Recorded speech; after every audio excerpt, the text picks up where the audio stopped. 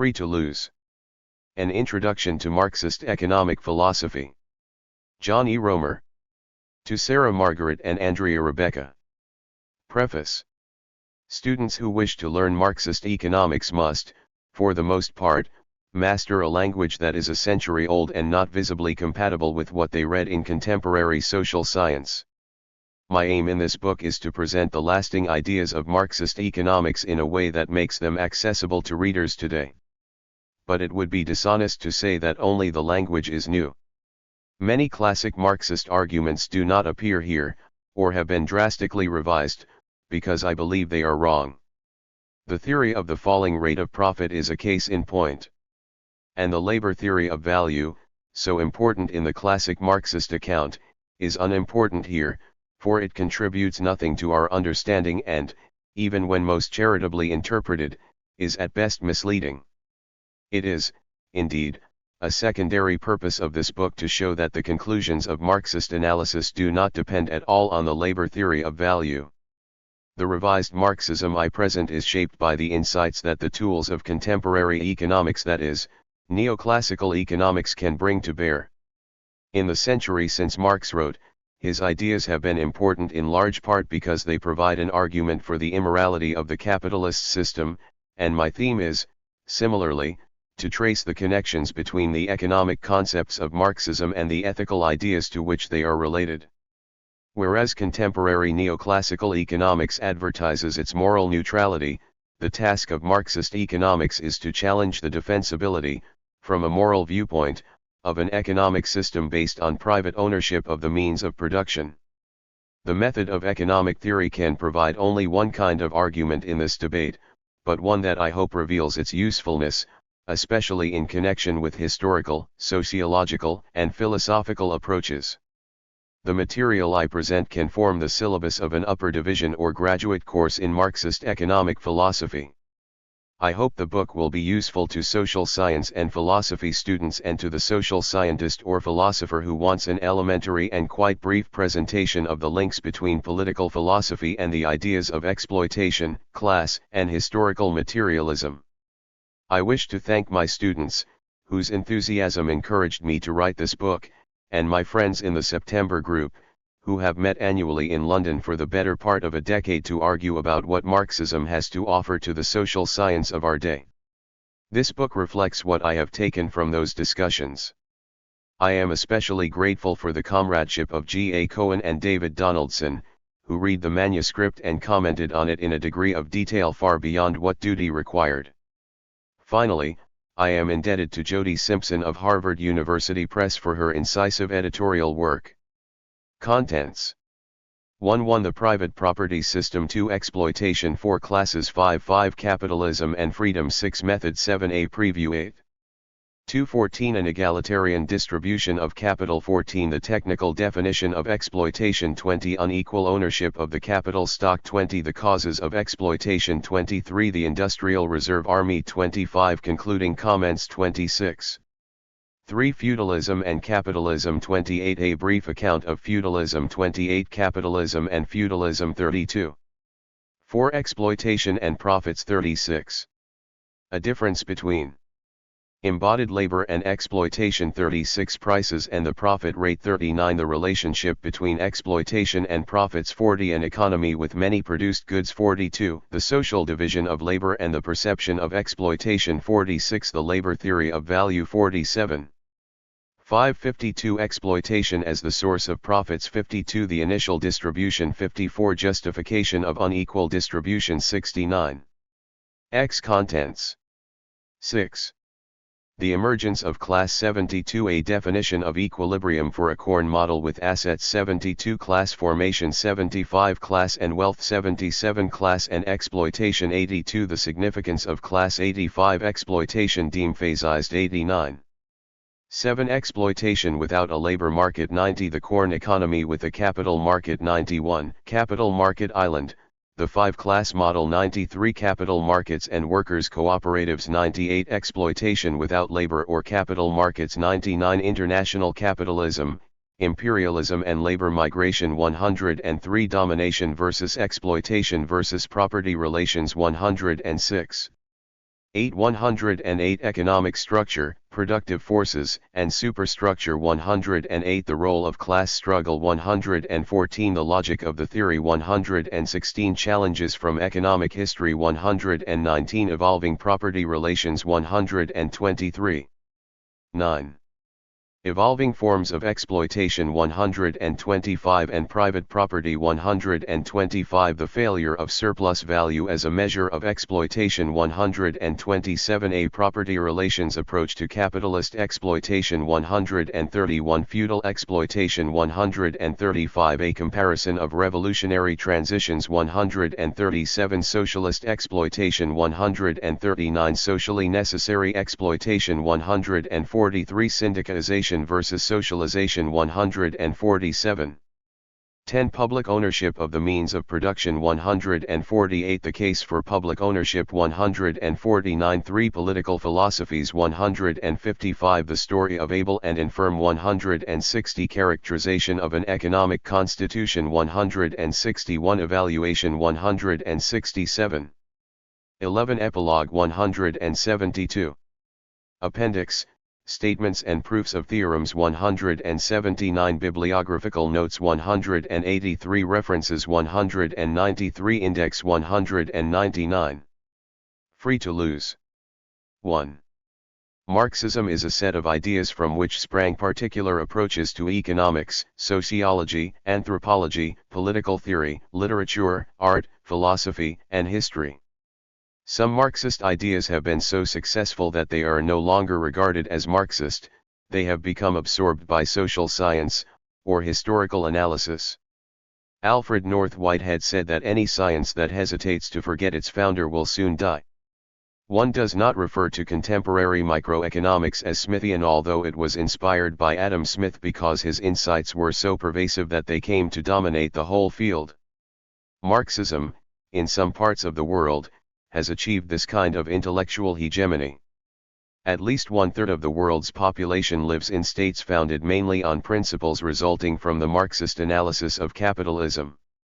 Although many, perhaps most, of the people in these states do not call themselves Marxist, just as most Americans do not call themselves Lockean or Hobbesian or Rousseauian, the worldview of Marxism based on class, exploitation, and historical materialism is pervasive in those societies. I say this with an appreciation of the degree to which many are politically opposed to the regimes in which they live. Even within social science as it is practiced in the capitalist world, some Marxist ideas have occasionally become so powerful that everyone is a Marxist in some dimensions. History and sociology show this assimilation most, political theory and economics least. Perhaps. 2. Marxism is less influential in economics because economic theory in the West is so closely tied to rationalizing the capitalist order. But Marxism may be uninfluential in economics for another reason. Some of the key economic models and theories that Marxism champions, such as the labor theory of value and the falling rate of profit, are simply wrong. The labor theory of value claims that market prices should be proportional to the labor time required to produce commodities, but this is simply not the case. The theory of the falling rate of profit claims that competitive technical innovations by rational capitalists will lead to a capital intensity of technology that will cause the competitive rate of profit to fall. Again, just the opposite is true in the standard competitive model, which was not available in Marx's time. When economists use these famous theories to test the validity of Marxism, they find it lacking, so it is not surprising that they do not take Marxism seriously. Although these particular Marxist claims are wrong as theoretical and abstract statements about capitalism, the insights that they were intended to emphasize are nevertheless powerful, and frequently those insights can be salvaged, or at least examined and treated seriously, by using methods of contemporary economic theory. For example, the labor theory of value was intended to emphasize the fact that capitalists exploit workers in a capitalist system. Although the labor theory of value is false, I think the conclusion is true. Similarly, although the theory of the falling rate of profit is false as an economic theory, capitalism is subject to recurrent crises that create massive unemployment, which is what that theory intended to show. The strategy of this book will be to study a few of the central ideas of Marxism by using the tools of contemporary economics.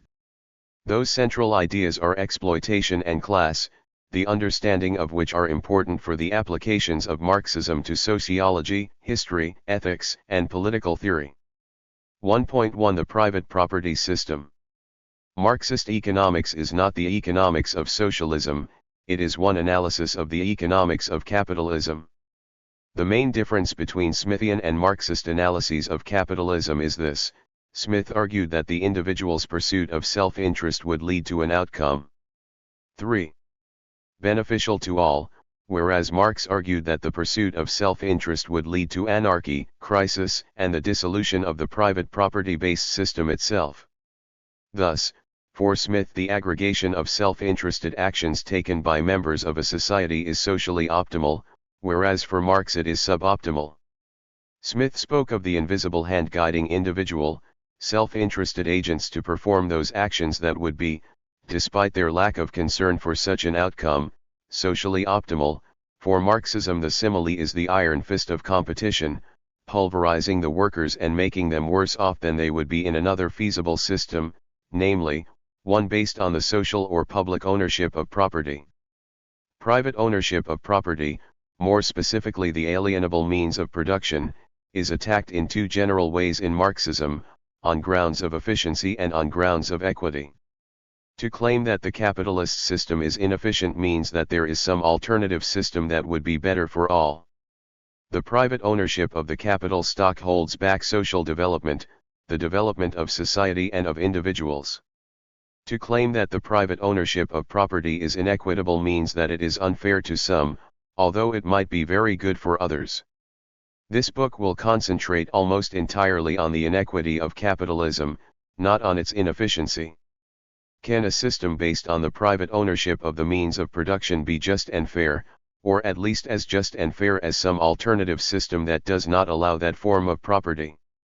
I have chosen to concentrate on the equity issue, at the expense of an analysis of efficiency, because I believe it is perceptions and ideas about justice that are at the root of people's support for or opposition to an economic system. When people support capitalism as a system, it is, I think, not only because they believe capitalism delivers the goods better than other systems, but also because they believe that in a capitalist system people deserve what they get. Similarly, even when socialism works reasonably well in delivering the goods, as it does for some kinds of goods and in some socialist societies, the opposition that most who live in capitalist democracies have to it is based on ideas about freedom that people do not get what they deserve because of their lack of what is conceived of as economic freedom, namely, the right to accumulate private property. Fundamentally, what is at issue is the moral legitimacy of private property in the means of production. 4. 1.2 Exploitation. Exploitation is the concept around which the Marxist condemnation of capitalism is organized. But the term exploitation has two non-technical meanings: to make use of a thing, as in to exploit a resource, and to take unfair advantage of someone, as in to exploit one's wife. The feature of capitalism that explains both its ability to expand by accumulation of capital and its inequity is the exploitation of workers by capitalists. Capitalists make use of workers and exploit their labor, as miners exploit a natural resource. This process permits accumulation and economic growth. But workers are, in the same process, unfairly treated, and this unfair treatment constitutes the essential inequity of a system based on the private ownership of the means of production. A good fraction of this book deals with the concept of exploitation. The economic models I present will clarify the concept, so that I may then ask whether, in fact, there is anything wrong with exploitation, as Marxists define it. It is essential to separate the non-technical concept of exploitation from its technical definition. This distinction quickly leads to questions of political philosophy. Attitudes toward private property are at the heart of the matter, but those attitudes depend on even more fundamental viewpoints, such as those about the rights of individuals to benefit from the skills and traits they have been born with or have acquired. Does a woman have the right to benefit by virtue of being born into a family that owns a valuable piece of land that passes to her? That is, does anybody have a right to inherit property? If not, does a man have a right to benefit by virtue of being born with a talent that makes him able to earn a large income, say, while expending much less effort than others? What is the essential difference, from a moral point of view, between the inheritance of a talent, by genes or luck, and the inheritance of a fertile piece of land or a big bank account? From a moral point of view, does one deserve to benefit by virtue of being born in the United States instead of in Calcutta? Although it is too ambitious a task to answer these questions definitively in such a short book, questions that are at the heart of contemporary moral and political philosophy, my purpose is to show how the Marxist view of the injustice of capitalist society is predicated on quite reasonable answers to these questions. Furthermore, it will become apparent 5. And that the Marxist condemnation of the injustice of capitalism is not so different from the conclusion that other apparently less radical and contemporary theories of political philosophy reach, albeit in language less flamboyant than Marxism's. 1.3 Classes. A second concept central to Marxist discussions is class. A class is a group of people who all relate to the labor process in a similar way. For instance, all those who sell their labor for a living form a class, and all those who hire labor form a class, and those who work for themselves and neither hire nor sell labor form a third class. Things get much more complicated when one considers the fact that people have widely differing skills. But in the simplest schematic model of capitalism, these are the three principal classes, and Marxism argues that much can be explained about the evolution of society based on the struggle between classes so defined. The class that sells its labor power is engaged in a more or less constant struggle with the class that hires labor. Sometimes a class is defined as a group of people who all have approximately the same wealth.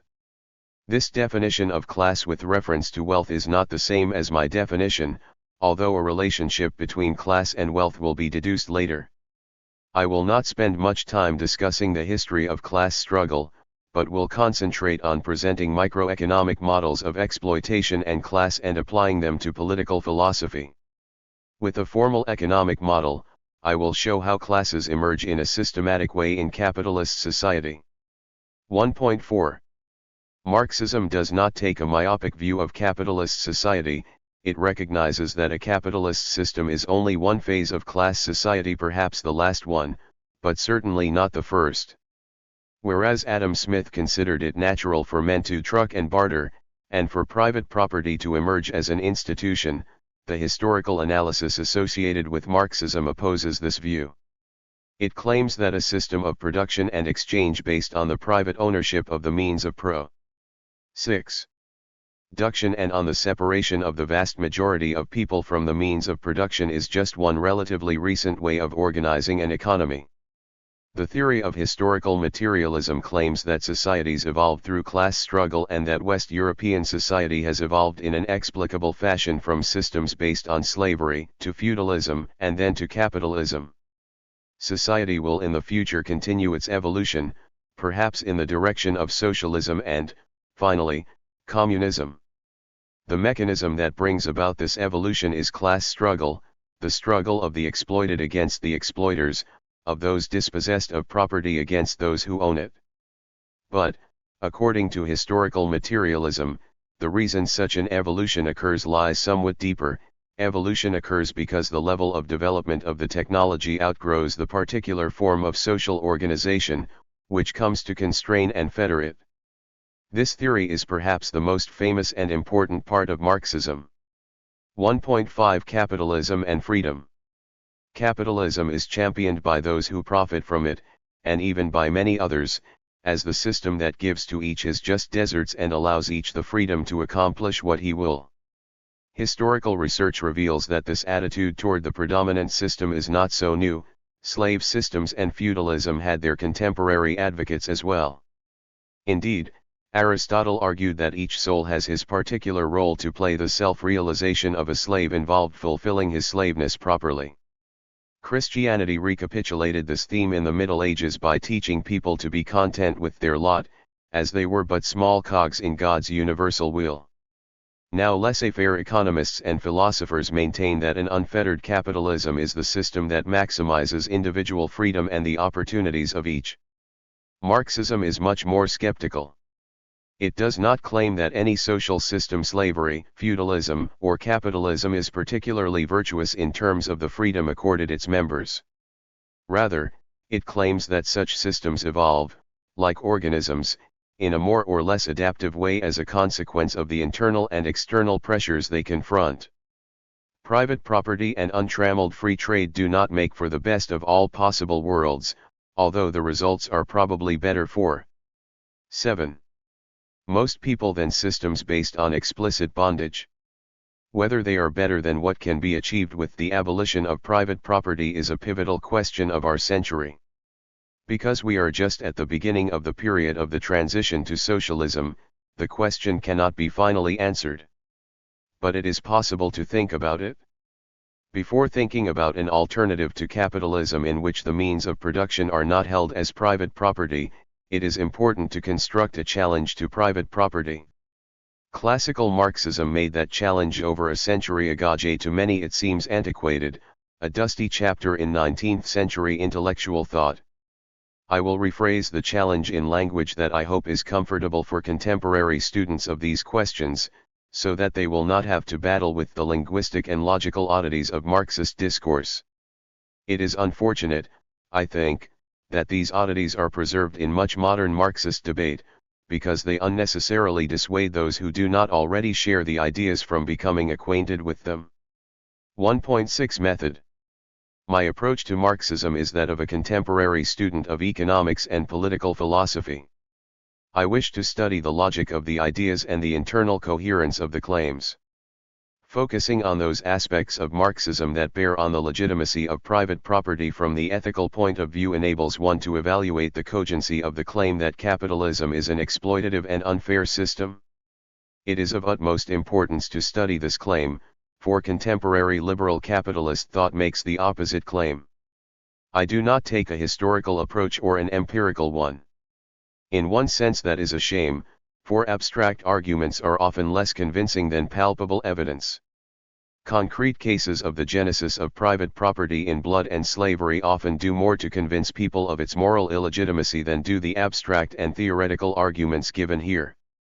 The revelation that Ferdinand Marcos accumulated billions of dollars in 20 years as the president of a country that paid him an annual salary of $4,000 is a particularly lurid case of the kind of primitive accumulation of capital that Marxism claims characterizes the history of capital formation more generally in many parts of the world. If this is in fact the case, there is a strong argument for abolishing private property in the means of production simply so that people cannot amass vast economic and 8. Political power over others by virtue of accumulating it in such obviously immoral ways. Because the approach I take here is not historical, it does not lead to a result as clear-cut as that of the Marcos story. It involves, instead, tying one hand behind one's back, and asking whether a system based on private property should be viewed as a good one, or a necessary one, even if property is accumulated in more honest ways. What are the moral antecedents of private property, and what are its economic consequences? 1.7a Preview. According to Marxism, the consequence of private property is exploitation by those who have it against those who do not. In Chapter 2 I present a simple two-good model to illustrate the main themes of the next 3 chapters. The Marxist definition of exploitation is presented with this model, which also shows how exploitation, class, and accumulation emerge with private ownership of the means of production. The approach taken in Chapter 2 is certainly not the standard approach to defining exploitation. The classical notions of circulating capital, variable capital, the value of labor power and surplus value, with which Marxists have been brought up, do not appear. Instead I try to make the principles of exploitation clear in a standard microeconomic equilibrium model, in which competition and market clearing prices and wage rates determine an outcome at which some people are exploited and others are exploiters. The models of Chapter 2 show that exploitation, as Marxists define it, emerges under conditions that include the relative scarcity of capital compared with the labor available for it to employ, and the unequal distribution of ownership of that capital. Chapter 3 compares the exploitation that emerges under capitalism through the market, where no agent is compelled in the usual sense to engage in economic activity, with the forcible extraction of the economic surplus under feudalism, from serfs by lords. Indeed, the economic puzzle Marx wrestled with was explaining how wealth, or economic surplus, could accumulate in the hands of a small class under capitalism when no extra economic coercion was involved. Chapter 4 is a more formal and largely algebraic presentation of the ideas presented in Chapter 2. A definition of exploitation more gen. 9. Than that in the earlier chapter is provided, the concepts of embodied labor and profit rate are defined, and the relationship between exploitation and profits is described. I also show how the social division of labor can obscure the perception of exploitation by those who are exploited in a commodity-producing society. This is one of the ways in which capitalism is traditionally distinguished from feudalism by virtue of the veil that commodity relations place on social relations. In Chapter 4 the labor theory of value is only briefly discussed, because I think it is wrong and because the arguments about private property and exploitation can be made completely independently of it. Indeed, one purpose of my analysis is to show that those who are interested in the political and social ideas that Marxism stresses should not take the circuitous and misleading route of the labor theory of value to those ends. Chapter 5 asks a question that is far too often lost in the mass of details in Marxist discussions. What is wrong with exploitation, technically defined in the Marxist way? There is, of course, the non-technical usage of exploitation that I have referred to, but in what sense does Marxist exploitation correspond to or reflect taking unfair advantage of a person? 5 possible explanations are presented for the evolution of differential ownership of assets in the external world, the inequality that in turn leads to exploitation. 3 of these explanations are robbery and plunder, entrepreneurship, and the willingness to take risks. The first of these is clearly morally condemnable, whereas the second and third are not. The story becomes even more complicated when the nonviolent causes of unequal wealth are considered. One essential issue is self-ownership. Does a person have an unfettered right to the income stream flowing from an attribute associated with his person that, in the last analysis, it was his luck to acquire? I certainly have not resolved the controversy surrounding this issue in Chapter 5, but some of the main questions are posed and the link between self-ownership and exploitation is discussed. Whereas Chapter 5 addresses mainly philosophical concerns, Chapter 6 returns to economic analysis and shows how, in the standard model of com and labor introduced in Chapter 4, a class structure of agents in an economy with private ownership emerges as a result of self-interested economic activity. The main purpose is to show that a person's class is not something that should be taken as a given before the person begins economic activity, it is an economic 10. Characteristic that emerges from market activity. A person acquires membership in a certain class by virtue of rational activity on her part, by virtue of choosing the best option available subject to the constraints she faces, which are determined by the value of the property she owns. 2 theorems are presented, the class wealth correspondence and the class exploitation correspondence. The first of these shows that a person's wealth is related in a systematic way to his class position. The second theorem shows that persons who optimize by hiring others belong to a class of exploiters and persons who optimize by selling labor to others belong to a class of exploited persons. Chapter 6 provides micro-foundations for claims that are elsewhere treated as postulates in Marxist social science. I show that both the class position of a person and his status as exploited agent or exploiter emerge from rational, optimizing activity in which the principal distinguishing feature of agents is their wealth.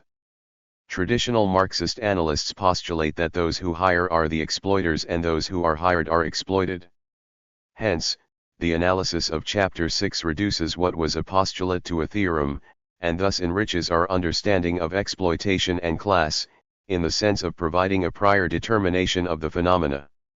Classical Marxists view exploitation as intimately related to the labor theory of value and to transactions that take place in the labor market. One theme developed in chapters 2 through 6 is that exploitation has much more to do with property relations than with the labor market, and that Marxists' focus on the labor market has been excessive and has given rise to their own fetishism of labor. In chapter 7 this theme is pursued more vigorously.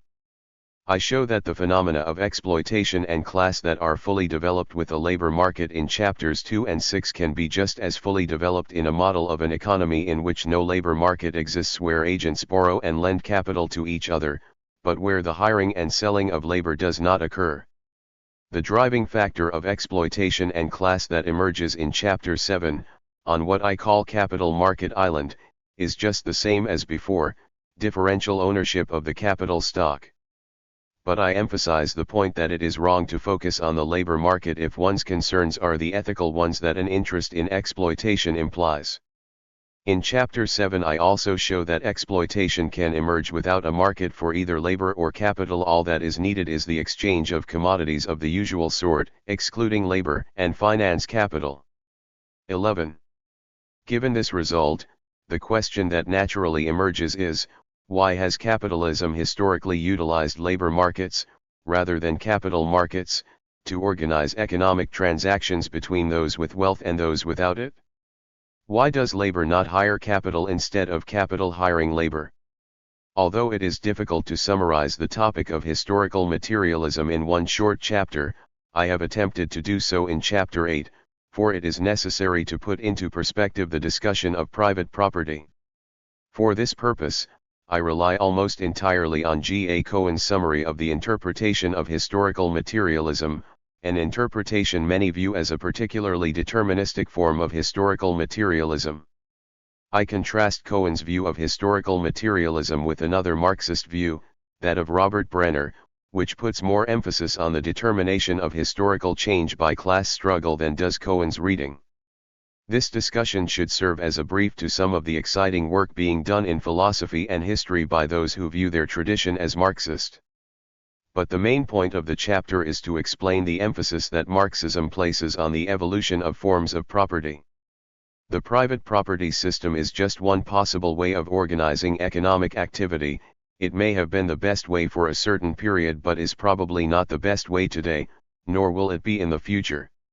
Chapter 9 builds on the view of evolving property relations presented in historical materialism by proposing a hierarchy of forms of exploitation, each based on different forms in which property might exist: slave property, feudal property, capitalist property, and socialist property. The claim is made that forms of property tend to be abolished over time, and that those forms which in the past were viewed as legitimate eventually come to be viewed as illegitimate. Associated with each form of property is a characteristic form of exploitation. The focus of this book, exploitation as defined by Marxist theory, is in fact the particular form of exploitation associated with capitalist property, with unequal ownership of assets that are useful as means of production. In chapter 9, I discard entirely the classic Marxist definition of exploitation in terms of surplus labor, which was developed earlier, and propose a definition of exploitation in terms of property relations. Essentially, the exploitation associated with a particular economic structure or mode of production is defined as that inequality of outcome associated with the 12. Qual ownership of that property which is the characteristic property form of that mode of production. In chapter 9, as well as discarding the traditional Marxist view of exploitation, one replace it with a more general conception that fits into the panorama of economic structures highlighted by historical materialism. A concern with exploitation is now viewed, more fully, as a concern with inequality in access to property and the consequences thereof. What evolves through history are the types of property whose unequal distribution characterizes economic structures, and upon which it is essential to concentrate. If exploitation is the consequence of unequal ownership of a certain kind of property, then why not end it by redistributing that property so that everyone owns an equal share? Socialists advocate abolition, not just of the unequal distribution of property in the means of production, but also of the property form itself. No one should be allowed to hold any property in alienable means of production, which under socialism are to be held publicly. This question of why property forms are abolished does not apply only to the transition from capitalism to socialism, for in previous periods, forms of property were abolished as well. The great revolutionary transitions all are characterized by abolition of forms of property. Thus far I have not addressed this question of why socialization of the alienable means of production is the answer to capitalist exploitation, rather than syndicalization, which is a kind of people's capitalism in which everyone would own an equal share but markets would continue to operate in the usual way. In Chapter 10, I propose several reasons why Marxists advocate the abolition of the property form in alienable assets. Chapter 10 concludes with the most tentative part of the argument, because it represents work in progress. What does public ownership of the means of production mean? Suppose one wishes to socialize ownership of productive assets in the external world but wishes to allow people to retain property rights over their internal productive assets, that is, their skills and talents. What kind of distributions of income, or of final welfare, will respect these two kinds of property rights, private ownership of self and its skills, and public or joint ownership of the productive assets in the external world? On the basis of the history of capitalist societies, one has a good idea of what private ownership of assets means.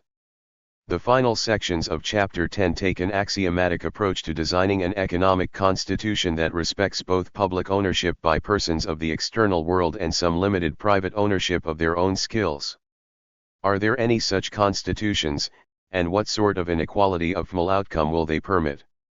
The approach taken here is a far cry from a historical one to the question of public ownership, which would of necessity be limited to studying the experience of various states in which property has been nationalized during the last 60 years. It is, instead, an attempt to outline in an abstract way what public ownership of the external world in conjunction with protection of property rights in skills might entail. The motivation for this attempt is philosophical, but the tools for solving the problem are economic. Finally, let me amplify my reasons for limiting the discussion of issues of incentives associated with private property, which are so much the province of economic thinking on the subject. I think that ethical considerations are to an extent independent of incentive problems. It could be argued that the criticisms of private property, and even of self-ownership, which are occasionally made, are wishful thinking and continue a long Marxist tradition of utopianism. But I do not believe that to be the case. I think the timelessness of incentive problems is exaggerated by contemporary economic theory, in the sense that the behavior and preferences of individuals are to a large extent determined by the property forms that exist in the societies in which they live. Indeed, the incentives and remuneration that people expect depend in large part on what they think they deserve, and therefore on their assessment of ethical considerations. Were some kind of socialism universally established, by which I mean that private property in the means of production would become as scarce as slavery is today, I think people would compete, excel, and realize themselves in ways other than the accumulation of material wealth. In fact, they already do. But this is a hackneyed theme, which I shall not pursue further. 2. Exploitation has a technical definition that must be distinguished from its colloquial one. When Marxists say that workers are exploited by capitalists, they mean colloquially that an economic relation of exploitation exists between workers and capitalists and that capitalists take unfair advantage of workers. In this chapter I will define exploitation in a technical sense, using a simple model of an economy that produces only one good. In Chapter 5, I will discuss when technical exploitation should be considered as unfair treatment of workers by capitalists. 2.1 An egalitarian distribution of capital. Imagine a society consisting of 1,000 members. There is one produced good, corn, which all like to consume. Corn is produced from inputs of labor and seed corn. All members of this society are equally skilled and productive, and all have knowledge of the technologies that exist for producing corn. Each person is assumed to have subsistence preferences, each needs to consume 1 unit of corn per week, After having done so, he prefers to take leisure rather than to work more and consume more corn. There is one additional condition: each agent desires to reproduce the stock of seed corn, if any, with which he began. He does not want to begin the next week with a smaller corn stock, which is the only kind of capital in this model. Thus, a person's utility, or welfare level, is a function of corn consumed and labor expended, or corn consumed and leisure con 15. Summed. The particular preferences I have posited are easy to analyze, because the trade-offs between corn and leisure are very simple. To get 1 unit of corn, a person is willing to do anything, and after that he is willing to do nothing. Suppose there is a total initial capital stock of 500 units of corn. Further, assume that in this society there are 2 ways of producing corn, or 2 techniques of production, which are called the farm and the factory. Farm 3 days labor 1 TF plus 0 units of seed corn earn a corn factory 1 day labor 2 units of corn, gross, plus 1 unit of seed corn or 1 unit of corn, net. The production period for both the farm and the factory techniques is 1 week, that is, seed corn is tied up in the ground that long before it produces a harvest, even though it may take only 1 day to plant, as in the factory technology. Thus far, no distribution of the means of production, or of the capital stock, which in this model is just seed corn, has been assumed. Now assume that there is an egalitarian distribution of capital stock. Each agent owns V2 unit of corn. The aggregate capital stock is divided equally among all. Given the technologies described, the preferences of the agents, and the distribution of assets, what is the equilibrium in this economy? The equilibrium solution is that each agent works a total of 2 days, V2 day in the factory and 1 V2 days on the farm. Assume that a person can switch castles sly and instantaneously between one technology and the other. In the V2 day a woman works in the factory technology. She plants her V2 unit of seed corn, which at the end of the week will yield for her 1 unit of corn, gross. Her capital stock is tied up in the ground for that week. The 1 unit of corn, gross, she gets in this process is sufficient to replace her original seed corn stock and leave her V2 unit of corn to consume. She must somewhere produce another V2 unit of corn for consumption, and to do so she moves to the farm, where in 2 days she can produce VZ unit of corn, with no capital stock. One might ask, what type of technology can produce corn using labor alone? Perhaps the farm technology involves going to the forest and hunting around for wild corn, which grows there. This labor. 16. Intensive process yields corn but requires much more labor than is needed to produce an equivalent amount of corn using the factory process. But the specific technologies of production are irrelevant. The important assumption is that there are 2 ways of surviving in the economy. One way is to engage in a production process that uses capital, that is, some scarce non-labor input, which in this model is seed corn. The alternative way is one everyone can engage in whether or not he has access to capital in this model, the farm technology. The solution I have outlined is autarkic. There is no trade. Each person works only for herself.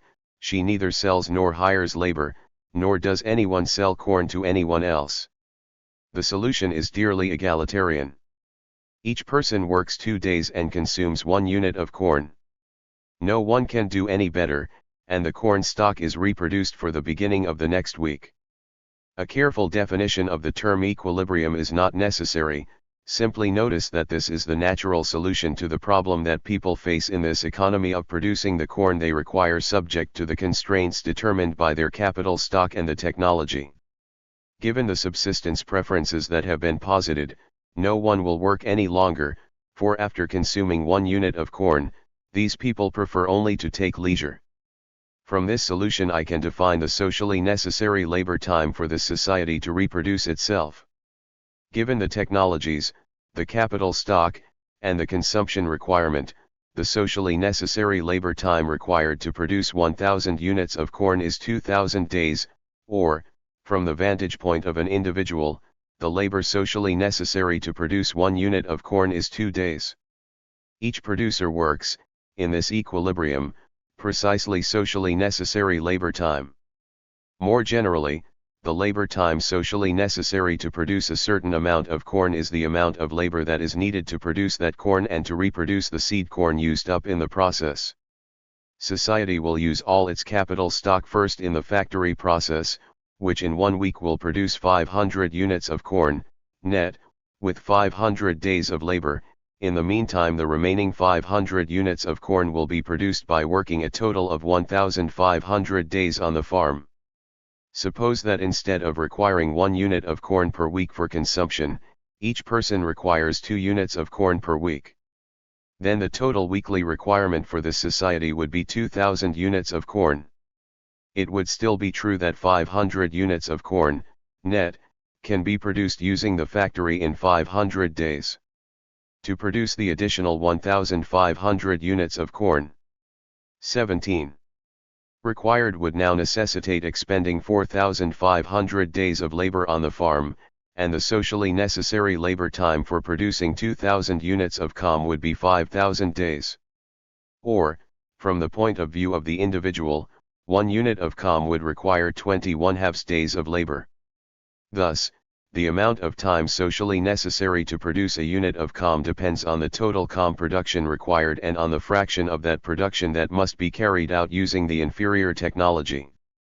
If, in a third model society, people only required 1/2 unit of corn per week for consumption, then the total corn requirement of this society would be 500 units of corn per week, all of which could be produced using the factory technology alone. No one would use the farm, and the labor time socially necessary to produce 1 unit of corn would fall to just 1 day. Return, now, to the initial subsistence preferences, in which each person needs or wants to consume 1 unit of corn per week, in which case the amount of labor time socially necessary to produce society's requirement is 2 days per unit of corn per individual. I can also say that 2 days is the labor embodied in 1 unit of corn. In other words, the labor embodied in a unit of corn is the amount of labor required to produce that commodity and to reproduce the inputs used in producing it, given the technologies and capital stock available. Socially necessary labor time is the labor embodied in the corn consumption bundle required by the population. There is, however, an ambiguity in this definition that I wish to point out. If I ask, given the technologies, how much labor is required to produce 1 unit of corn, net? The answer is 1 day.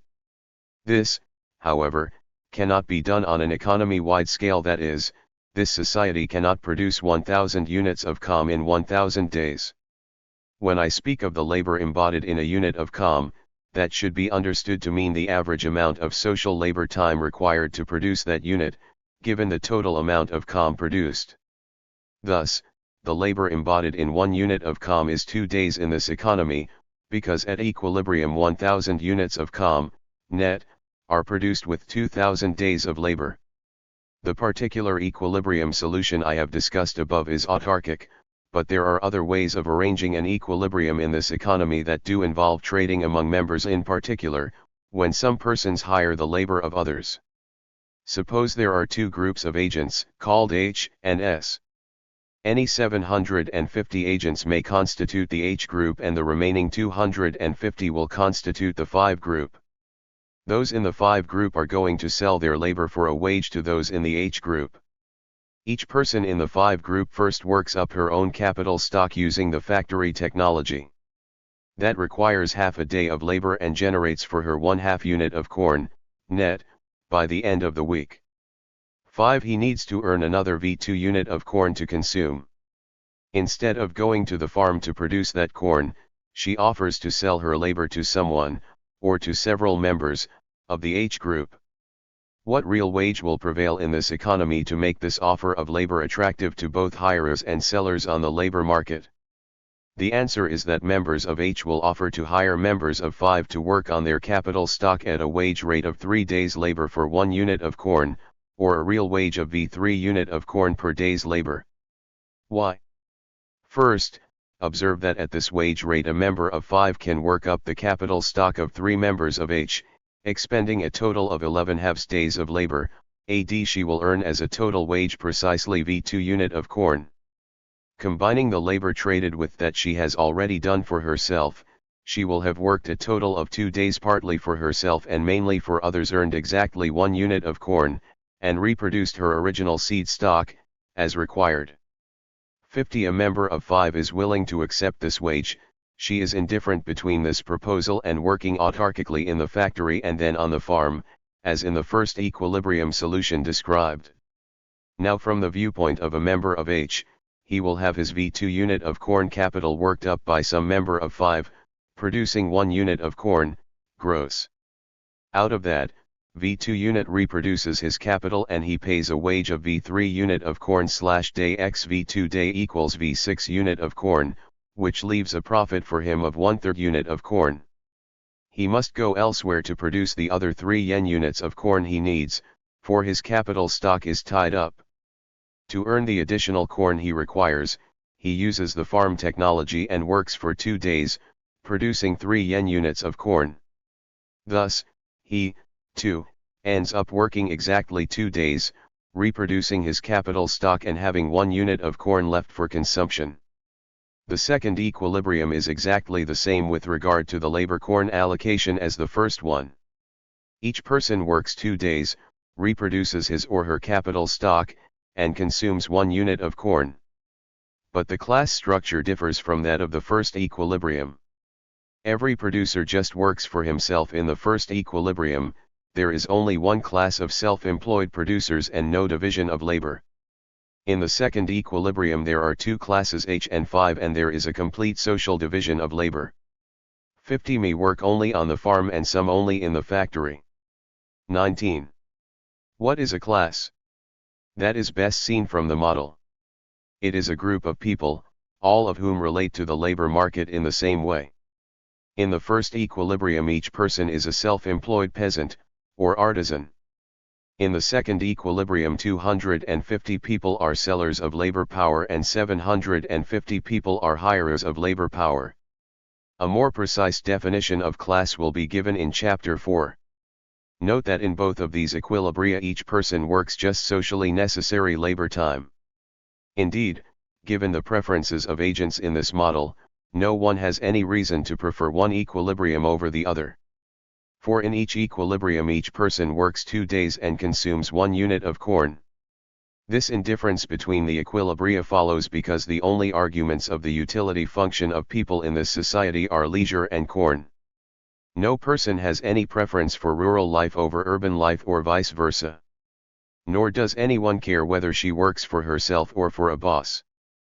But suppose that working for a boss is a source of disutility, that is, labor performed for hire is more unpleasant than labor performed for oneself. In that case it would no longer be correct to say people care just about corn and leisure, they would care about corn and the various types of labor they expend, labor expended on one's own account being of a different type from labor expended for someone else. Were this the case, the second equilibrium outlined would not be an equilibrium, because members of 5 would prefer to work autarkically, as in the first equilibrium, rather than work for a boss. Given this preference, would it still be possible to arrange an equilibrium involving the 2 classes hand S? The wage rate would have to be higher than V3 unit of corn per day to compensate a member of 5 for expending labor under a boss, an activity that she now finds relatively distasteful. But if that were so, the hirer's profits would fall, and he would have to work longer than 2 days on the farm to get all the corn he needs. What would entice him to do that? Nothing unless, perversely, he receives utility from being a boss over someone, or unless he has a preference for rural life over urban life. If hirers have preferences of this sort, then indeed one could have an equilibrium with a complete social division of labor, but with slightly different outcomes than those described in the second equilibrium above. Conditions other than disutilities involving types of labor expended can motivate a social division of labor. Suppose there are setup costs in moving from the farm to the factory, because it takes time to move. Then, in fact, the autarkic equilibrium discussed above is 20. Not achievable, for when each person moves from farm to factory, he uses up some time. It would require 2 days plus setup time to produce 1 unit of corn by oneself.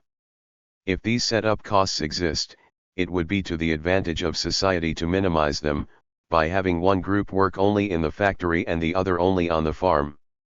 This is, in fact, what the second equilibrium accomplishes. With setup costs, one would observe only the second equilibrium, because the autarkic solution would not be Pareto optimal. Everyone could be rendered better off by the social division of labor, because only by specializing could each person acquire 1 unit of corn for consumption for 2 days of labor. Thus, despite the class structure of this equilibrium, the result is completely egalitarian in terms of the corn consumed and the labor expended by members of the society. So a class structure is not ipso facto associated with inequality of final welfare. 2.2 The technical definition of exploitation. Exploitation is said to exist if in a given economy some agents must work more time than is socially necessary to earn their consumption bundles and others work less time than is socially necessary to earn their bundles. Exploitation does not exist in the economy described in section 2.1, because everyone works precisely socially necessary labor time. Nevertheless, it is noteworthy that class differentiation can emerge without exploitation, at least at this level of theoretical abstraction. That is the lesson of the second equilibrium, which has the two classes hand s. However, without the kind of setup costs referred to above, the class structure is rather ephemeral. It is not forced into existence, for society could just as well organize itself as it does in the autarkic equilibrium, that is, in an undifferentiated way. Class structure becomes interesting, and conforms more to Marxist expectation, when there is no other way for society to organize itself to achieve an equilibrium. 2.3 Unequal ownership of the capital stock. What happens when a society is organized with unequal ownership of the capital stock? Instead of the equal distribution posited in section 2.1, suppose that 21. Each of 10 agents owns 50 units of corn and the other 990 own none. The only productive asset these last own is their labor power, the capacity to work. This economy also differs from that described in section 2.1 in another way, namely, that each person's utility function is strictly increasing in corn. In other words, if he can get more corn without expending additional labor, then he wishes to do so. A person having subsistence preferences is not indifferent to getting more than 1 unit of corn, he simply is not willing to expend more of his own time to get more corn. Should more corn come his way for nothing, he is happy to accept it. Otherwise, all features of the economy are the same as before. What is the equilibrium in this economy with the skewed initial distribution of seed corn? First, one will try the obvious autarkic arrangement. Each of the propertyless agents works 3 days on the farm, to get 1 unit of corn. Each of the propertied agents works up 1 unit of corn of his capital stock, producing 1 unit of corn, net, at the end of the week, which he consumes. Thus, each of the rich agents I, 10 works 1 day and each of the other 990 agents works 3 days.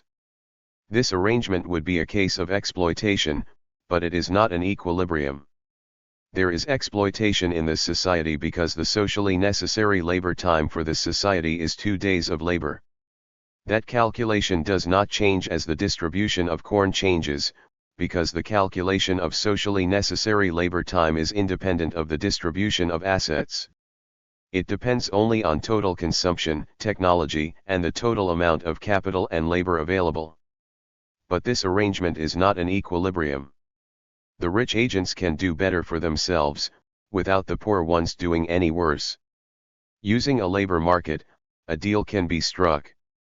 Each rich agent can become a capitalist and offer to hire labor. As before, the rich agents constitute the class H.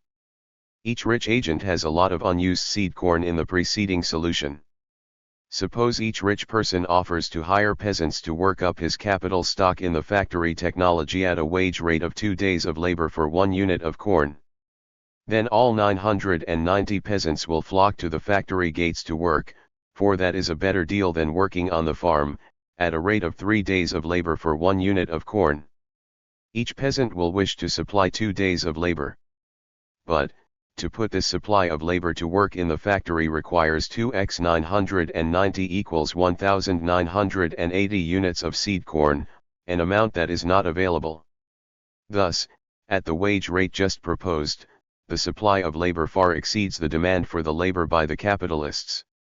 Hence, VZ unit of corn per day is not an equilibrium wage.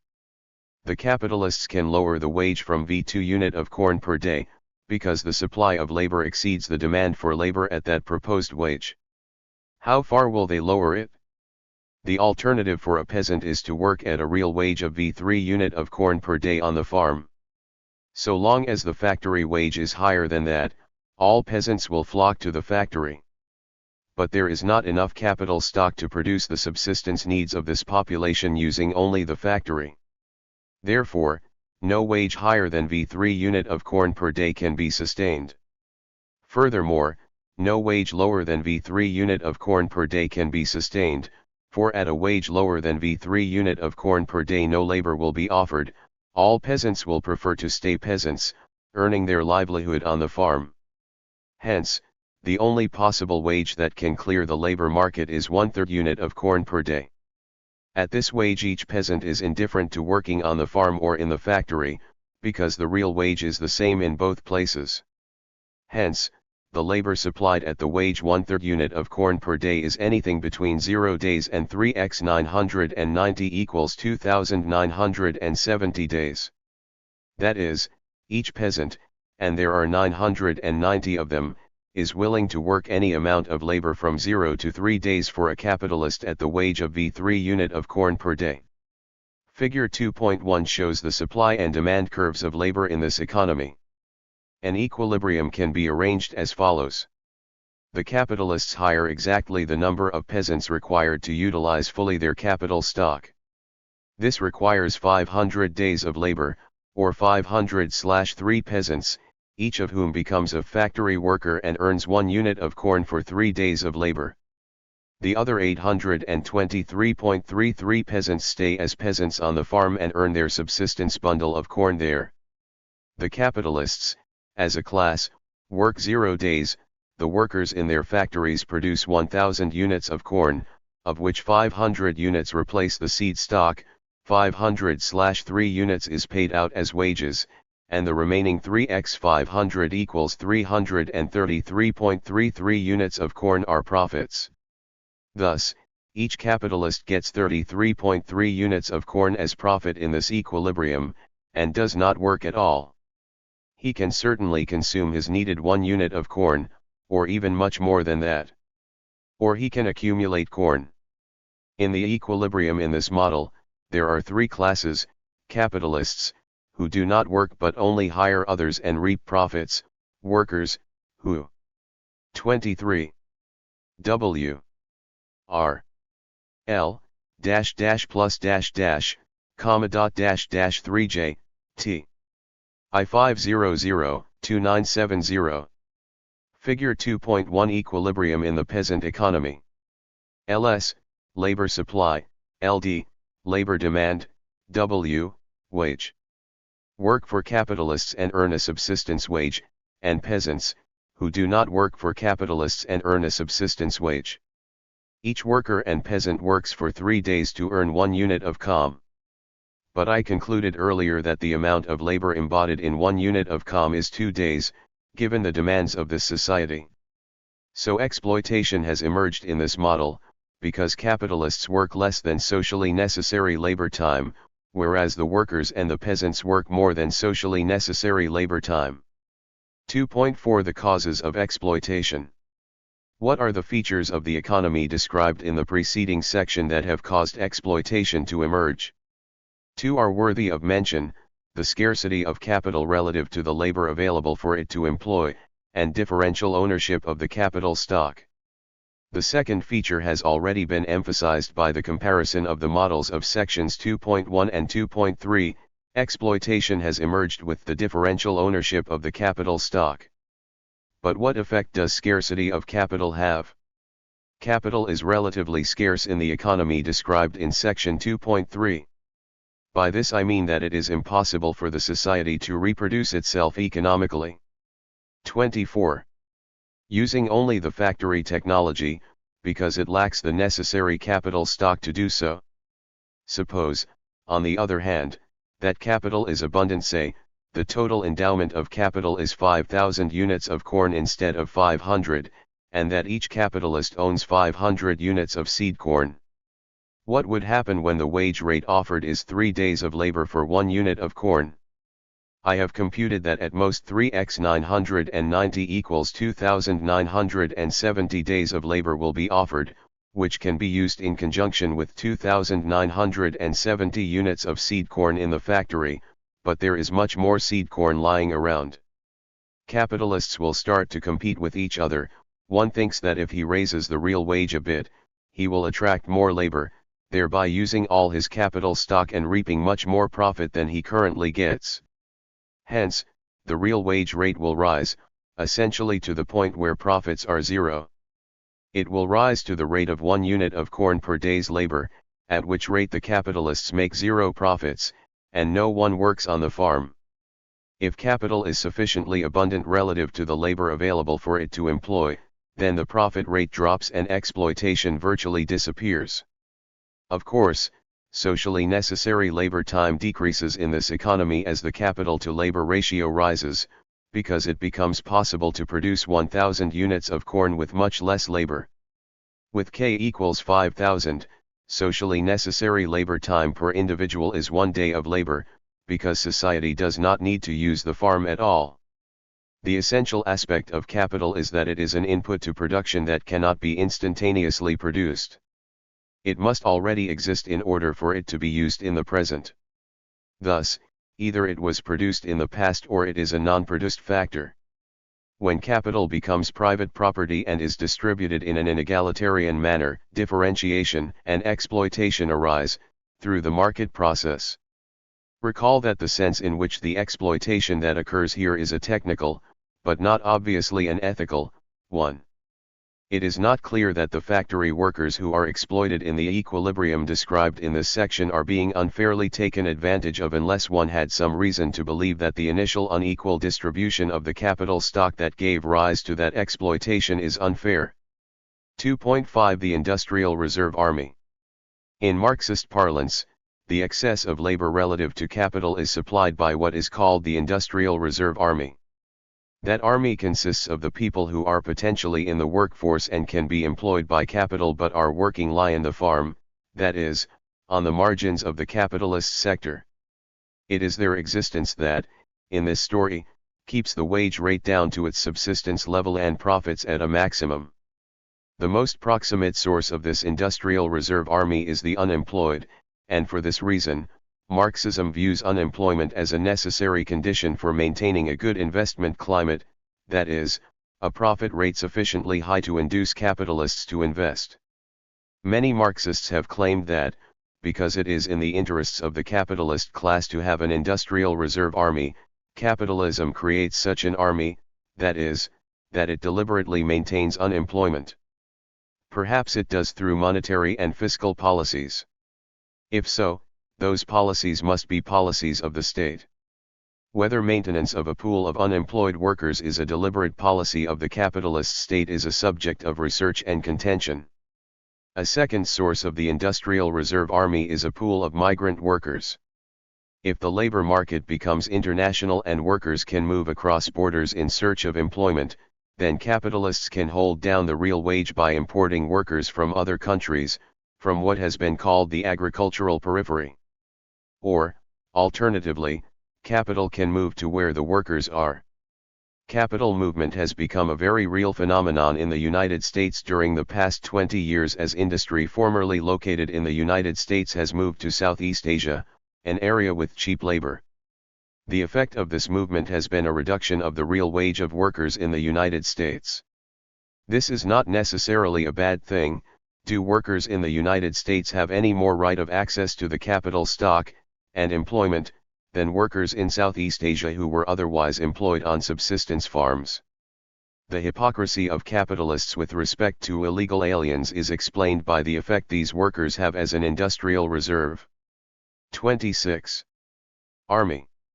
On the one hand, capitalists do not want the supply of such workers cut off, On the other hand, it is in their interest for the workers to be maintained in an illegal status, for that tends to keep them subservient on the job.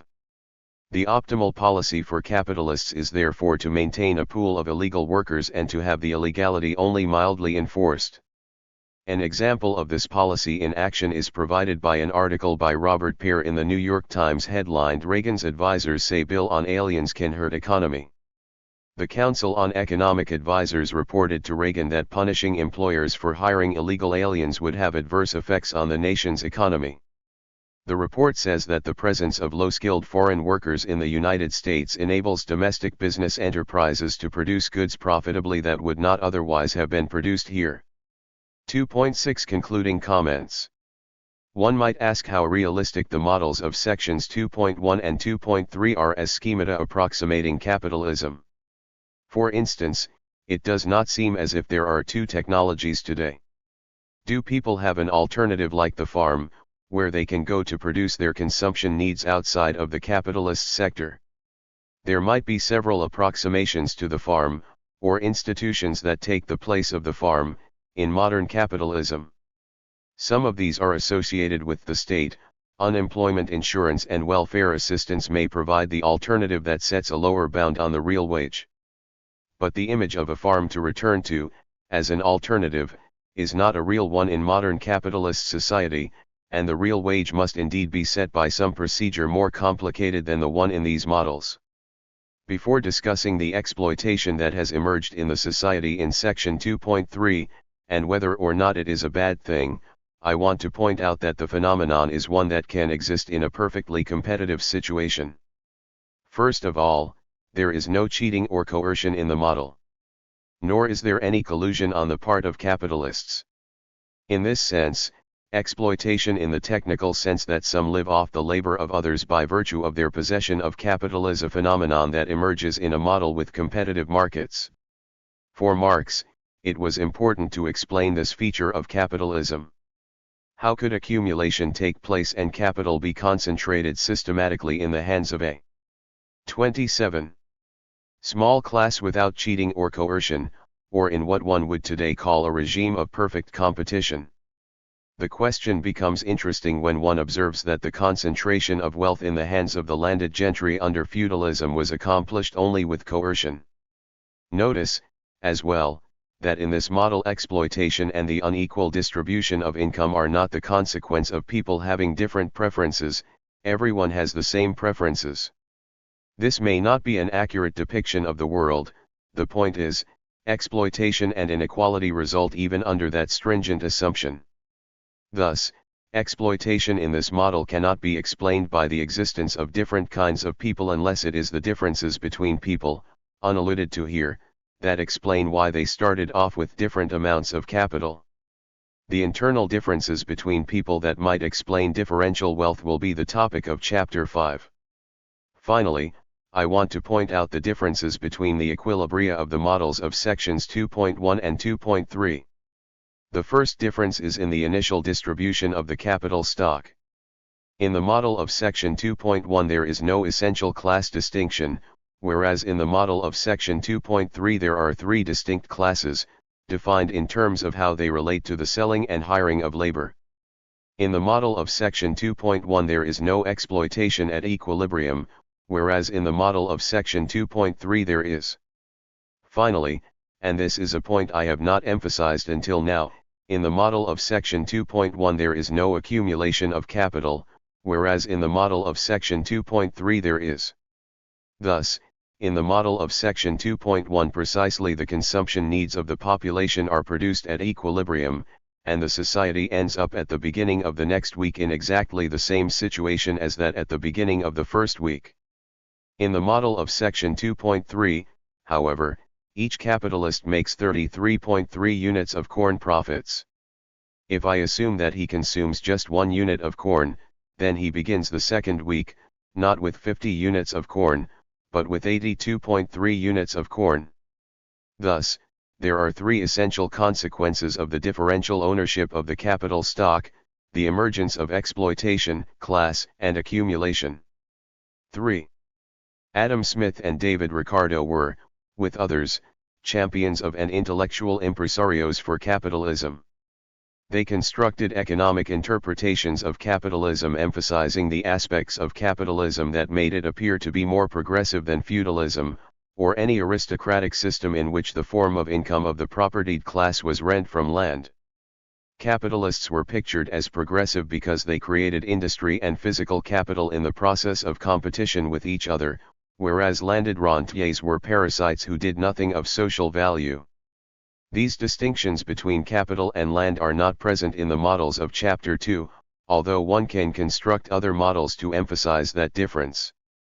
The purpose of the models of Chapter 2 is to focus on the emergence of classes, accumulation, and the highly unequal distribution of income that emerges as the consequence of private and unequal ownership of the means of production. 3.1 A brief account of feudalism. I will characterize feudalism in a fairly simple way, omitting many nuances for the sake of simplicity. A lord owned a large amount of land and had the rights to certain amounts of labor provided by serfs or peasants who lived on the estate. Each serf family had its family plot of land, on which it produced its subsistence needs. In addition to working on the family plot, the serf was required to provide labor to the lord, corvée and domain labor working a certain number of 29 days a year on the lord's land, building roads to keep up the manor, participating in the activities of the armed forces of the lord. The quid pro quo between serfs and lords was complicated, in the sense that the property rights of the peasant plot were not well defined from the modern point of view. As a rule, the lord could not expel the peasant family from its plot of land. Nor, on the other hand, could the serf decide to leave, to go to a town, for example, to work as an artisan or laborer. If he did, he would be hunted down by the lord, returned to the manor, and punished. Thus, the serf and his family had certain rights to the family plot and to the grain he could produce there, and the lord had certain rights to the serf's labor. Feudalism was a coercive system. Force against the peasantry was needed to extract the corvée and domain labor that, under feudal rights, were owed to the lord. Such coercion was necessary, because the peasant family had access to its own means of reproduction, by virtue of its tenure on the family plot. Furthermore, the peasant could not, according to the above description, be removed from the plot if he failed to perform his duties to the lord. Hence, it was necessary for the lord to use extra economic coercion to extract serf labor for the manor. The coercion is called extra economic because it dispenses with the institution of the market. Serfs were forced to work not for a wage, but because their access to the family plot meant they did not need a wage. From the economic viewpoint, there were two classes under feudalism: lords, who had property rights in land and in the labor of serfs who lived on their manors, and serfs, who had certain property rights in family plots and some property in their own labor. The surplus above subsistence consumption was produced by serfs, and almost entirely during the time when they worked for the lord, doing corvée and domain labor. The huge castles in which the lords lived and the extravagant consumption they enjoyed were the product of serf labor, and it is difficult to view those things as not being part of the economic surplus, that part of the product above subsistence needs. Indeed, the Marxist characterization of feudalism incorporates this idea. A large class of serfs produced the feudal surplus product, which was the property of a small class of lords. The initial property rights that gave rise to this transfer of the feudalism and capitalism. Surplus from those who produced it to those who owned it were property rights over a certain fraction of resident serf labor and were established by feudal law. The labor expended in the production of the surplus I will call surplus labor. Under feudalism, the performance of surplus labor was transparent to the serf. His week was divided into two parts, one in which he worked to reproduce himself on the family plot, and another in which he performed corvée and domain labor for the lord. It would have been difficult to obscure these class relations and to claim that the serf was working for himself the whole time. Justifying feudalism required justifying feudal property rights and teaching the serf that his duty lay in providing surplus labor for the lord, because the lord was a vassal to another lord, who was in turn vassal to the king, who was the representative of God. Feudal property rights thus descended in a tree originating with the king, and if the king represented God, then to challenge these property rights involved taking on a much bigger challenge. So, ultimately, religious ideology was used to justify feudal property rights, to the extent that such a justification was attempted. There were hundreds of peasant rebellions against feudalism, and these rebellions, in conjunction with a vital capitalism that was associated with an emerging merchant class in towns, eventually contributed to the demise of the feudal system. As the rebellions demonstrated, feudal ideology was not entirely successful in convincing serfs of the righteousness of feudalism. In England in 1381, for example, there was a peasant uprising in which 100,000 peasants formed an army, slaughtered lords, and marched on London. Their goal was to see the king, whom they believed to represent God, and who would therefore right the wrongs perpetrated upon them by the lords. The king agreed to meet with their leaders, whom he promptly executed, displaying the head of one Wat Tyler on a lance.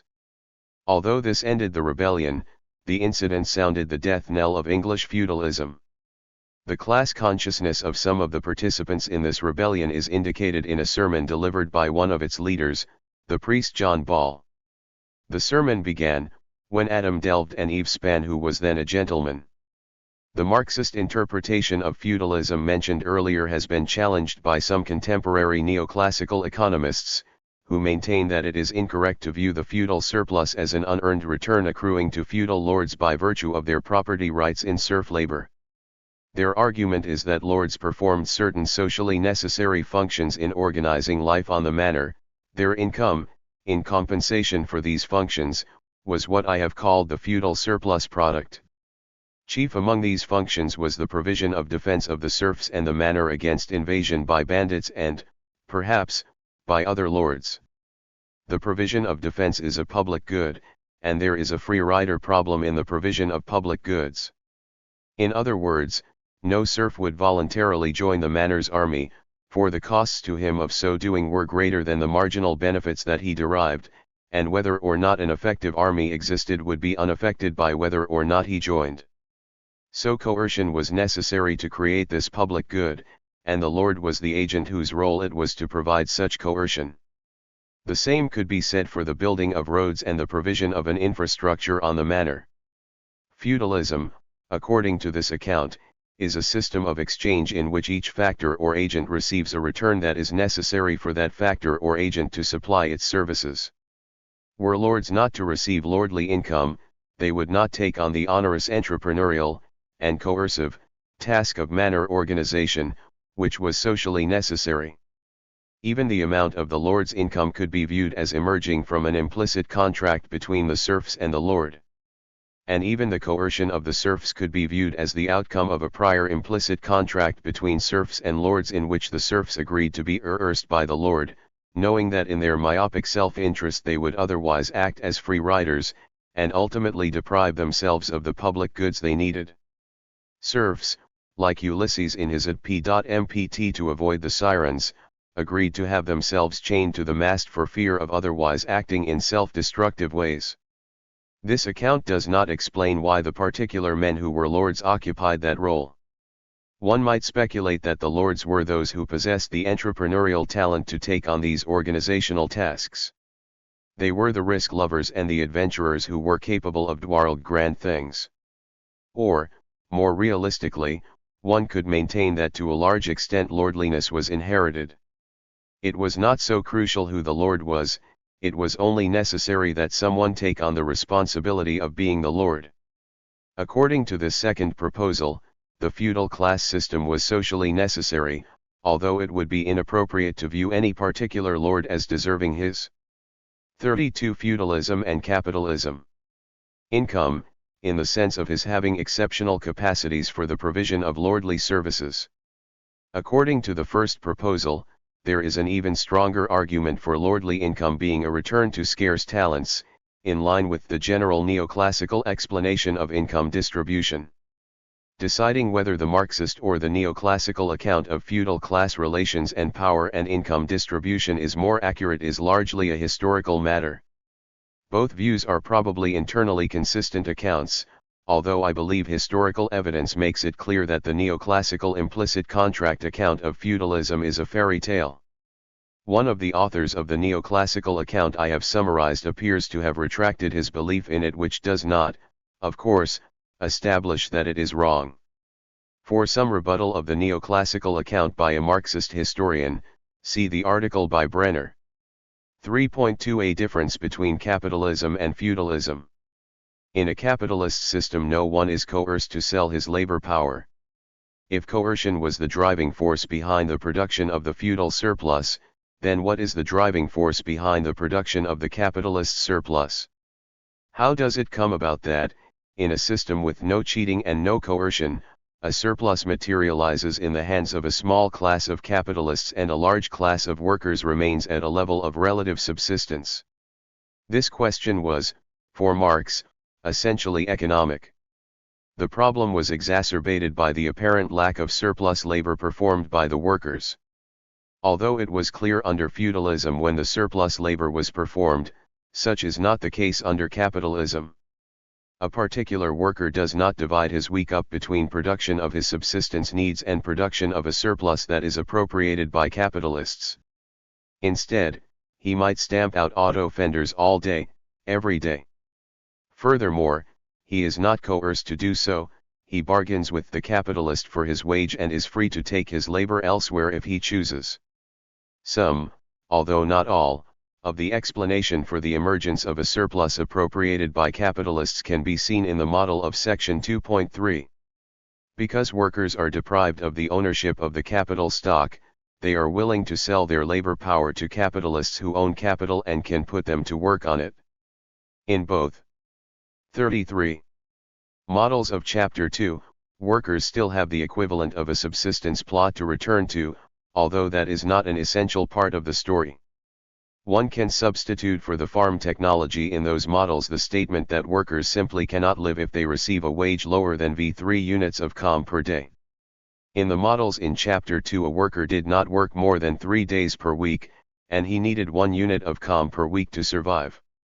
To be more consistent with my statement above, let me stipulate that a worker must consume 2 units of com per week to survive.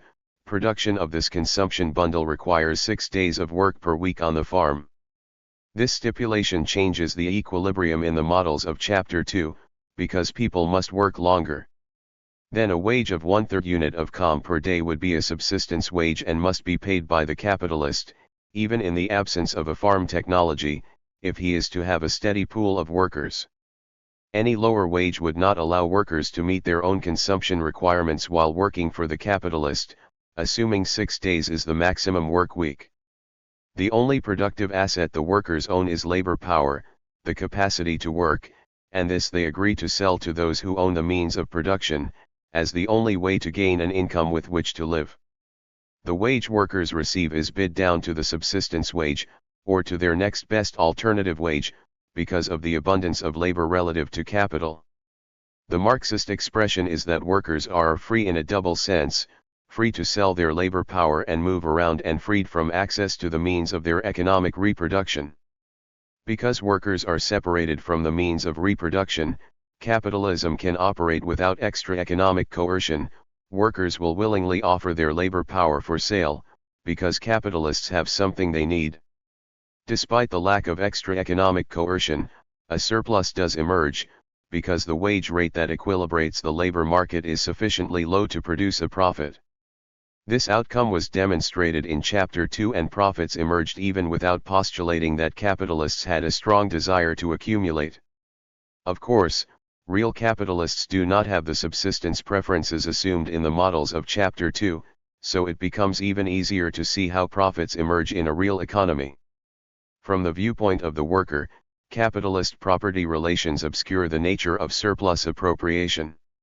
Whereas the serf could see that he was expending surplus labor for the lord, because of the physical division of his time between work for his own economic. 34 Feudalism and capitalism. Reproduction and work for the lord, the proletarian has no such vision. The proletarian, in contrast, stamps out auto fenders all week long and uses his wage to buy other goods that he does not make. The social division of labor under capitalism makes it impossible for any worker to see clearly that the amount of labor he expends during the week is greater than the amount of labor that is socially necessary to produce the wage goods that he consumes. The model in section 2.3 was a bit too simple to make this point well, because only com was produced there.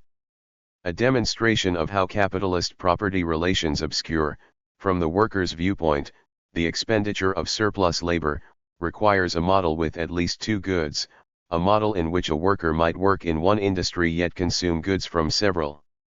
Nevertheless, even in the model in section 2.3 the worker can be mystified by capitalist property relations with respect to the expenditure of surplus labor.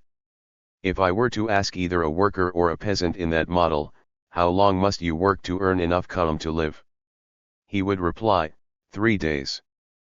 But if I were to ask a serf the same question, he would reply, I only have to work 2 days on my family plot, but then the Lord forces me to provide an extra day of labor for him.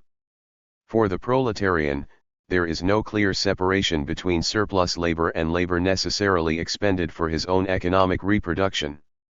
It might be more clear to the proletarian that he is providing surplus labor if he were to see the capitalists lazily collecting profits without working. In fact, the real world is more complicated. First of all, real entrepreneurs do work hard, and, second, capitalist firms are owned, not by their managers, but by stockholders who are quite invisible to the worker. Third, although many people own some stock, they are not capitalists. The big stockholders are often financial institutions, and therefore the identity of capitalists is difficult to trace.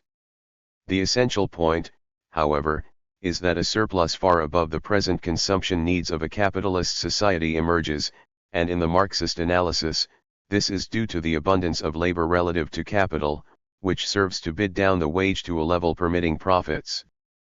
35. These are appropriated by the owners of capital, the relatively scarce factor of production. The purpose of the Marxist economic analysis of a capitalist economy, or at least that dimension of the analysis discussed here, is to point out that the class of agents who are separated from the means of production produce not only their own subsistence needs but also the entire surplus that becomes the property of capital owners as a consequence of competition. Competition under capitalism replaces coercion under feudalism, but beneath the surface the story is the same in this regard: a small, propertied class appropriates the surplus produced by a large, unpropertied one. So long as capitalist property relations obscure this appropriation, religious ideology and direct coercion are not so important as they were under feudalism. It is much easier to maintain the belief that each person is receiving his just deserts under capitalism, for there is no extra economic coercion and workers are free to leave or to start businesses and become capitalists themselves. Some even succeed in doing so. There are various ways in which these claims are simplifications of reality, or are false. First of all, there is extra economic coercion under capitalism, chiefly in two places, on the job, and in the protection of property rights.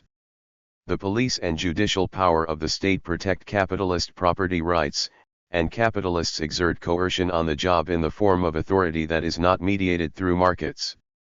When workers go on strike, state power is often used to help the capitalists in a one-sided way. Nevertheless, the extra economic coercion under capitalism is less proximate than it is under feudalism.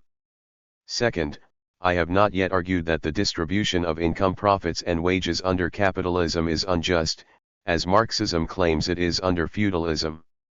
I have established that workers produce the surplus product as the consequence of a series of market bargains emanating from an initial unequal ownership of the means of production. But is there anything wrong with that income distribution? To establish that would seem to require an argument for the injustice of the initial distribution of the means of production. And although the argument that feudal lords earned the property rights that gave rise to their wealth is incredible, an analogous argument with regard to capitalism is not. If capitalists came to own their capital by virtue of working harder or more skillfully in the past than those who are now proletarians, is it wrong to deprive them of the profits that emerge from voluntary trades with proletarians on the labor market? I will pursue this question in later chapters. 4. Exploitation and profits. This chapter presents a simple, algebraic model that formalizes some of the concepts presented in the models of Chapter 2. I will define embodied labor value, exploitation, and the profit rate, and then investigate the relationship between exploitation and profits. 4.1 Embodied labor and exploitation. Imagine a corn economy with just one technology, that called the factory in Chapter 2. 1 unit of corn, gross, can be produced using a units of corn as input and L days of labor. Thus, the technology can be summarized AL1, or, in terms of net corn production, AL1, A. Clearly, for this technology to be productive, A must be less than 1. Otherwise, stocks would dwindle to 0. The labor embodied in a unit of corn is defined as the amount of labor that is necessary to produce 1 unit of corn, including the labor needed to reproduce the corn input used in the process. To derive this quantity, let X be the amount of corn that would have to be produced in order to end up with 1 unit of corn after replacing the corn input used in the production of X. Because the technology is assumed to exhibit constant returns to scale, the production of X units of corn requires an input of Xj to end up with 1 unit of corn, net, X must satisfy X equals X plus 1. Exploitation and profits. 37. Equation can be read as gross output equals input used plus net output. Solving for X gives 1. X equals dash 1 dash. The amount of labor needed to produce this amount of corn is, therefore, L1, A equals A. A is the labor embodied in a unit of corn. There is a useful interpretation of, because A1, we can expand the expression L slash as a geometric series, A equals L plus La 2 plus La 3 plus. In the first term, L is the direct, live labor expended today to produce 1 unit of corn, gross. But we must replace the seed corn, used in amount A. The labor that had to be expended last week to produce a unit of seed corn for use this week was La, the second term. But, how much seed input was needed 2 weeks ago, to plant then, so as to have a units of corn available last week? Precisely a 2 units of corn, and that required expending, 2 weeks ago, La 2 units of direct labor. In this way, the expression decomposes the labor embodied in a unit of corn into the direct labor expended at various times in the past to produce the inputs needed to produce the inputs needed to produce the inputs needed, and so on forever back into the past, to produce the corn today. There is another useful derivation of the labor embodied in a unit of corn. The embodied labor value of a good is the sum of live labor expended during the current production period to produce the good, plus the labor already embodied in the inputs used in production. Let us stand for the embodied labor value in a unit of corn. The labor expended today in producing corn is L, and the labor embodied in the units of corn used as an input in corn's production is, by definition, A, because A is the labor content of 1 unit of corn.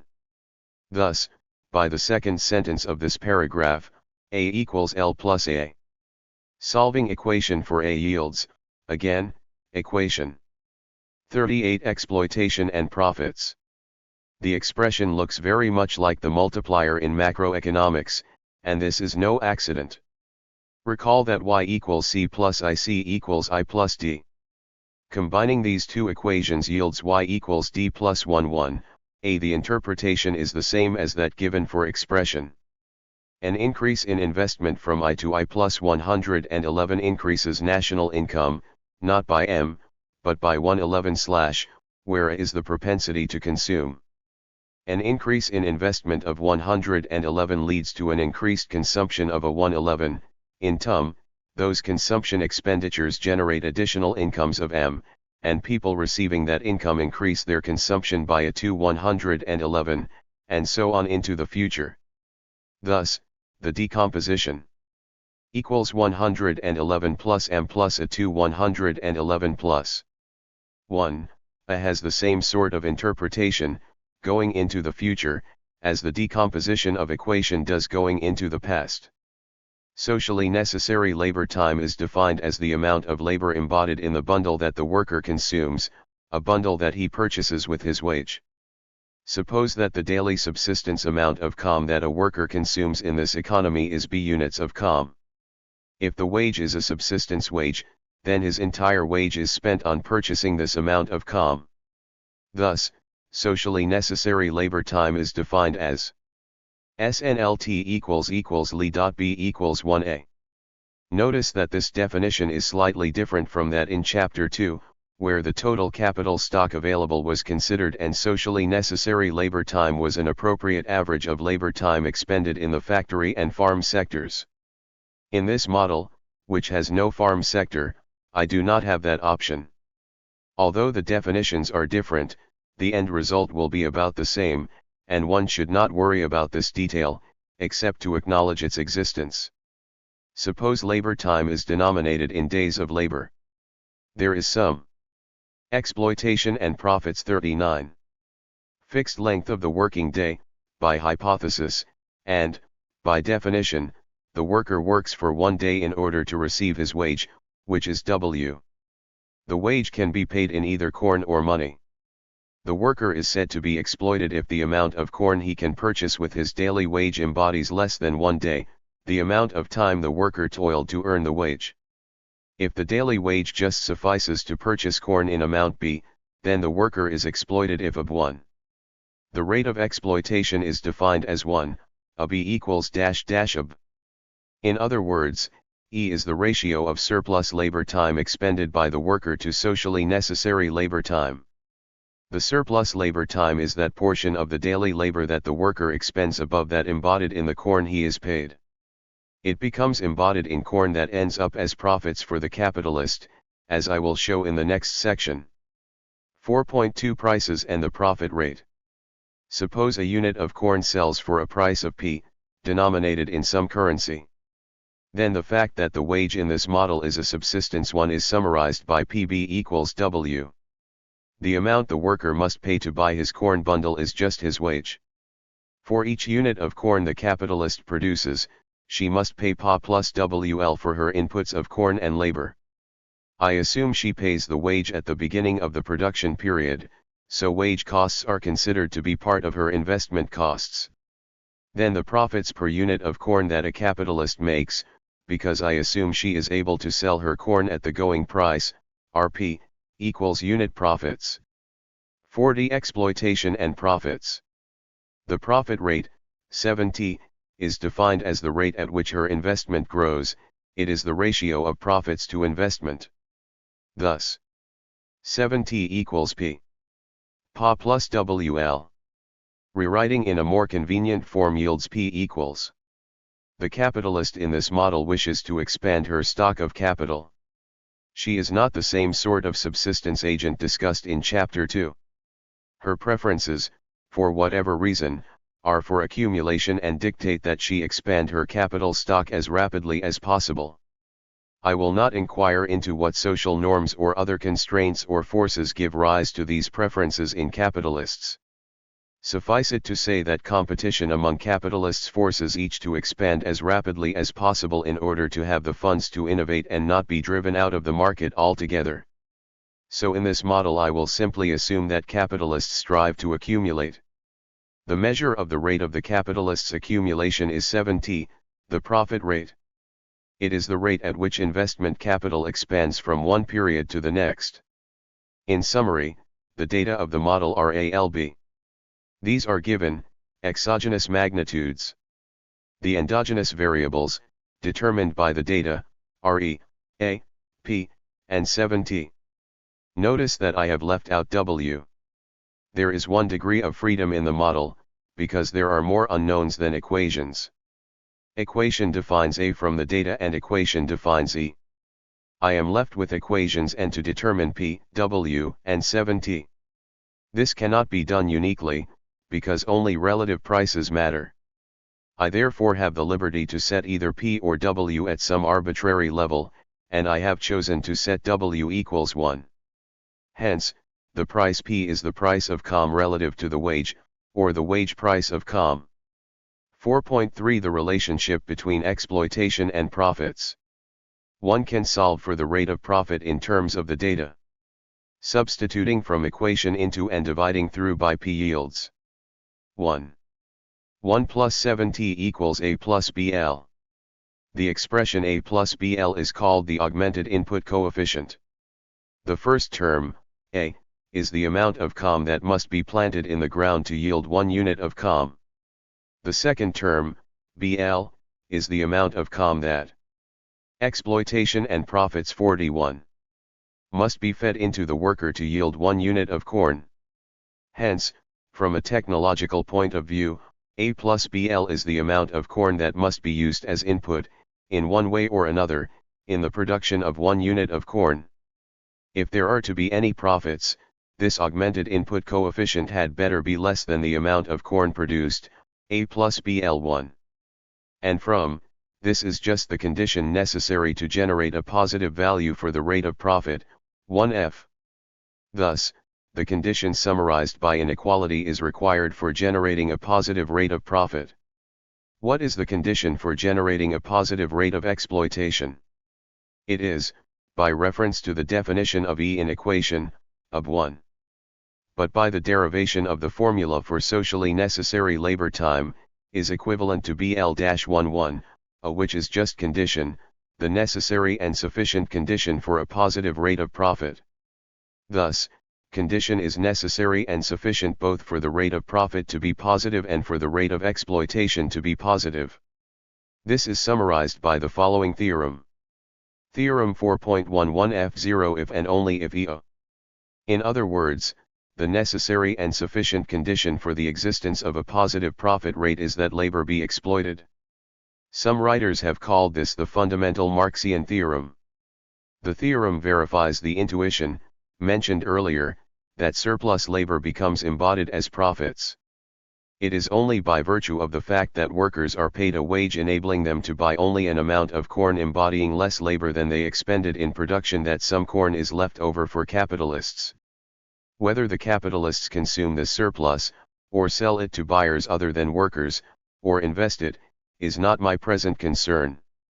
Theorem 4.1 shows that profits are positive if and only if workers are exploited. But what makes it possible for capitalists to exploit? 42 Exploitation and profits. Workers. Why should the corn wage, B, not rise until the profit rate falls to 0? The answer to this question is provided in Chapter 2. Capitalists own scarce capital, in this case, seed corn, which is needed for production. Recall that the technology AL in this model is like the factory technology of Chapter 2. Because of the scarcity of seed corn relative to the labor available for hire, workers compete for access to the technology, a situation keeping their wage low enough to maintain a positive rate of profit. In other words, the wage is bid down to just the amount required by the worker as a consequence of competition among the workers for employment on the scarce capital stock. Nothing in the story requires that the corn wage of workers be a subsistence wage in any biological sense.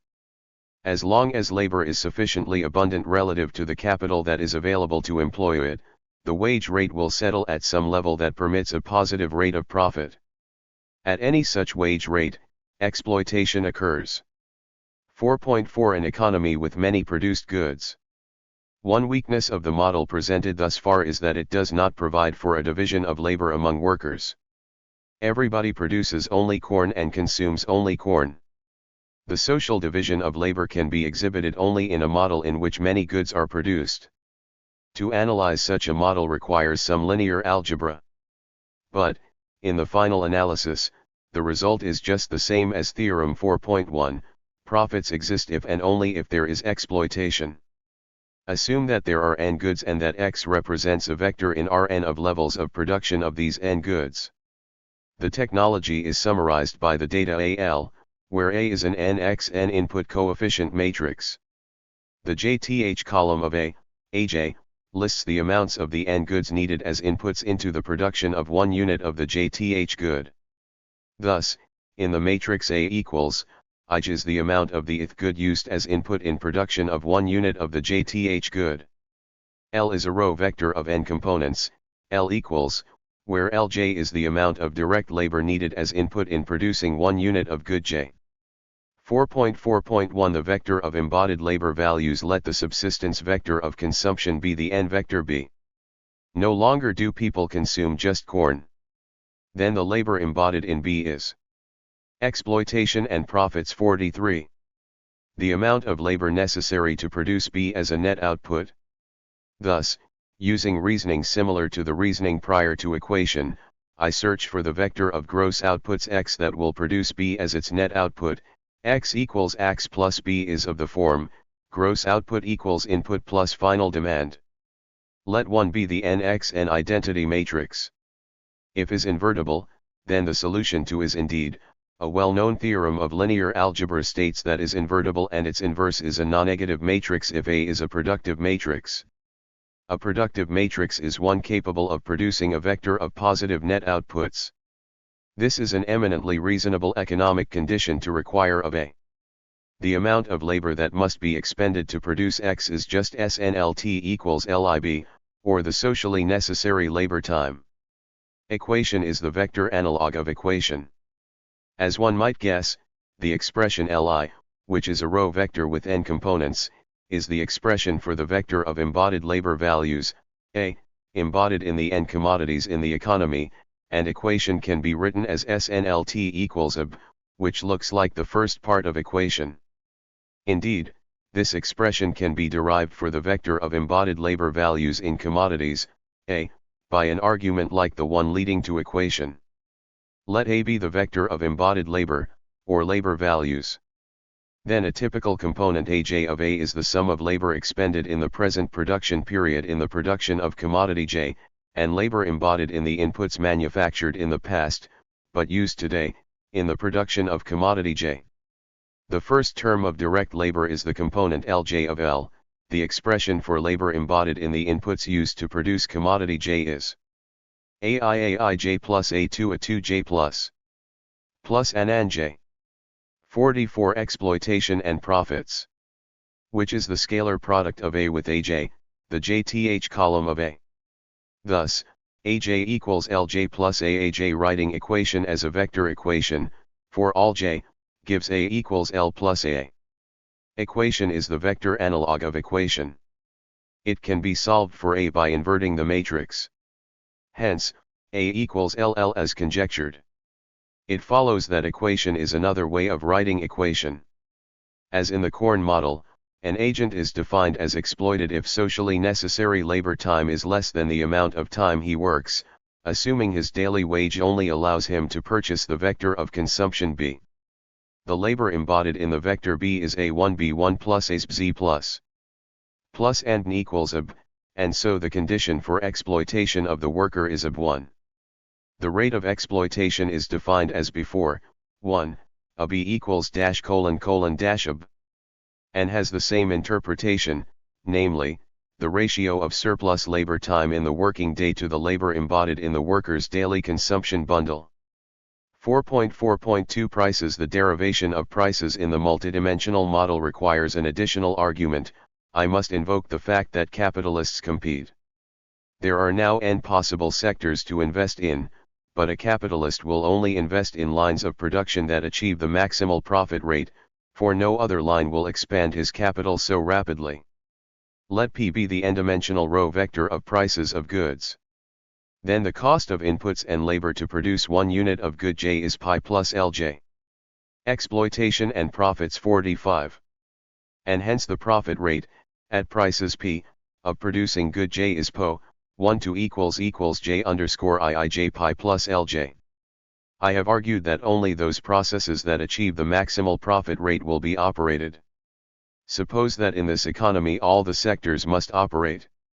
Then the economy cannot be considered to be in a long-run equilibrium unless prices are such that all sectors generate the maximal profit rate and all goods are produced. Hence, at such an equilibrium, the profit rates are equalized across all sectors. I will call that uniform profit rate 1T. The price equation can be deduced from P equals, which is a vector equation stating that the vector P is proportional in its components to the vector, with a constant of proportionality. As before, the subsistence wage equation can be written as PB equals 1, which states that workers must expend their entire daily wage to purchase the daily subsistence requirement B. Substituting from into and factoring P out of the right-hand side yields P equals P, where A plus BL is the augmented input coefficient matrix. Note that BL is the product of a column vector with a row vector, each of length n, so it is an nxn matrix. Indeed, the ijth component of A plus BL, which is H plus BJLJ, is just the total amount of good I that enters into production of good J when one considers not only the factor input that occurs directly, but also the input of good I that enters indirectly into good J through the worker's consumption. This last amount is BJLJ and is called the labor feeding input coefficient. A theorem of linear algebra known as the Frobenius-Perron theorem asserts that if the matrix is productive, in the sense defined earlier, then a unique non-negative price vector P and an associated profit rate 1T that solve equation exist. Thus, prices capable of reproducing this economy exist, so long as the technological and subsistence data ALB render the augmented technology capable of producing a surplus. 46 Exploitation and profits. 4.4.3 Exploitation and profits in a multidimensional model equation and the definition of the rate of exploitation yield the condition for a positive rate of exploitation. I have remarked that P and 7T are uniquely determined, given A, B, and L, by equation. Hence it should be possible to investigate whether there is a relationship between the condition for a positive rate of exploitation, as given by, and the existence of a positive rate of profit. Indeed, using the Frobenius-Perron theorem one can prove the following theorem. Theorem 4.2 in the n-dimensional model, 7T0 if and only if E. The result is the same as that of the simple Korn model. A positive rate of profit is sustainable in a reproducible economic system if and only if workers are exploited, in the sense that the labor embodied in the goods they can purchase with their wage is less than the labor they expend. The proof of Theorem 4.2 is given in the appendix. 4.5 The social division of labor and the perception of exploitation. In Chapter 3 I presented the notion that capitalism and feudalism share a common trait, namely, the extraction of a surplus by a small class of property owners from a large class of direct producers. This view is verified by Theorems 4.1 and 4.2 of the last two sections. According to these theorems, profits exist because workers only spend part of the working day working for themselves, the rest of the day they work to produce the profits of the capitalist. Under feudalism this separation of work time between necessary and surplus time was observable by the producer, but such is not the case under capitalism, because of the social division of labor and the production of commodities. A worker does not actually produce the goods B that he consumes. Suppose that he produces auto fenders all day long. Further, suppose that the auto worker works 40 hours a week producing fenders, but the wages he is paid enable him to buy consumption goods embodying only 20 hours of labor. B. Exploitation and profits 47. Cause of the social division of labor, he has no clear conception of the amount of labor that is necessary to produce the goods he consumes. For the auto worker, the division of his labor time is not apparent. For the serf under feudalism, however, the work week, or work year, was clearly divided into labor time expended in the production of his subsistence commodities and labor time expended directly for the lord. Thus, the social division of labor, the arrangement by which no worker in modem capitalism produces all the goods that make up his consumption bundle, obscures the relation of exploitation between capitalist and worker. A commodity is defined as a good produced for exchange, not for the producer's own use. Capitalist production, unlike most production under feudalism, is commodity production. And commodity production is clearly related to the existence of the social division of labor. It could therefore be said that the system of commodity production is responsible for obscuring the nature of exploitation in a capitalist economy. 4.6 The labor theory of value. Associated with the classical economists Smith and Ricardo, and also with Marx, is the claim that prices in a market economy are a reflection of the embodied labor values of commodities. In its starkest form, this assertion is interpreted to mean that prices are proportional to labor values, that is, that the vector P is proportional to the vector A. In fact, Marx did not assert this labor theory of value. Rather, he used it as an approximation to simplify his arguments about exploitation, because he believed that the deviations of prices from embodied labor values were not relevant to his theory of exploitation. The price vector P that solves equation is not proportional to the vector A that solves equation, except in certain unusual circumstances. Nevertheless, as I have shown in this chapter, the relationship between exploitation and profits does not depend on the proportionality of labor values to prices, and so nothing of substance is lost by acknowledging that the labor theory of value is false. Then why did classical economists put some stock in the claim that exchange values, or prices, would be proportional to labor values? 48. Exploitation and profits. Imagine a society that produces deer and beaver, as in Adam Smith's example. In this society, everyone needs or wants to consume the same consumption bundle of venison and beaver pelts, say, 1 unit of venison and 1 beaver pelt. Suppose that it takes 6 days to hunt a deer and produce 1 unit of venison ready for trade or consumption and 3 days to produce 1 beaver pelt. Suppose that all labor is equally skilled at either occupation and can move freely between the venison and beaver pelt industries. But suppose further that setup costs are such that there is a social division of labor, so people must trade with one another to end up with their desired consumption bundle. Suppose that people have subsistence preferences and want to minimize their labor expended in hunting. What will the equilibrium price ratio be between venison and beaver pelts? It will be 2. At that price ratio, each person, regardless of occupation, will spend 9 days hunting, and each will end up with his desired consumption bundle. If the price ratio were higher than 2, everyone would want to move into the venison industry, in an attempt to reduce their hunting times.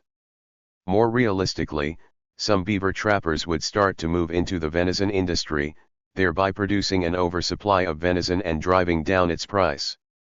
If the price ratio were less than 2, producers would move into the beaver pelt industry. Thus, the only price ratio that can support the production of both venison and beaver pelts is 2. Note that 2 is also the ratio of the embodied labor of venison to the embodied labor of beaver pelts, because those labor times are 6 days and 3 days, respectively. Thus, equilibrium prices are proportional to embodied labor values. In the deer-beaver model, the labor theory of value is true. It fails to be true, however, once capital stock is introduced into the economy, so long as the capital stock is scarce relative to the hunters who would use it. Suppose that hunting a beaver requires traps and that hunting a deer requires bows and arrows, and that these implements take a fairly long time to make. A hunter who does not already own traps or bows cannot devote time to making them, because it takes so long to do so that he would not have time to earn his consumption bundle and would starve. Now, suppose that there is a capital stock of bows and traps owned by a class of agents who had them made in the past, from their accumulated surpluses. These capitalists today will hire trappers to use the traps and bows to hunt beaver and deer and will pay them wages in return. If there is a scarcity of traps and bows relative to the trappers who would use them, then the wage of trappers will be bid down to that amount needed to purchase only. Exploitation and profits. 49. Their subsistence bundle of 1 beaver pelt and 1 unit of venison. The embodied labor of both beaver pelts and venison must now include an element that takes into account the depreciation of the traps and bows incurred when they are used to hunt the deer and beaver. Moreover, the prices of venison and beaver pelts will include an element of profit that the owners of the implements are able to charge by virtue of the scarcity of their capital stock. When the prices of beaver pelts, venison, and traps and bows equilibrate to a level at which trappers can purchase their consumption bundle with the wage, and at which profit rates in the various lines of production are equalized so that all goods will be produced, it will no longer be true that equilibrium prices of beaver pelts and venison are proportional to the embodied labor values of beaver pelts and venison. The deer-beaver model without capital shows why classical economists believed there was some tendency for market prices to be proportional to embodied labor values of commodities. This relation does exist so long as all goods are produced without scarce capital and so long as there are no naturally scarce and non-produced inputs that will command a rent, which will be a component of the price. Marxists also adhere to a labor theory of value because of their belief that the real source of all value is labor. Marx argued that the one property that all commodities had in common was their production by abstract labor. It is hard to see why this should be regarded as the one property that all produced commodities have in common. They also share the property of being desired by people, and that property gives rise to a welfare-based theory of value. In fact, the labor theory of value is a supply-side theory, in which prices are thought to be determined entirely by their labor costs, in contrast, emphasizing the importance of the degree to which a commodity fulfills desires or needs or welfare in determining its price is the demand side. The correct theory of market price must take both supply and demand into account. There are some special cases in which demand will not affect price, which is technologically determined, but recourse to those cases should not be sought in an attempt to defend the labor theory of value. I will present one more example in order to emphasize the point that the existence of exploitation, in the Marxist sense, has nothing to do with the proportionality of labor values to prices.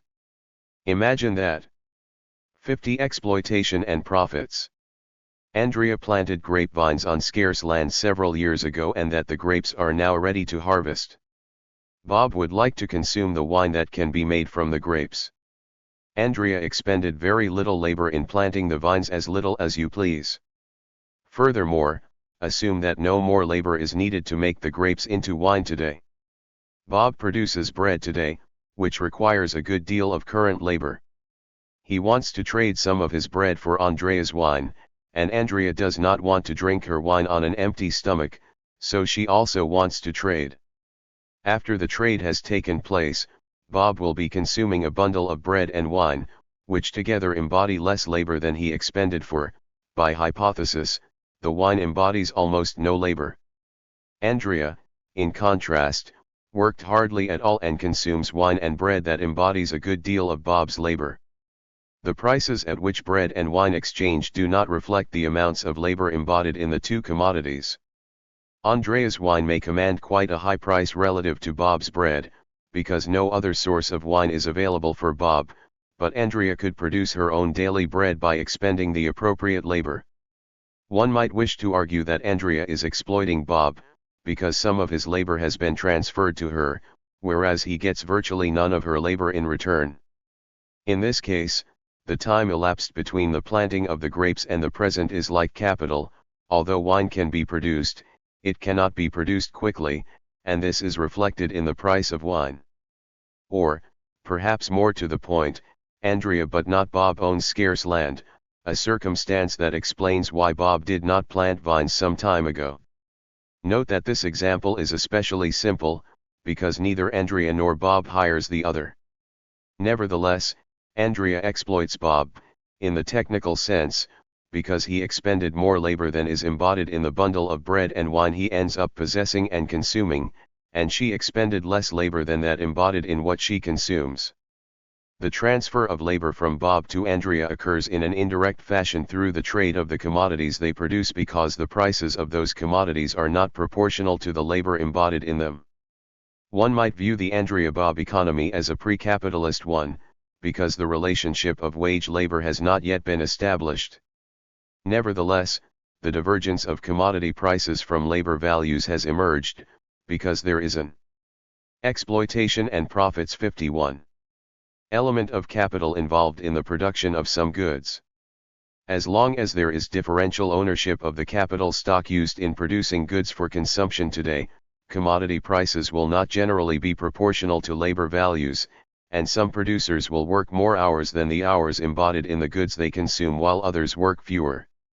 Even though Marx understood that equilibrium prices were not generally proportional to embodied labor values in a market economy, he made many calculations in an attempt to elucidate how labor values could be transformed mathematically into equilibrium prices.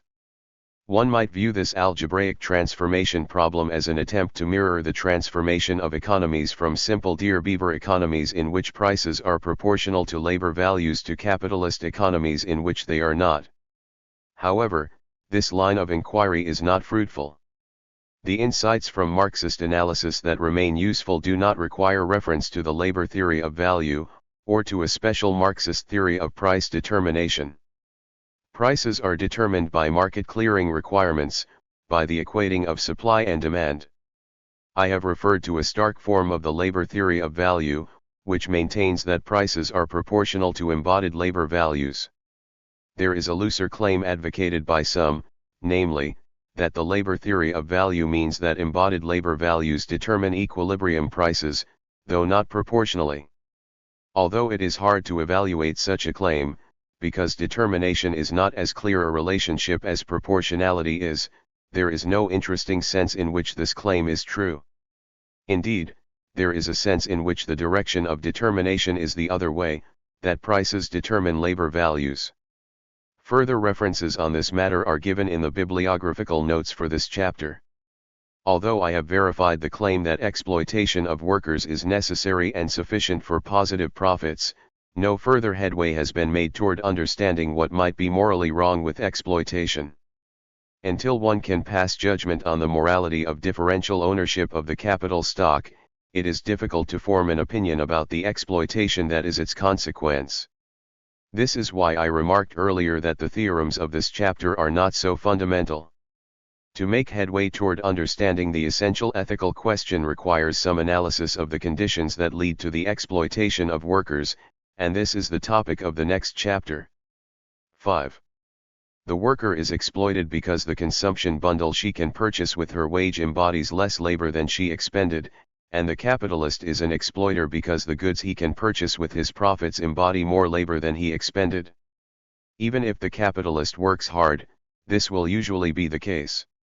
Why is this accounting of socially embodied labor against labor expended interesting? And to what uses might one put measurements of exploitation? Marxists use exploitation as a statistic for both positive and normative ends. In its positive use, the exploitation of workers is said to explain profits. In its normative use, exploitation is said to indicate unjust treatment of workers by capitalists. In this chapter, I will begin an evaluation of the usefulness of exploitation as a statistic in these roles. 5.1 Exploitation as the source of profits. The fundamental Marxian theorem provides the basis for the claim that the exploitation of workers is the condition that explains profits. Although Marx did not prove this theorem in the way it has been presented here, he did reach the conclusions embodied in the theorem, and he believed that he had uncovered the explanation of how profits could emerge in a system of non-coercive exchanges where, on every market, equal value exchanges for equal value. Under the hypothesis of the ubiquitous exchange of equals on competitive markets, how could a surplus systematically emerge in 53. The hands of capitalists? Only if, Marx thought, there is a commodity or factor capable of contributing more value in the production process than it itself had. Marx argued that labor power is that commodity. The worker receives as a daily wage an amount of corn that costs less, in terms of labor, than the amount of labor the worker can expend in a day. The commodity sold by the worker and purchased by the capitalist is labor power, the capacity to perform labor, and a day's labor power can release more labor than is embodied in the goods necessary to reproduce that labor power. This is the source of profits and, Marx believed, uniquely so. I have assigned to labor power the property of exploitability, because 1 unit of it can be socially reproduced with less than 1 unit of labor. Labor power, however, is not the only productive factor that possesses the property of exploitability. I could, in fact, take corn as the numeraire commodity with respect to which embodied values should be defined. Consider the economy of Chapter 4, in which the technology for producing corn is AL and the subsistence bundle per day of labor is B. How much corn is embodied in a unit of corn? To produce 1 unit of corn requires the planting of a units of seed, and it requires the consumption of BL units of corn by the laborer to produce the labor used as an input in the corn production process. The total amount of corn embodied in 1 unit of corn is therefore A plus BL. I noted that the necessary and sufficient condition for profits to exist is that A plus BL1. But this is precisely the statement that 1 unit of corn be socially reproduced with less than 1 unit of corn. That is, corn possesses the property of exploitability as well. Indeed, a necessary and sufficient condition for the existence of profits is that corn possess the property of exploitability. This statement generalizes to an economy with n goods.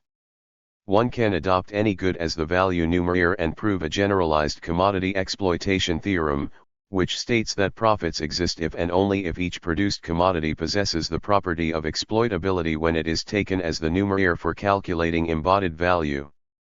This conclusion is not surprising, because the rate of exploitability can be viewed as a measure of the productive efficiency of a factor. The rate of exploitability of labor power is the ratio of the surplus labor that can be squeezed out of a unit of labor power to the amount of labor required to reproduce that unit from a social point of view. 54. The corn rate of exploitability is the ratio of the surplus com that can be squeezed out of a unit of com to the amount of com required to reproduce that unit of com. Every produced commodity used in production must be capable of giving up such a surplus, when measured this way, for any social net surplus to be forthcoming. Marx was wrong in thinking that he had discovered the unique source of profits in the exploitability of labor power. What distinguishes the exploitability of labor power from that of com? One identifies the exploitability of labor power with the exploitation of the worker. Some have argued that the exploitability of labor power is different because the extraction of labor from labor power can only be performed with the conscious and cooperative participation of the worker, whereas the productive powers of com can be harnessed without such intimate participation of a human agent. The capitalist must design ways of organizing the manufacturing process to ensure that the worker works methods of supervision, technologies that lend themselves to controlling the rate of labor extraction, and methods of reward that either give workers the right incentives or constrain them in ways that assure that labor will be forthcoming. But, if labor and com differ by virtue of the ability of workers to resist providing labor, that difference is not elucidated by looking at rates of exploitation. One should, instead, study the methods capitalists have used to extract labor, as Marxist social science has done. The seminal work in this area of recent years is the book by Braverman. 5.2 The Initial Distribution. If the exploitation of the worker is an important concept, it is so for normative reasons because it is indicative of some injustice and not because the exploitability of labor power is the unique source of profits. In the model in section 2.3, exploitation emerged because of the inequality of ownership of the capital stock. If the exploitation of the worker seems unfair, it is because one thinks the initial distribution of capital stock, which gives rise to it, is unfair. I will elucidate this claim. Imagine the following situation, in which exploitation emerges as a consequence of an initial distribution of resources that one thinks of as fair. Suppose that there 55 are two agents, Adam and Carl. They have different preferences for calm and leisure and will live for many weeks. Assume that a week is the length of time required for calm to grow and that Carl and Adam have available the same technologies used in the models of Chapter 2. Farm. Factory 3 days labor 1 day labor plus 1 unit of corn. Dash plus 1 unit of calm. Dash plus 2 units of corn, gross. Adam and Carl each start with 112 unit of calm. Carl is highly averse to performing work in the present, he desires only to consume 1 unit of calm per week, subject to the requirement that he not run down his seed stock. In the first week, he therefore works 112 days in the factory and L11Z days on the farm, producing a total of 1,112 units of calm, one of which he consumes at harvest time, leaving him with Liz unit to start with in week 2. Adam accumulates during the first week, he works 112 days in the factory, utilizing his seed calm, and 4,112 days on the farm, producing 2 VZ units of COM, gross. After consuming 1 unit of COM, he has IVZ units left with which to start week 2. In week 2, Carl works up his own seed stock in VZ day in the factory, producing 1 unit of COM, then, instead of going to the farm, Carl borrows or rents Adam's 1,112 units of seed COM and works it up in the factory. This takes Carl precisely 1,112 days and he produces 3 units of COM, gross, in the process. Of the 3 units of COM, he keeps VZ unit of COM and returns 2,112 units of COM to Adam. Indeed, Carl is quite content with this arrangement, for he has worked for a total of 2 days and received 1,112 units of COM, just as in week I, when he had to use the inferior farm technology. This means the rate of interest that Adam has charged him is just the rate at which he is indifferent between borrowing from Adam and working on the farm.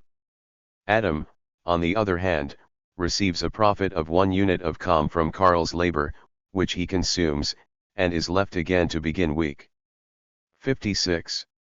3 with 1 V2 units of corn. He has not worked at all in week 2. This arrangement can continue forever, with Carl working 2 days and consuming 1 unit of corn each week, and Adam consuming 1 unit of corn each week but working 5 days during the first week and 0 days thereafter. Clearly there is exploitation in all weeks after the first in this arrangement. Adam does not work but lives off the interest he receives from lending his capital to Carl. Alternatively, I could have had Adam hire Carl to work on his capital stock in the factory, paying him a wage of V3 unit of corn per day. The interest rate, like the wage that Carl will settle for, is determined by his next best opportunity on the farm, and if there are many Carls and a few Adams, the competitive wage is V3 unit of corn per day. But is there anything wrong with this exploitation? Carl and Adam started out with equal endowments of corn. Is there any sense in which Adam has taken unfair advantage of Carl? None is apparent, unless one views Carl's preference for leisure today as a kind of handicap, which gives him the right to some kind of protection from Adam's offer. Or, perhaps, Carl was incapacitated in some way and thereby prevented from working more than 3 days a week. In this case one might decide that they faced unequal opportunities at the beginning, which would surely prejudice the judgment that the outcome was fair. Carl is said to have a high rate of time preference, as he is relatively unwilling to forestall present consumption for the sake of greater consumption in the future. Adam has a low rate of time preference.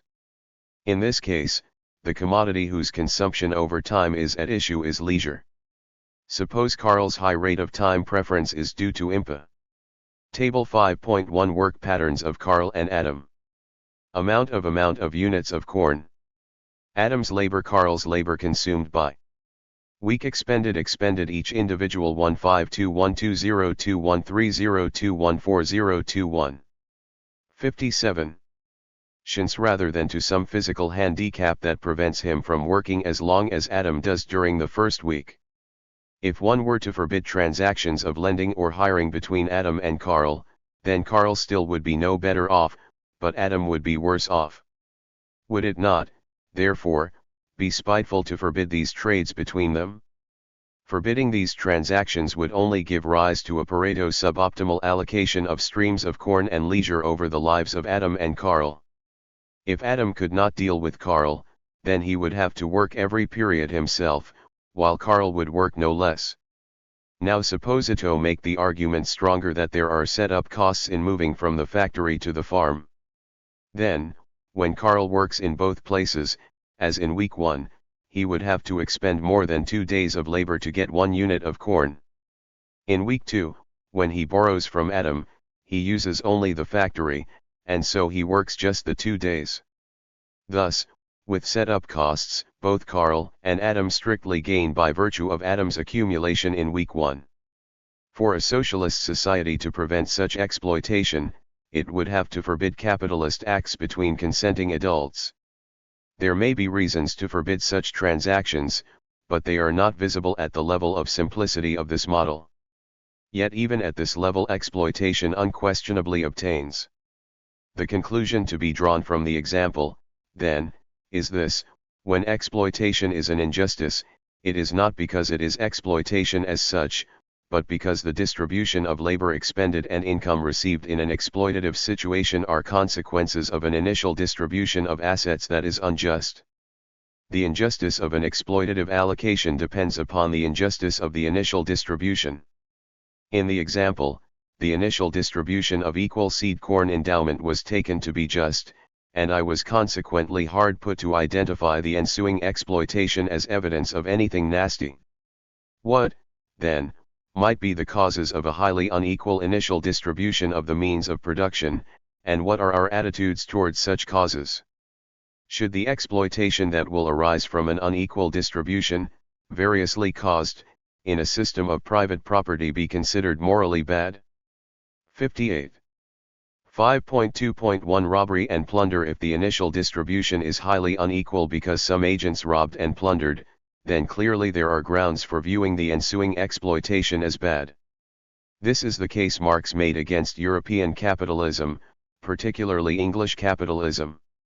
Part 8 of the first volume of Capital is entitled The So-Called Primitive Accumulation. In this section Marx relates the history of the concentration of wealth by the English gentry through the enclosure movement and other forms of robbery. The appropriate folk rhyme, popular at the time, is, "The law locks up the man or woman who steals the goose from off the common, but leaves the greater villain loose who steals the common from the goose." The unequal distribution of land that the enclosure movement accomplished not only created a wealthy class but also created a potential proletariat by disenfranchising peasants of all means of production except their labor power. Before the enclosure movement the yeoman peasant had access to the commons and a small herd, and perhaps a small plot of land of his own, therefore, he had no need to sell his labor power to survive. The enclosure movement made it impossible for large numbers of disenfranchised peasants to survive without selling labor power. Thus, proletarianization of a population is often a byproduct, intended or otherwise, of the concentration of land or capital. The newly formed class of propertied agents thus becomes wealthy, not only by virtue of the land it has acquired, but also because, in the process of that acquisition, it has liberated a mass of producers from their means of production, thus making them available as a labor force for hire. Without the existence of a class willing to sell its labor power, large land holdings would do their owners no good. In the Marxist account, the enclosure movement in England was a clear case of robbery and plunder, although that interpretation is not unchallenged. A contemporary analogue to enclosure was accomplished in the mid-20th century by the Green Revolution, during which new varieties of seed that were vastly more productive than old varieties were developed. Use of the new seed, however, required capital investment in irrigation, insecticides. 59. And fertilizers, which small peasants could not undertake. Large landholders, by virtue of their wealth, were able to make the transition to the new technology, which created an increase in wheat yield and a decrease in the price of wheat. Small peasants who had survived by selling wheat on the market could no longer survive under these competitive pressures. They had to sell their land and become either landless laborers or urban proletarians. It is argued that this process of proletarianization contributed to the rapid growth of Mexico City and the massive unemployment accompanying it. Even though the long-term consequence of technological change has been to increase the income of society, including that of its proletarians, in the short run technological changes of certain kinds, like the Green Revolution, can proletarianize large masses of people, who become unemployed and poor. This example is not precisely a case of robbery or plunder, but it underscores the point that the concentration of capital is often accompanied by the proletarianization of a mass of people, and, hence, benefits the propertied class in a double sense. It is often difficult to decide when an act that leads to the concentration of wealth constitutes robbery.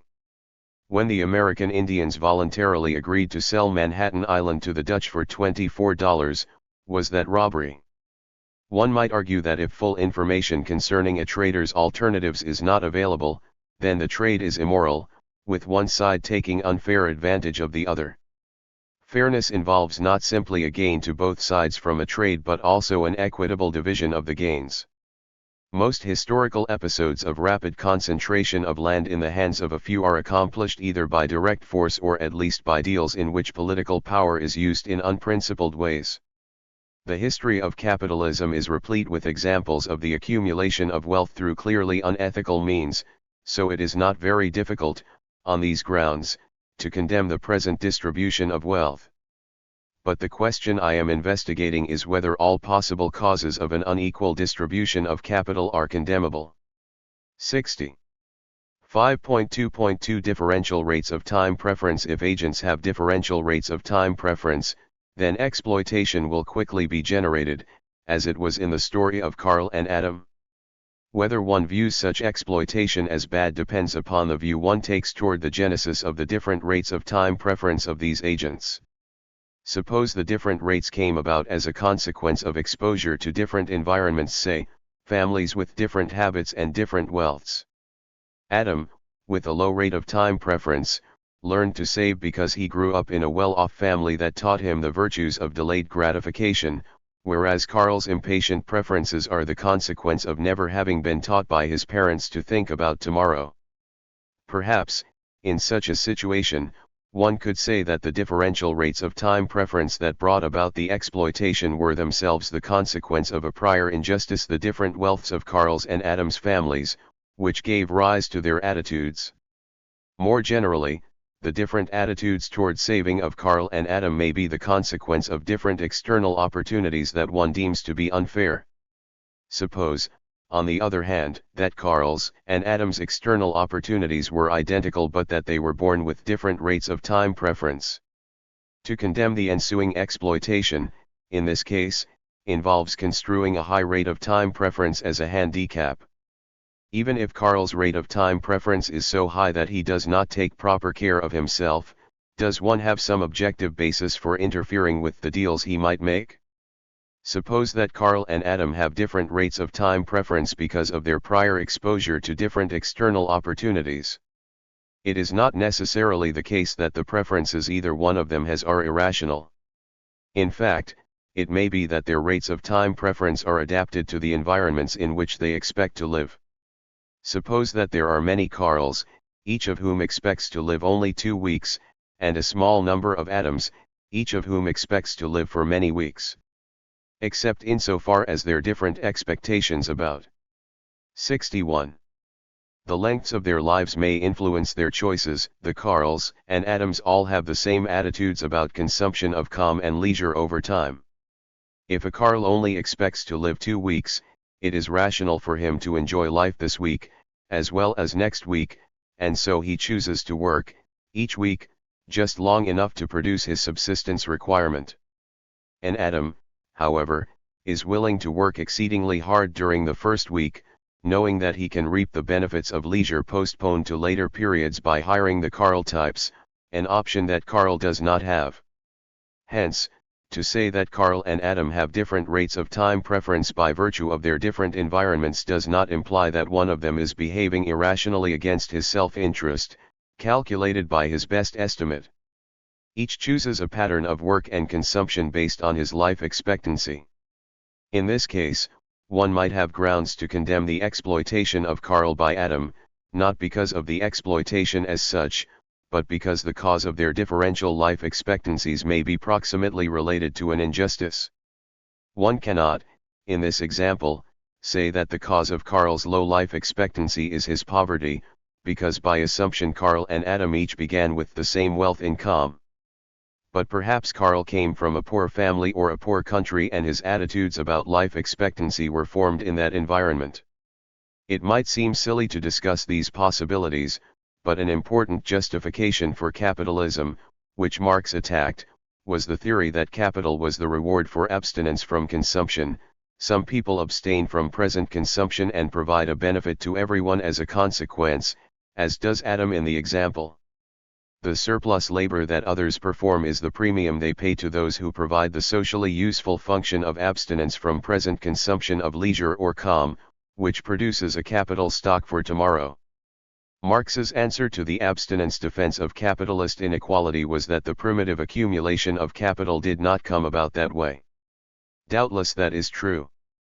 The original capitalists, by and large, both saved and consumed at prodigious rates. Nevertheless, even in modern capitalism, it is quite dear that some people become moderately well off by virtue of extremely hard but unskilled work, such as small shopkeepers who are willing to work 80 to 90 hours a week. The argument, for example, is made that in England East Indians are willing to set up shops and work those hours, eventually, they be 62. Come moderately well off, in consequence of having chosen a path the native English worker is unwilling to take, even though the capital requirements and skills are within his means.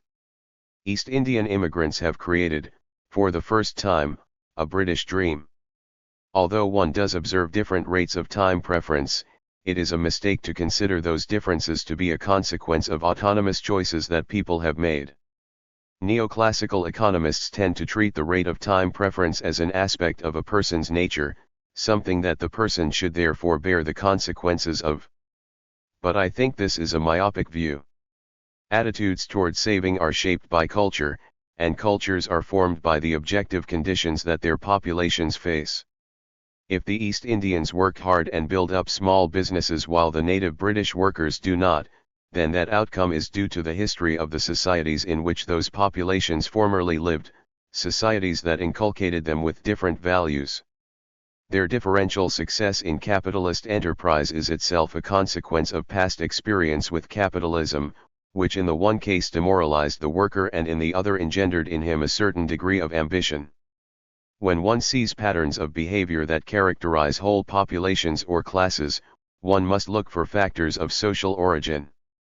If there is very little movement out of the working class in Britain, but more in the United States, that difference is due not to an innate enterprising spirit among American workers but to the differences between institutions and cultures in the two countries. Marxists and left liberals view rates of time preference as socially determined. Therefore, in their view, it is not possible to justify exploitation and inequality by appealing to differential rates of time preference, for those differences arose from prior conditions of inequality and oppression. Conservatives generally view the rate of time preference as innate.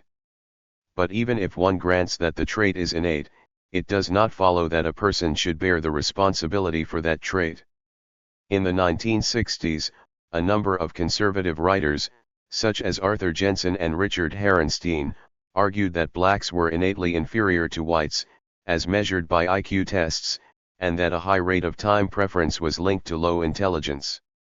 The evidence for an innate difference in IQs between blacks and whites has now been thoroughly discredited, but in the mid-1980s a new version of the argument surfaced. James Q. Wilson and Richard Herrenstein argue that the consumption of tobacco and alcohol by poor and, particularly, black pregnant women creates brain damage in fetuses and results in a 63 population of black children who lack the capacity to think about tomorrow. In their provocatively titled book, Crime and Human Nature, they claim that much inner-city crime is explained by this population of black youth with pathologically high rates of time preference. The evidence for this position has been sharply challenged by Leon Kamin, the same psychologist who exposed the concocted data that was used to advance the racist IQ theories of the 1960s. Thus, ideological positions are fought over in an apparently scientific way. The origin of differential rates of time preference is an important case in point, because the view that wealth is a return to abstinence and saving has a long history.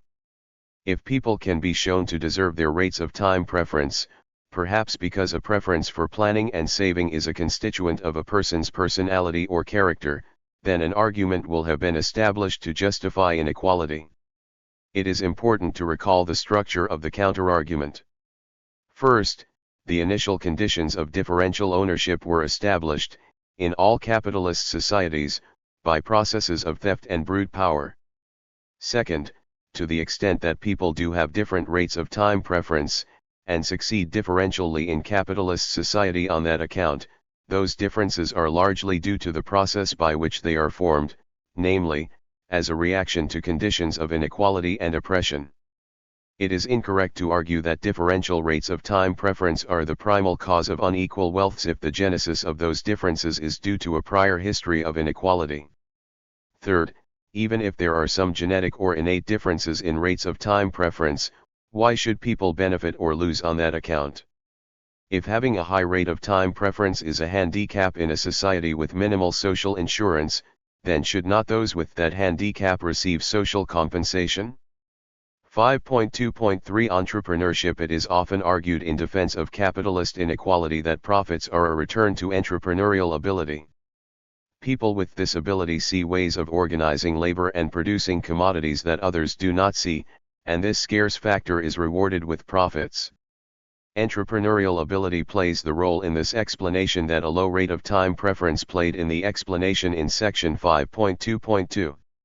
Two questions concerning entrepreneurial ability can be raised: is it a factor that is necessarily scarce, or is it scarce because most people in a capitalist system do not 64.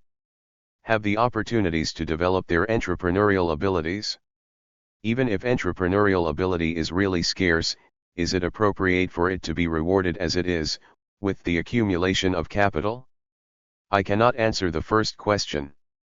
With respect to the second, the argument can be made that entrepreneurs will continue to exercise their scarce talents even without the tremendous rewards that accrue to them in a capitalist system, so the capital stock that they accumulate need not be personally accumulated by them in order for their talents to be available to society. Perhaps the salary society would have to pay an entrepreneur is considerably less than he gets in a free enterprise system.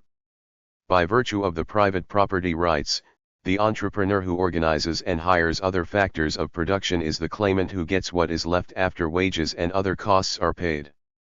But one can argue that a good part of that residual is a surplus that the entrepreneur neither needs nor is entitled to. Why might he not be entitled to it?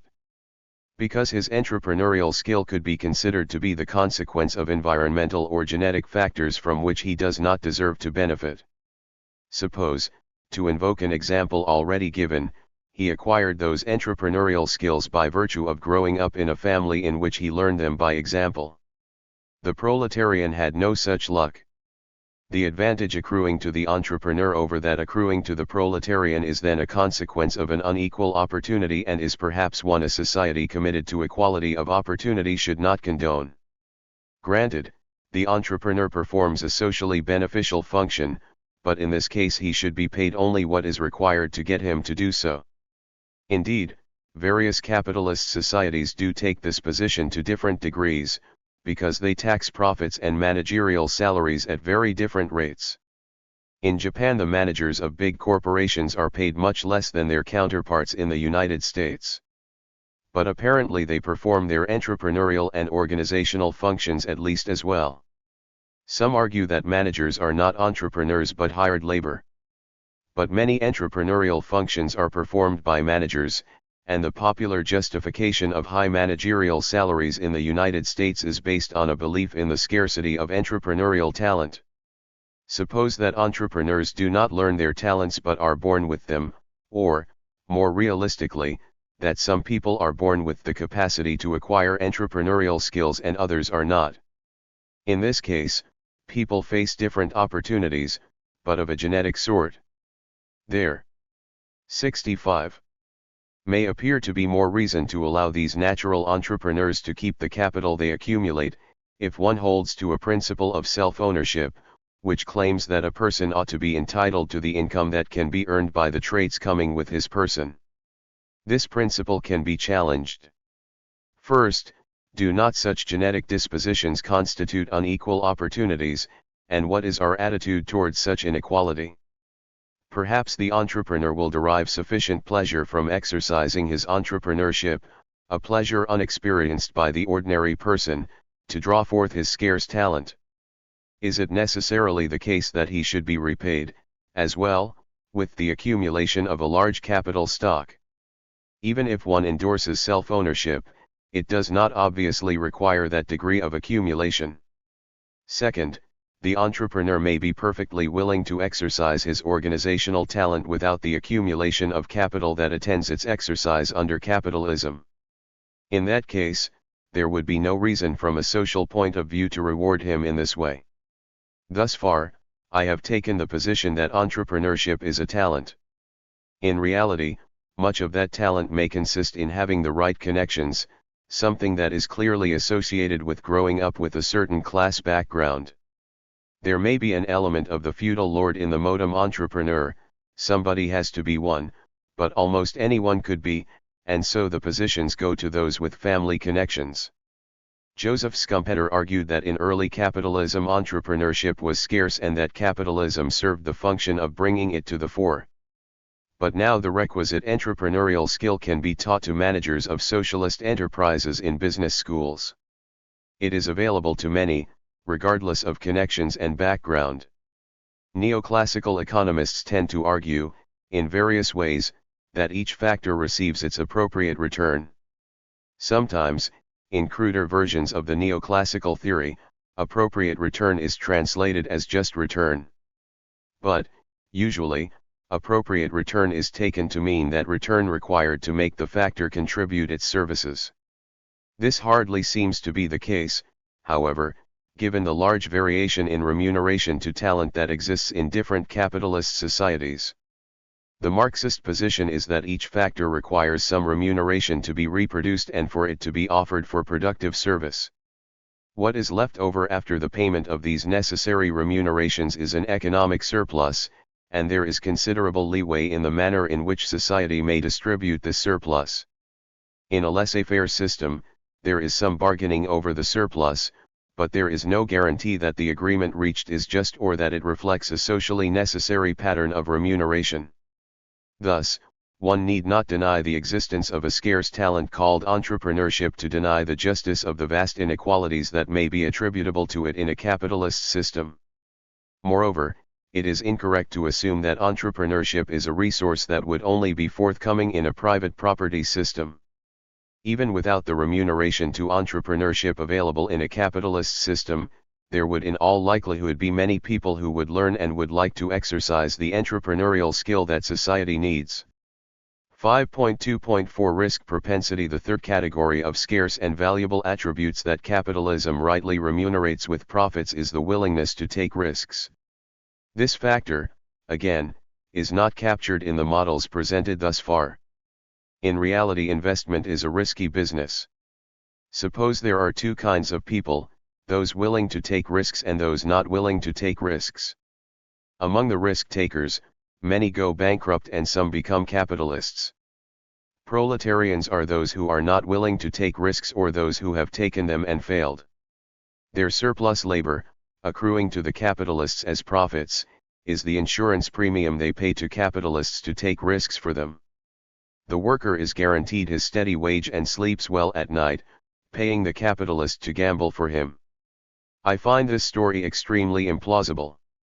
I believe that many workers would like to have the opportunity to become capitalists, they would love to take those risks. But they cannot, either because of lack of access to capital markets or because of lack of some aspect of entrepreneurial ability. Second, it cannot be seriously maintained that a worker's life involves less risk than a capitalist's. Workers face the risk of occupational disease, unemployment, and an impoverished retirement, which capitalists and managers do not face. Failing as a capitalist does not usually mean becoming destitute. I do not know of any sociological studies that verify my belief, but I think that the American dream encourages most young American white workers to try to escape from the working class, in one way or another, by taking various kinds of financial risks. If they fail, it is not for lack of trying but for lack of something else, most likely access to capital of a sufficient amount to escape the perils of small business. 67. 5.2.5 Luck. Some argue that luck is a legitimate means of acquiring assets and that this factor could justify an initial distribution of capital that is highly unequal. Here I am not referring to luck that is the consequence of having taken a gamble, that would be covered under risk propensity. The kind of luck I am referring to is that which is not the outcome of choice under uncertainty on the part of the agent but is completely unanticipated. It is sometimes called brute luck. Perhaps the most important kind of luck by which people may acquire differential ownership of capital stock is inheritance. Inheritance can be looked at from the point of view of the giver or the receiver. If one agrees that the giver has property rights in the wealth that she has legitimately earned and saved by virtue of her labor, skills, rate of time preference, and propensity toward risk, then it would seem that she should be entitled to dispose of that wealth as she pleases, and that would include giving it away to whatever heir she chooses. But from the point of view of the next generation, the group of potential receivers' inheritance constitutes perhaps the grossest of unequal opportunities. Does not everyone in the next generation have the right to begin with the same opportunities, including those determined by access to capital? This, after all, is a particularly easy kind of opportunity to equalize, unlike the differential opportunities that exist naturally by virtue of the fact that people grow up in different families.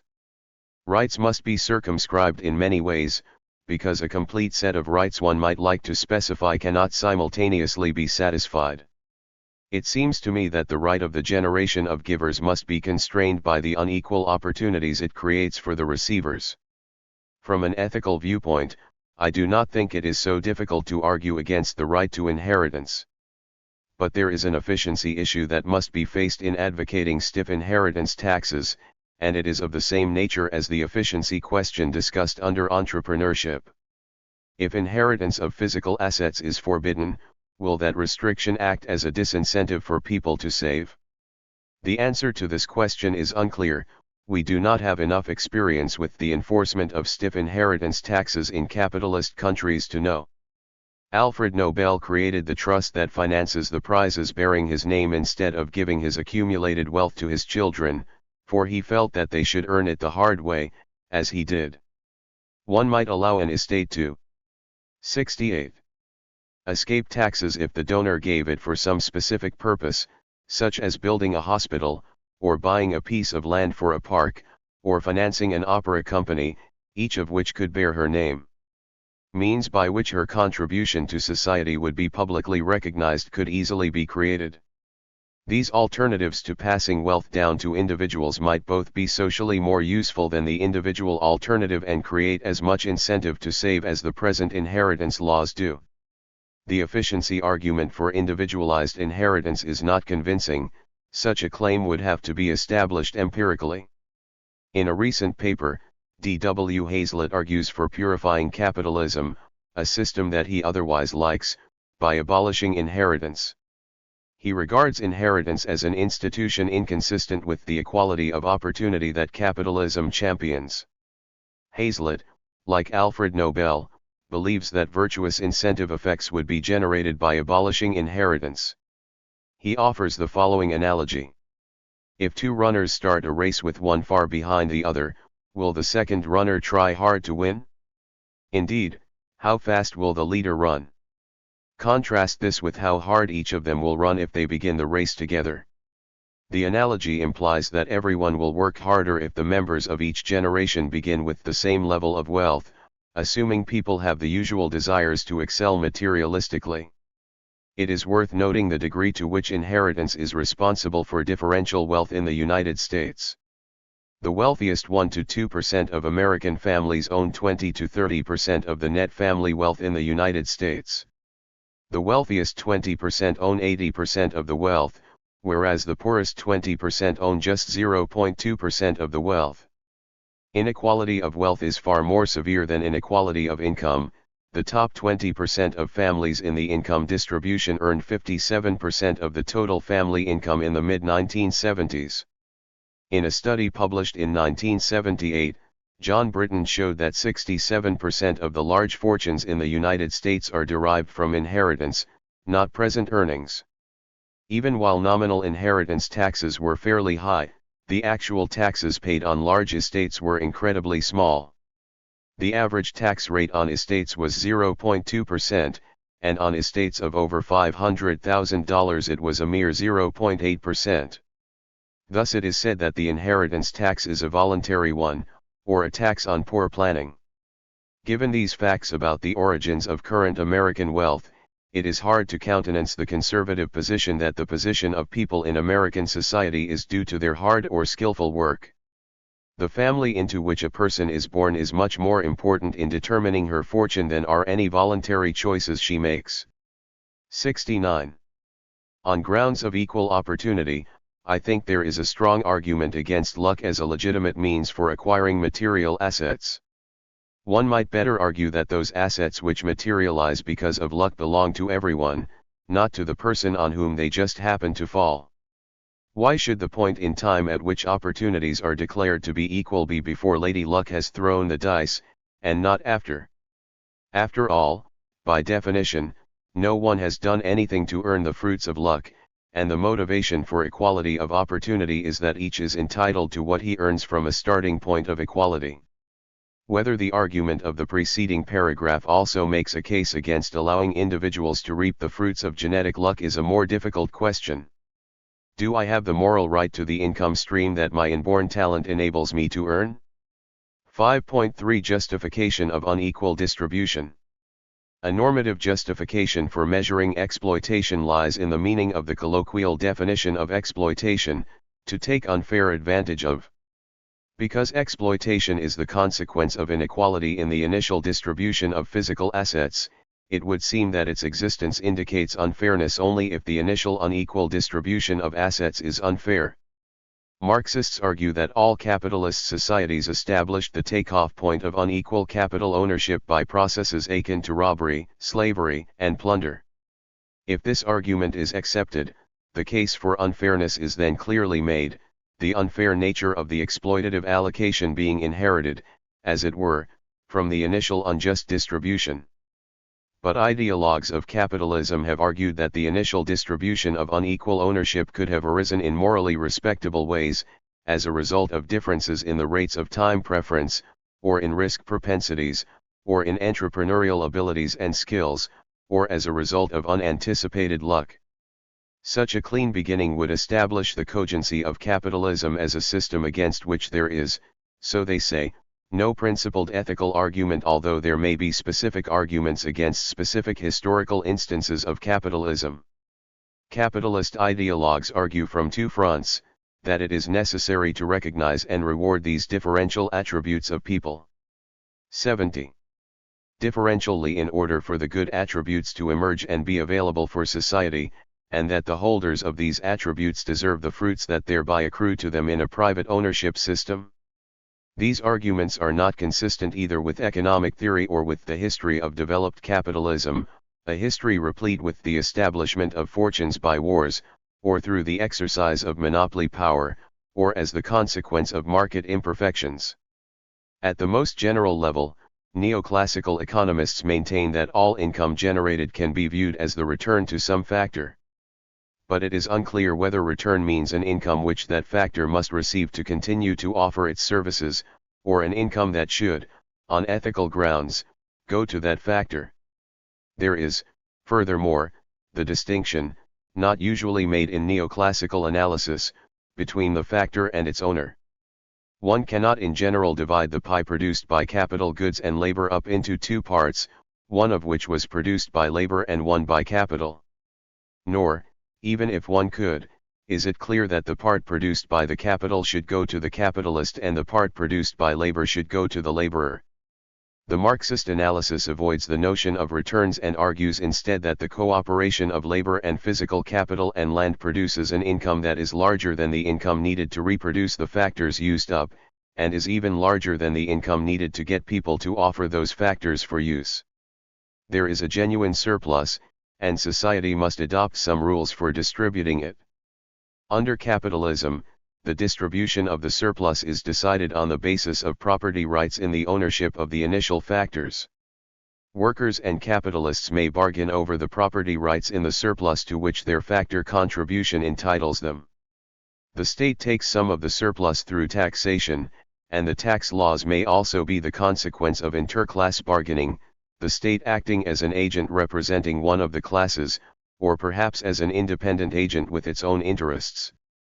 But the deep justification of capitalism must be based on a justification, either on pragmatic grounds or on ethical grounds, of the initial distribution of ownership in the means of production, a distribution that sets the initial conditions for interclass bargaining over the surplus.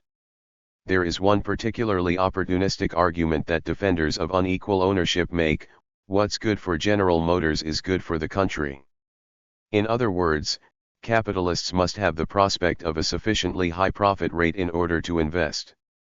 So for workers to have jobs, it is necessary that profits exist and be high. Neither liberals nor conservatives have a principled disagreement with this statement. They disagree, instead, over the rate at which capital can be taxed before it goes on strike. Conservatives say, not very much, and liberals say, quite a lot. Both of these non-Marxist political viewpoints accept the necessity of returns to capitalists in principle. But the Marxist position need not argue that taxes on profits or wages can be increased substantially under capitalism. It need not favor policies that would lower the rate of profit and cloud an otherwise good investment climate. It can accept the necessity of high profits for the viability of capitalism and use that to argue against the suitability of an economic system based on private ownership of the means of production. If those who control the capital stock have to be bribed in order to make it available to society, is that an argument for bribing them or an argument against the system that makes such bribes necessary? 6. The emergence of class. In the models of Chapter 2, classes emerged, first, in an inessential way when wealth was equally distributed, but then in an essential way when the capital stock was unequally owned. In the second model of that chapter, 3 classes existed: capitalists, proletarians, and peasants. In this chapter, I will elaborate more formally on the emergence of class as a consequence of the unequal ownership of the means of production, and I will discuss the relationship of class to both exploitation and wealth. In the interest of simplicity, I will use the one-dimensional COM model introduced in Chapter 3. Finally, I will evaluate what the description of an agent's class adds to our understanding of positive and normative issues. 6.1 A definition of equilibrium for a Korn model with assets.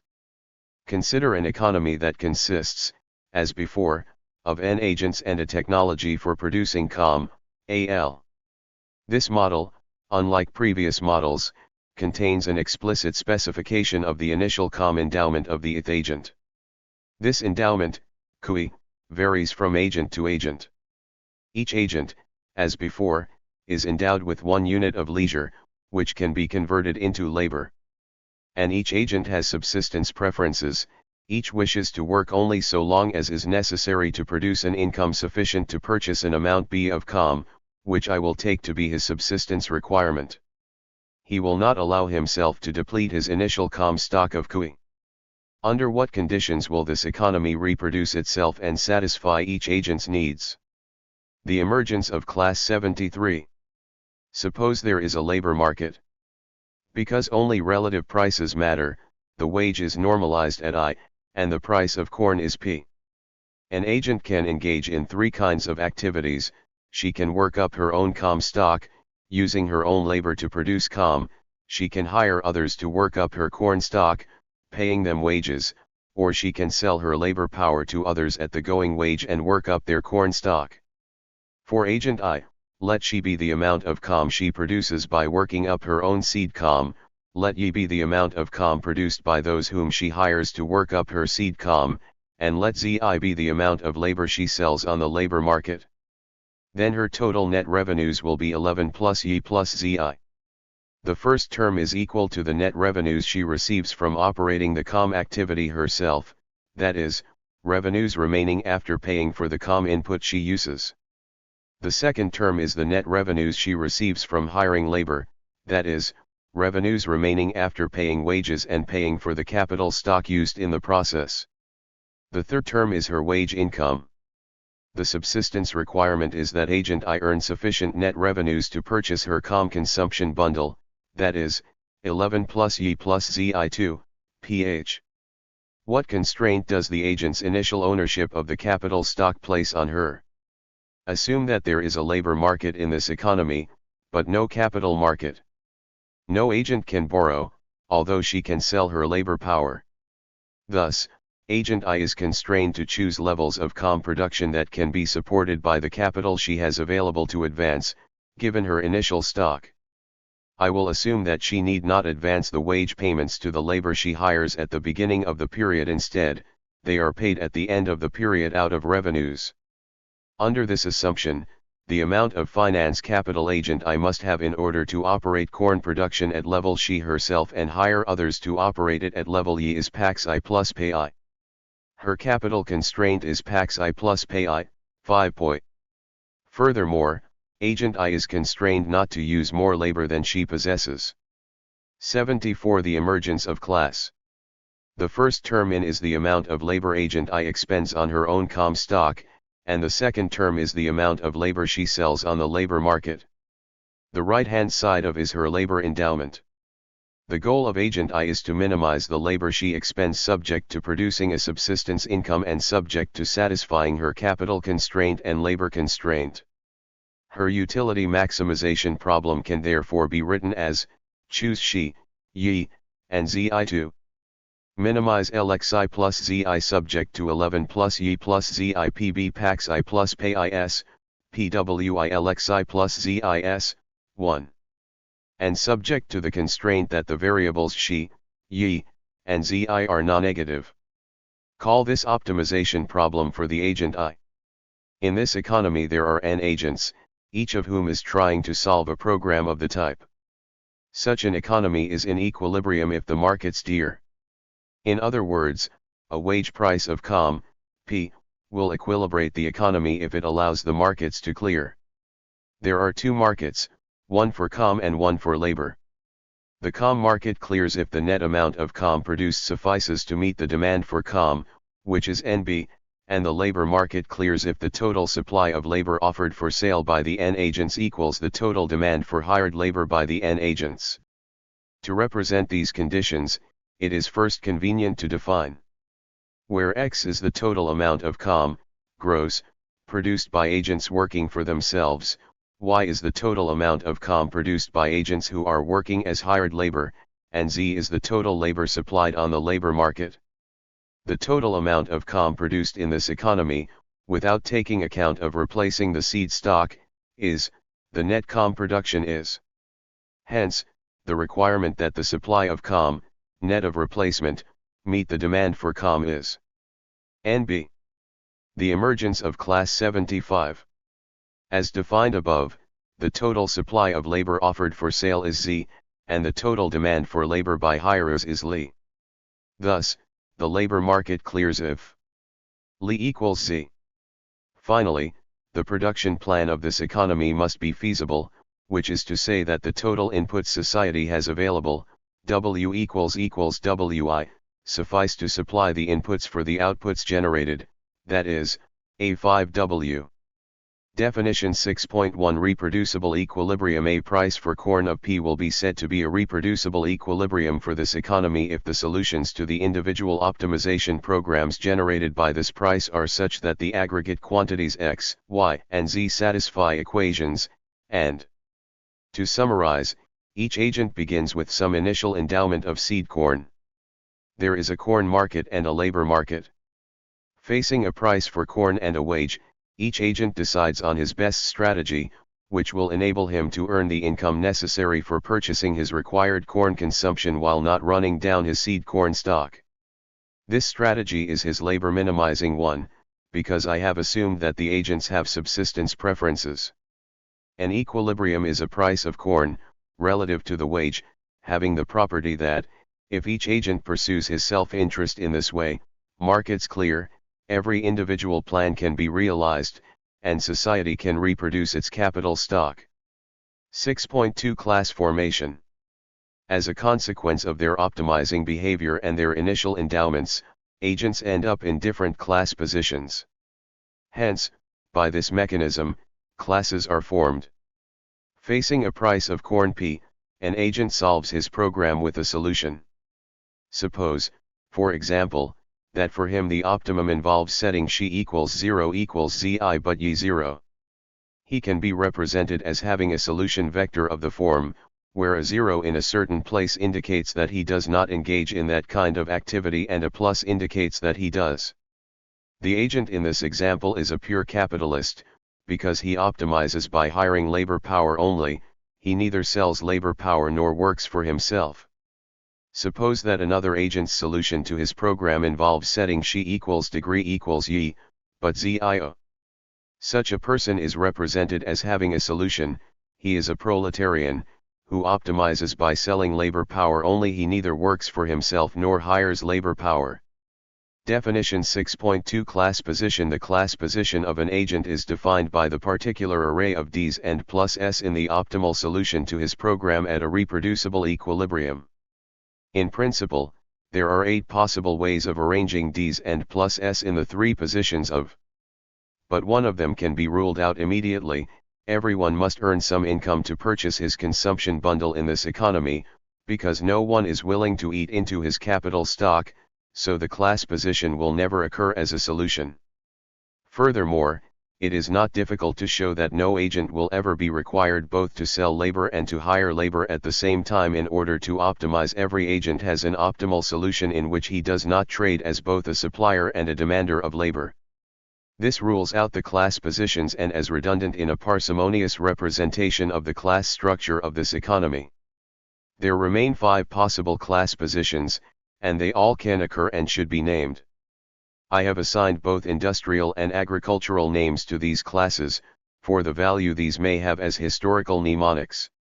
The reader should verify that each of these class positions corresponds naturally to the name that identifies it. Table 6.1 Class positions in a corn economy. Class position. Class name in an industrial economy.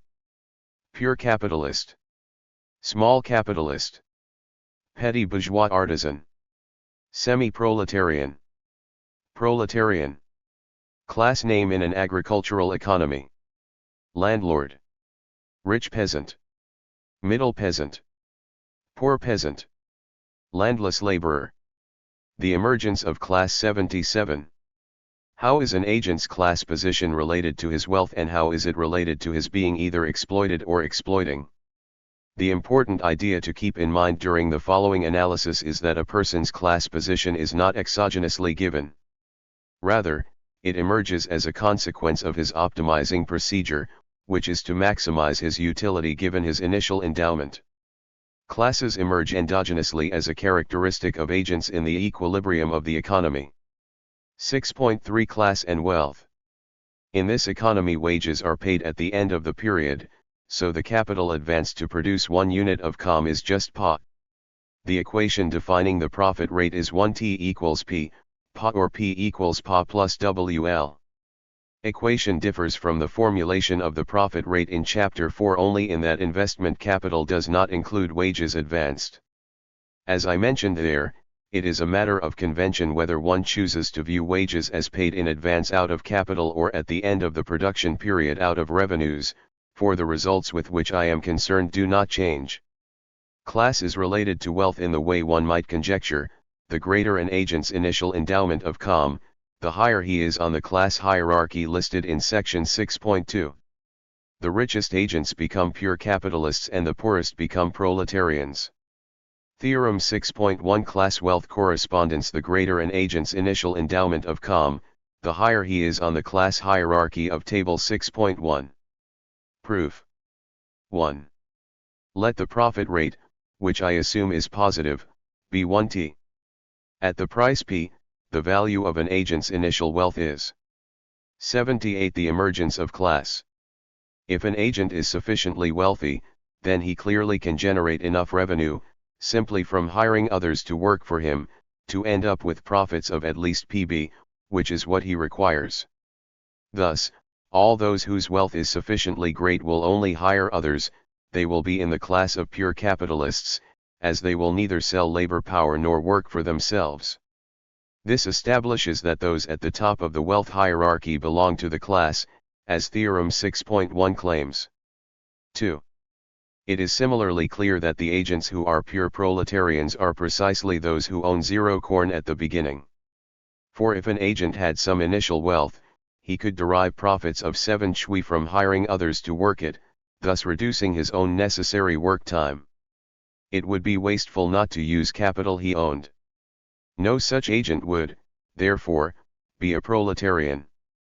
Conversely, If an agent owns no corn but only labor power, then his only source of revenues is to sell his labor power, and he optimizes by taking the class position. Hence, those in the class position are precisely those with zero wealth. 3. It remains to rank by wealth agents who optimize by becoming members of the three middle classes. These are agents who have some wealth. Let an optimal solution for such an agent I be. An agent with some wealth, but not enough to be a pure capitalist, must necessarily engage all his capital in production to optimize, for otherwise he would make more revenue by hiring some labor to operate his unused capital, because 70. Therefore, constraint of the agent's program is inequality, and dividing through by Pa yields Wixl plus YL equals _. A 4. Constraint of agent I's program can be rewritten as P plus equals PB. Substituting from into yields Py dash plus equals PB. A from, a rearrangement of terms gives Zi, Li equals PB, from which it follows that Zi, Li degree if and only if the emergence of class 79 BAW-1, ABAW equals -1, ABAW1, A. 5. From the inequalities of the rest of the class wealth correspondence can be derived. Suppose Zi, Li equals 0, that is, agent I optimizes by selling exactly as much labor power as he hires to work on his own capital stock. Now observe that he could fire all his hired labor and instead work up the capital they were using himself in the same amount of time, and he would just break even.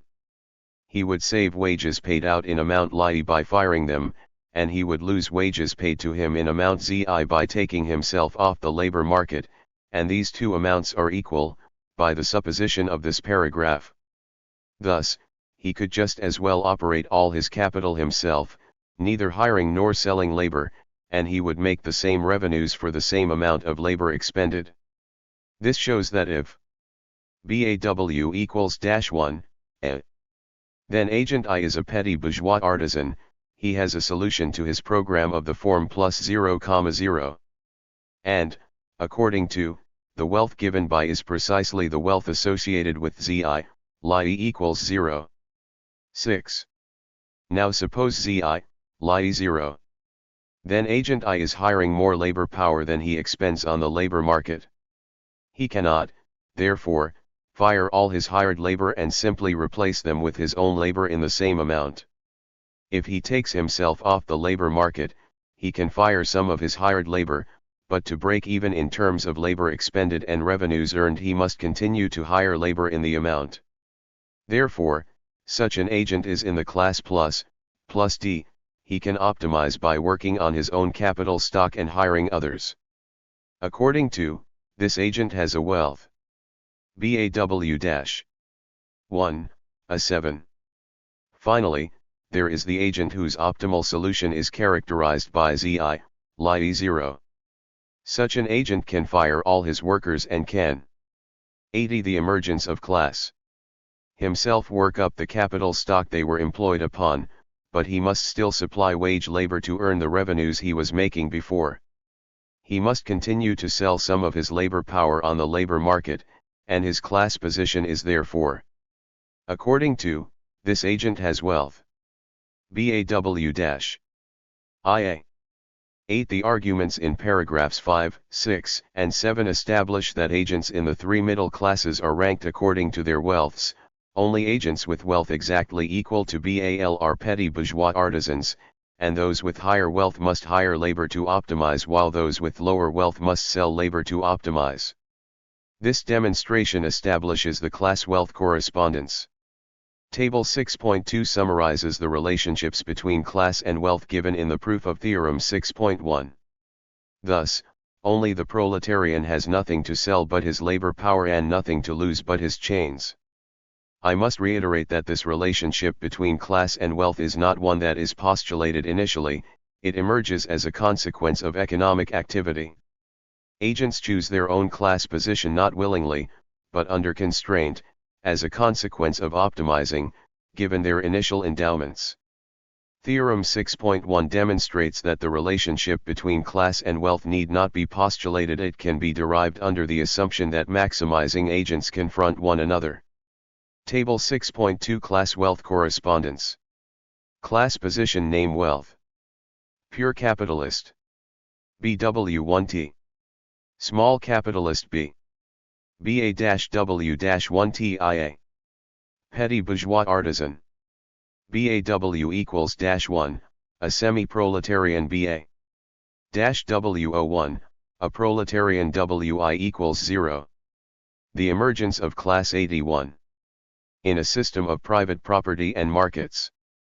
The phenomena of class and exploitation are not residues of market imperfections but are the consequences of a perfect market system, where agents are free to choose, constrained by their initial endowments of wealth and labor power. As a historical note, it is worth mentioning that when Lenin wrote The Development of Capitalism in Russia, he discussed the class structure in the Russian countryside. In the peasant mass of 97 million, however, one must distinguish three main groups: the bottom group, the proletarian and semi-proletarian strata of the population, the middle, the poor small peasant farmers, and the top group, the well-to-do small peasant farmers.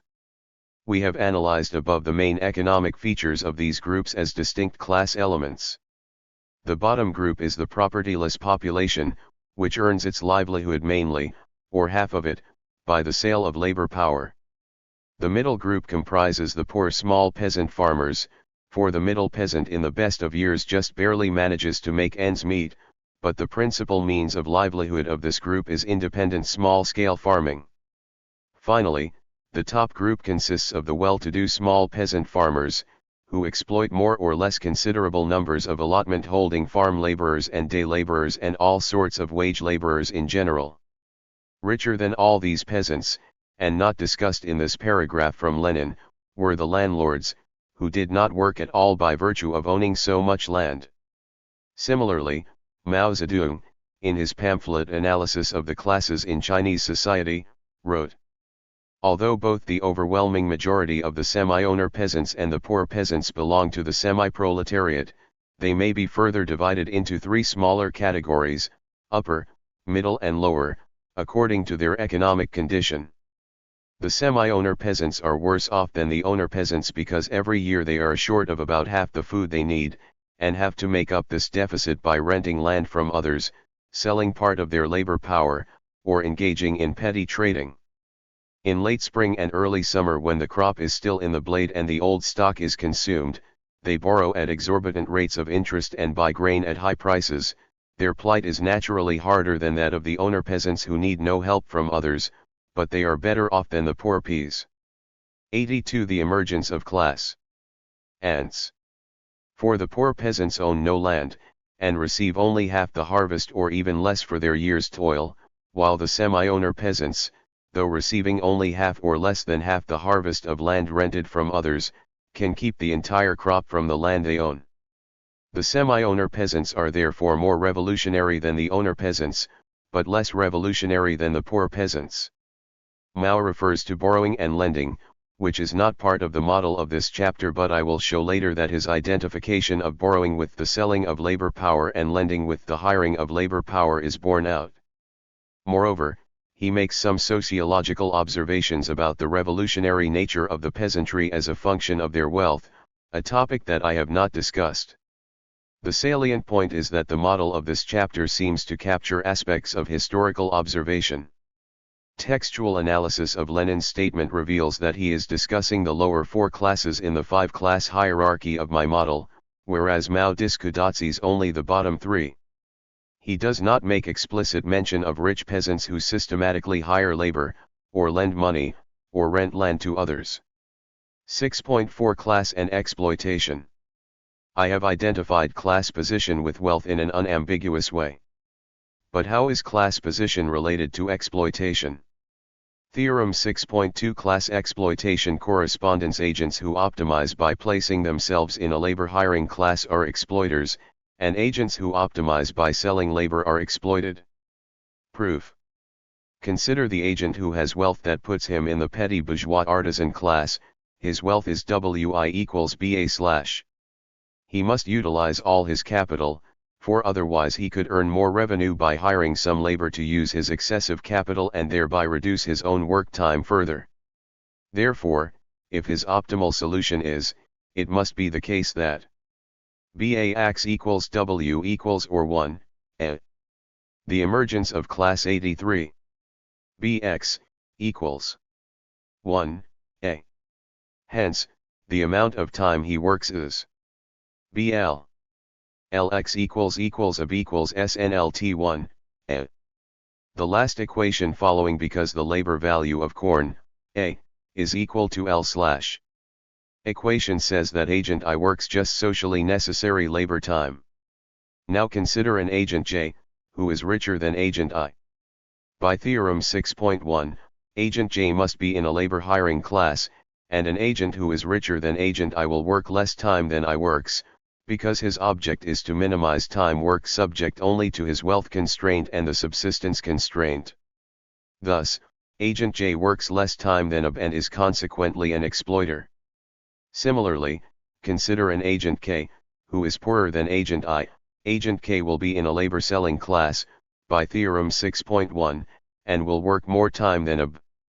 Hence, K is exploited. Thus, every agent in a labor hiring class works less than the socially necessary labor time, and every agent in a labor selling class works longer than the socially necessary labor time. This establishes theorem 6.2. Both the exploitation and class status of an agent emerge as endogenous characteristics of agents in the equilibrium of this economy, they are not postulated from the start. Hence, the class exploitation correspondence is not an obvious fact, because it relates two properties of an individual, both of which emerge as the consequence of economic activity. In the one-good model, theorem 6.2 is very easy to prove. In a model with many goods, it remains true but is more difficult to prove. Furthermore, the characterization is not quite so neat. In a model with many goods, there is a range of wealths associated with being in the class, not just one number, as there is here. The generalization of theorem 6.2 to many goods states that any agent in the top two classes is an exploiter and any agent in the bottom two classes is exploited, but it is not the case that all agents in the middle artisan class are exploitation neutral, as in the one-good model. The precise identification of exploitation status with class status, as shown here, is an artifact of the one-good model. 84 The emergence of class. With theorem 6.1 and 6.2 I have established a wealth exploitation correspondence. Table 6.2 shows that any agent whose wealth is greater than a certain amount is an exploiter and any agent whose wealth is less than a certain amount is exploited. In this chapter I have adopted two major simplifications that one might wish to relax in a more general model. First, one should allow for an economy with many goods.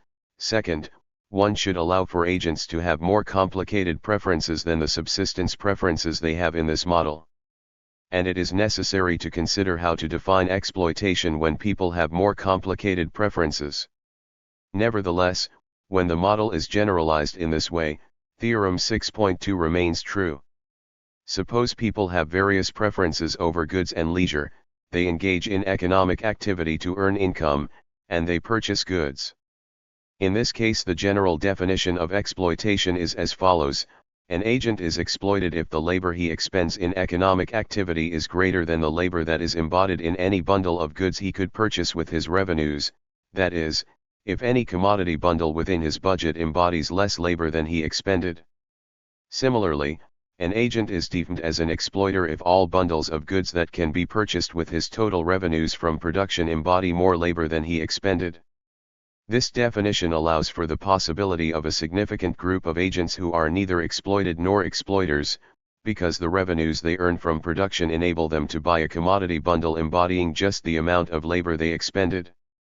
The class exploitation correspondence THIRD-WORLDISM states that any agent who optimizes by being in a labor hiring class is an exploiter and any agent who optimizes by being in a labor selling class is exploited.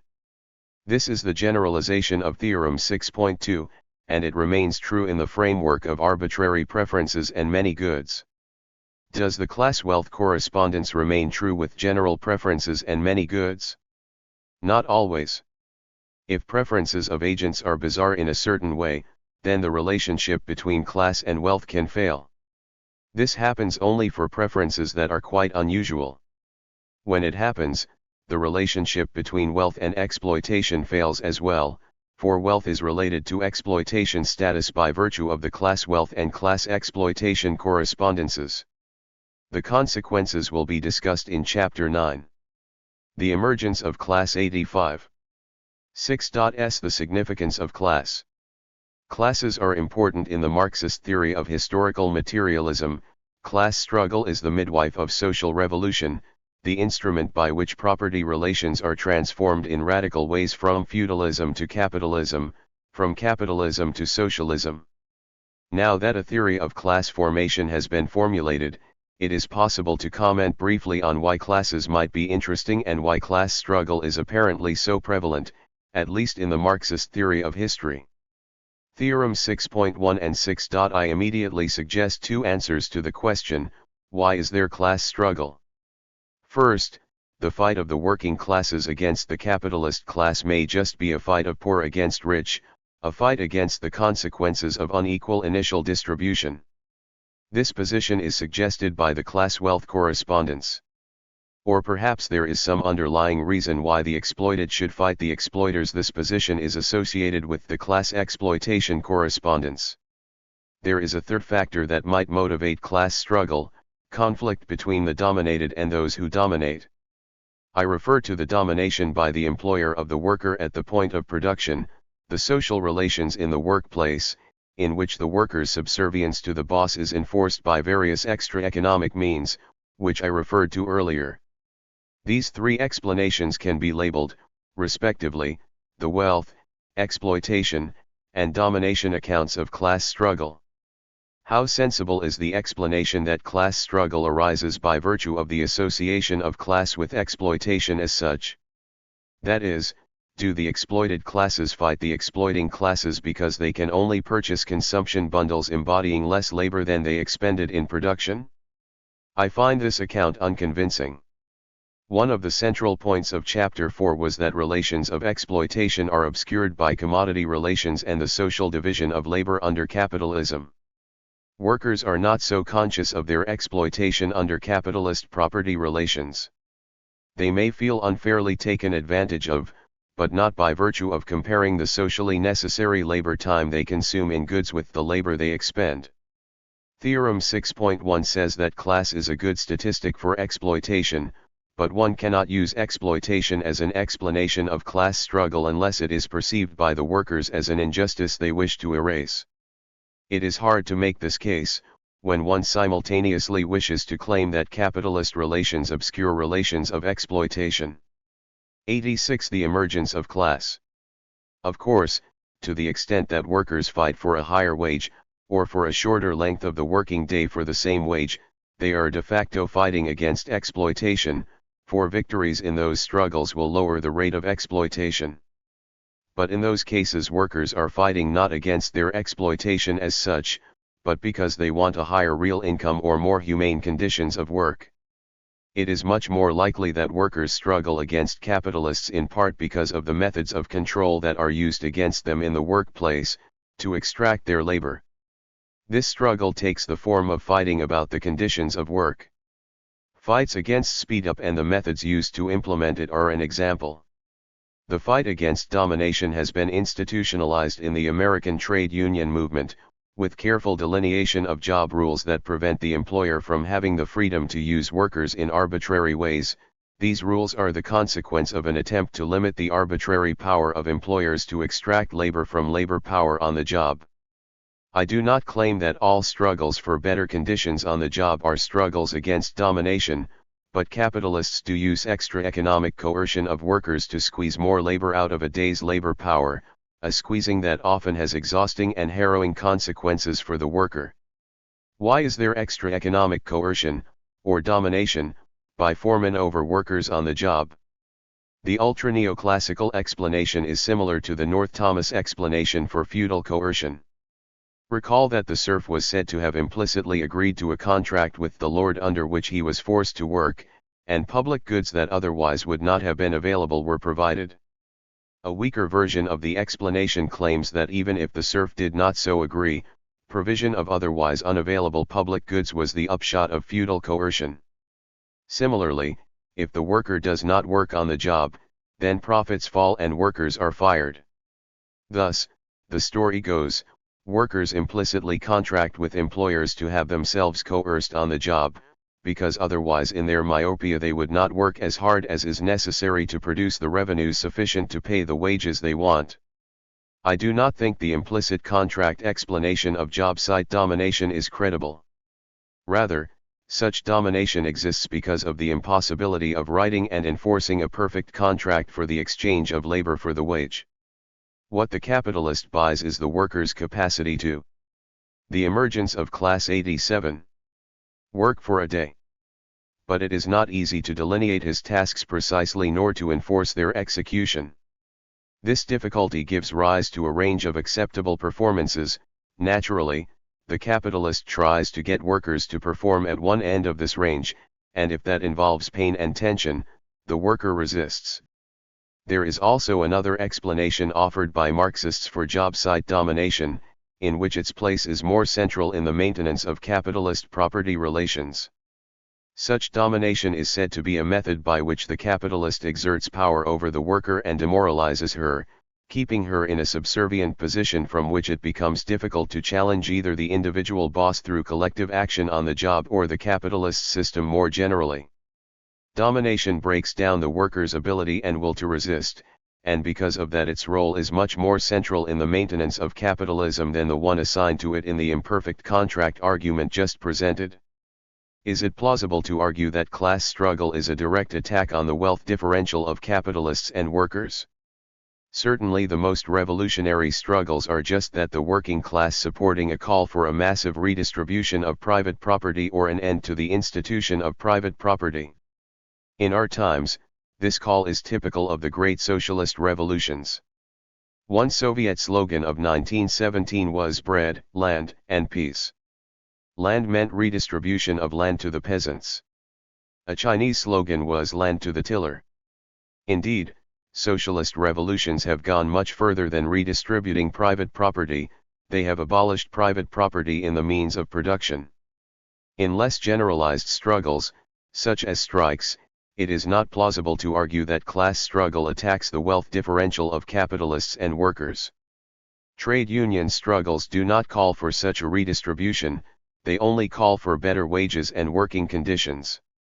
Indeed, Marxists have often characterized trade union class struggle as economist, because it is limited to relatively parochial economic demands instead of taking on the basis of the inequality, the system of private property in the means of production. This is not to say that Marxists oppose trade union struggles, but that they do not view them as necessarily leading to the revolutionary transformation that would be necessary to end the class system and the inequality that lies at its foundation. 88. The emergence of class.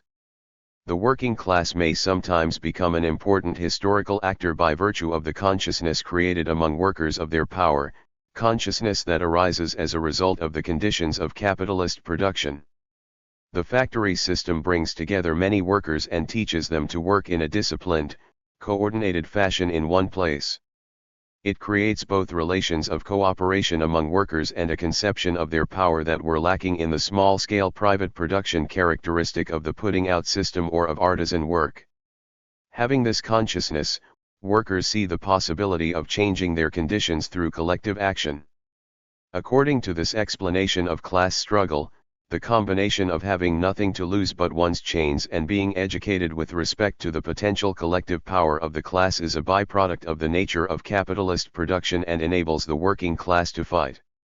Thus, although capitalists may dominate workers in order to demoralize them, the demoralization does not always succeed because of the nature of the industrial labor process, which reveals to workers their power and potential. Class struggle takes place only when the members of the working class see a potential for victory. The costs of fighting are too great for an individual, even in a collective mass where he is relatively anonymous, unless there is some expectation of victory. It is a classic observation that the absolutely poorest, the unemployed and completely marginalized members of society are not the most revolutionary.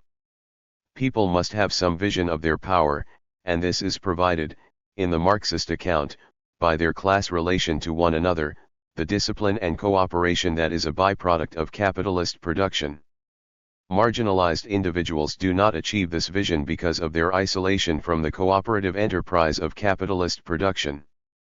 There are, then, a variety of sociological and psychological reasons, as well as economic ones, for believing that classes, as one have defined them, are important social actors. The economic reason is chiefly the relation of class to wealth. The sociological and psychological reasons are the relations of class to domination, power, discipline, and consciousness. Consciousness, in turn, is determined by the common experiences that members of the same class have, both in production and in consumption. The emergence of Class 89. 6.6 Exploitation deemphasized. Two characteristics of agents have emerged as important to positive and normative concerns, wealth and class. What is surprising is that exploitation, in the technical sense, seems to have fallen out of the picture. Differential initial wealth is of normative interest, as Chapter 5 emphasized, because it may well be the central injustice of a capitalist system, by virtue of the unequal opportunities that it creates. Differential wealth is also of positive significance, to the extent that it explains social rebellion and the transformation of systems of property. But it is more likely that differential wealth works indirectly through the formation of classes. Class is of interest as a positive statistic of class struggle, and hence of social transformation. The reasons for class struggle may not be directly related to the wealth associated with class position but with the consciousness that comes about by virtue of common class membership. But although exploitation is related to both class and wealth, it does not appear to be of direct interest from either the positive or the normative viewpoint. If workers are unfairly taken advantage of, it is not because they are exploited but because an unfair wealth distribution produces that exploitation as a byproduct, and if workers unite in class struggle, it is not because they are exploited as such, but for the other reasons I have given. Exploitation, in the technical Marxist sense, appears to be an unnecessary appendage to our basic concerns, both ethical and positive. To put this bluntly, some central concepts of classical Marxist economics, the labor theory of value and exploitation, seem not to be of fundamental interest. Analysis with economic tools reveals that much work remains for Marxist ethics and for sociology and history, the first to study the moral legitimacy of private property in the means of production, the second to study the usefulness of class as an explanation for the formation of attitudes and preferences and, ultimately, for the collective action that transforms society. What the economic analysis shows is that class position can be explained endogenously, as the consequence of initial differentiation in wealth, and that the technical notion of exploitation is closely related to the two more fundamental measures, class and wealth. In section 9.2 further evidence will be presented for the position that exploitation does not provide the best measure of the injustice associated with differential ownership of the means of production. 7. Exploitation without a labor market. In Chapter 6 I demonstrated that the initial unequal distribution of wealth is the common ancestor of both exploitation and class. Whereas the wealth distribution is pertinent to an ethical evaluation of capitalism and the class structure may have much to do with the formation of preferences and class consciousness leading to collective action, exploitation appears to be a subsidiary concept of little direct importance, for either positive or normative concerns. Therefore, I suggest that Marxists should focus their analysis directly on property relations and on the class relations that the distribution of property entails, bypassing the circuitous route to those concerns through the technical concept of exploitation. Even if exploitation is dispensable as a statistic for phenomena of social and political interest, class position, defined by an agent's relation to the act of hiring and selling labor, is still important. Indeed, as I mentioned, much original Marxist social science has been directed to the study of the labor process.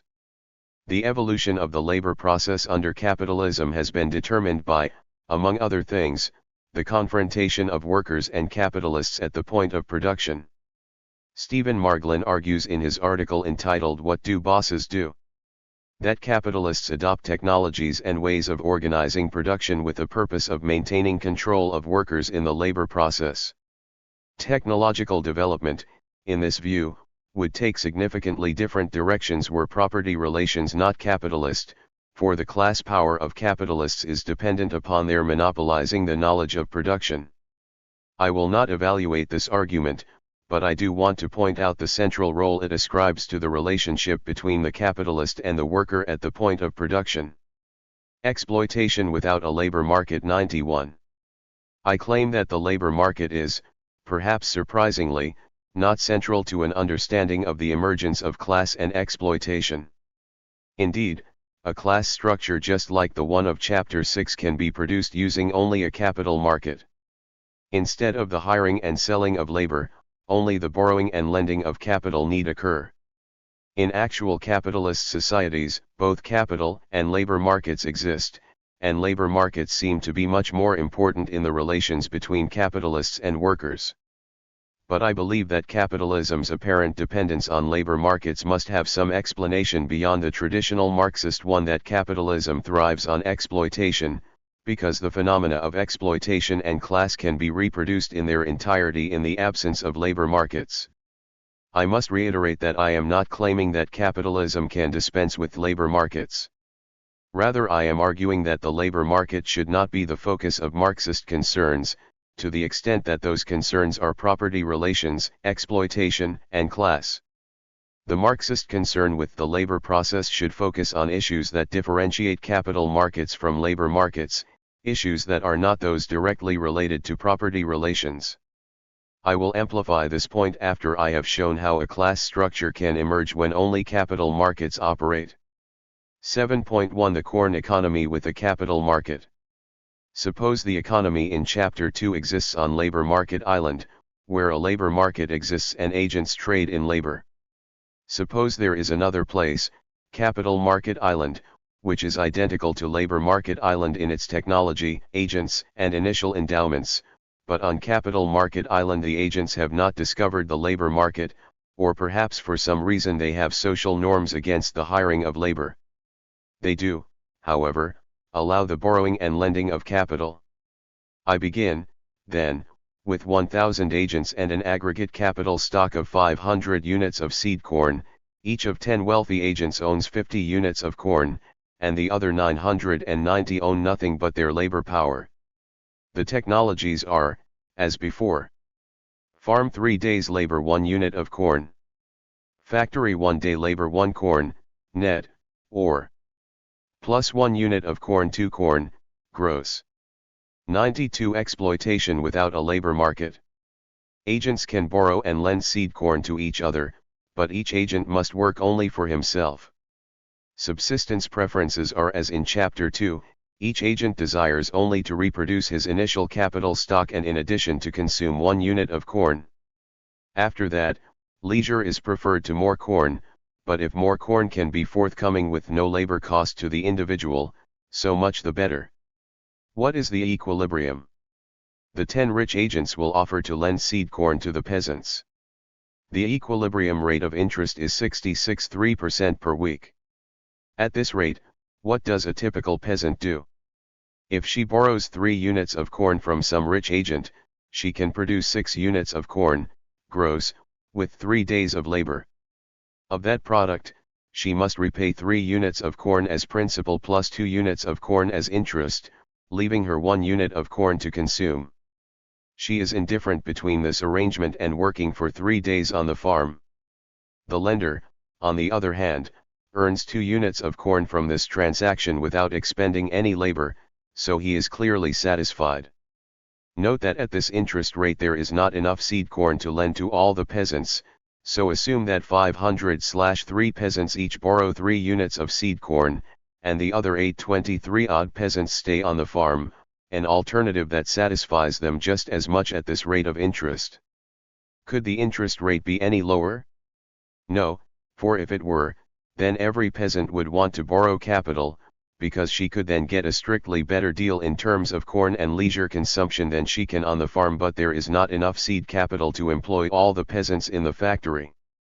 So competition among the peasants will bid the rate of interest up to 66.3%. Could the rate of interest be any higher? No, for then no peasant would want to borrow corn, and the capitalists also would have to work. Hence, in an effort to reduce their labor time, the capitalists will propose an interest rate no higher than 66.3%. Thus, the only interest rate capable of equilibrating the demand and supply of loans is 66.3%. Note that the equilibrium interest rate is the same as the rate of profit on labor market island in Chapter 2. This would be the case even if the model were more complicated. The equality of the interest rate and the profit rate has led to a confusion in terminology among Marxist and neoclassical economists. In neoclassical terminology, interest is a factor return and profit is a surplus beyond the returns to factors that are explicitly taken into account in the production process. Sometimes in neoclassical analysis, profits are viewed as a return to some hidden factor, such as entrepreneurial exploitation without a labor market. 93. Talent, which is not mentioned in the model. Thus, a neoclassical account would hold that there are zero profits in the models of this book. The gross product is partitioned into replacement of seed, corn consumption, and interest, the last being a return to capital, or perhaps, more precisely, to the attribute of the budding capitalist that gave rise to his original accumulation, for example, his low rate of time preference, his risk propensity, or the special capacity he had to plunder his neighbor.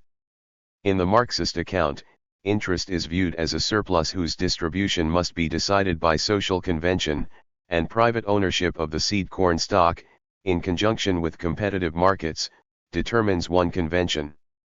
To return to the model, note that there are, at equilibrium, three classes, just as in Chapter 2, a class of capitalists, who do not work and live off interest, a class of proletarians, who work on borrowed capital in the factory, and a class of peasants, who work on the farm in circumstances identical to those of their peasant cousins on labor market island. In terms of the definition of class, borrowing capital takes the place of selling labor and lending capital, of hiring labor. Now it may be the case that classes defined in terms of an agent's relation to the capital market produce social consequences considerably different from those produced by the classes defined by an agent's relation to the labor market. The proletarians on capital market island might work in factories that they control, whereas on labor market island they might work under the malevolent gaze of the capitalist's foreman. But these differences do not exist in the models under discussion. They enter at a more concrete level of the description of labor and capital markets. If classes are important, as I claim they are from a positive viewpoint in Marxist analysis, the question remains whether it is only labor classes that are important, or capital market classes as well. So far as exploitation is concerned, labor market island and capital market island are identical. Each agent is exploited precisely as much on one island as is his twin on the other. Either the labor market as such is tangential to the concerns of Marxism, or its importance derives from phenomena other than its relation to property and exploitation, for example, domination. 7.2 Capital Market Island, the five-class model. The more highly articulated five-class model of Chapter 6 also can be reproduced on Capital Market Island. Agents borrow and lend on. 94 Exploitation without a labor market. This island but do not engage in relations of labor exchange. The two islands are otherwise identical. Each agent on labor market island has a twin on capital market island with exactly the same endowment, WI units of seed corn. The technologies on both islands are AL. On capital market island, each agent wants to maintain his capital stock and to consume an amount of corn B per period. Agent I has three choice variables: she, the amount of corn he will produce using his own capital; ZI, the amount of corn he will produce using borrowed seed corn; and YI, the amount of corn he will lend to others. Facing a price of corn interest rate pair, An agent has an optimal plan that earns him at least the revenue required to buy corn in amount B, does not commit him to lending out and using more capital than he has, and minimizes the labor he expends subject to these constraints. A pair that allows all agents to realize their plans is called a reproducible equilibrium, as before. The markets that must clear are the consumption corn market at the end and the seed corn capital market at the beginning. To say that the capital market clears means that at the going interest rate the demand for borrowed capital equals the supply of capital that agents desire to lend. To say that the corn market clears at the end means that at least NB units of corn are produced, net, so each can buy his desired consumption bundle and society replaces its capital stock. In addition, it must be the case that enough corn is available in the society at the beginning to realize the production plan. These conditions, formally, are analogous to conditions, and, of course, the agent's labor minimizing program is similar to program in Chapter 6. To be explicit, the agent's labor minimizing program on Capital Market Island, facing a price-interest pair, is to choose a vector of numbers to minimize LXI plus LZ subject to 11 plus ZI plus RPB AXI plus Y5 WI LXI plus LZ 5L. The first constraint guarantees that his net revenues derived from using borrowed seed corn, that is, revenues remaining after paying back the principal and interest on the borrowed corn, plus his revenues from production on his own corn, plus the interest income from the corn he lends out are sufficient to purchase his subsistence amount of corn, b. The second con. Exploitation without a labor market 95. Strain says that the amount of com he uses in his own production plus what he lends out does not exceed his stock. The third constraint is the agent's labor constraint.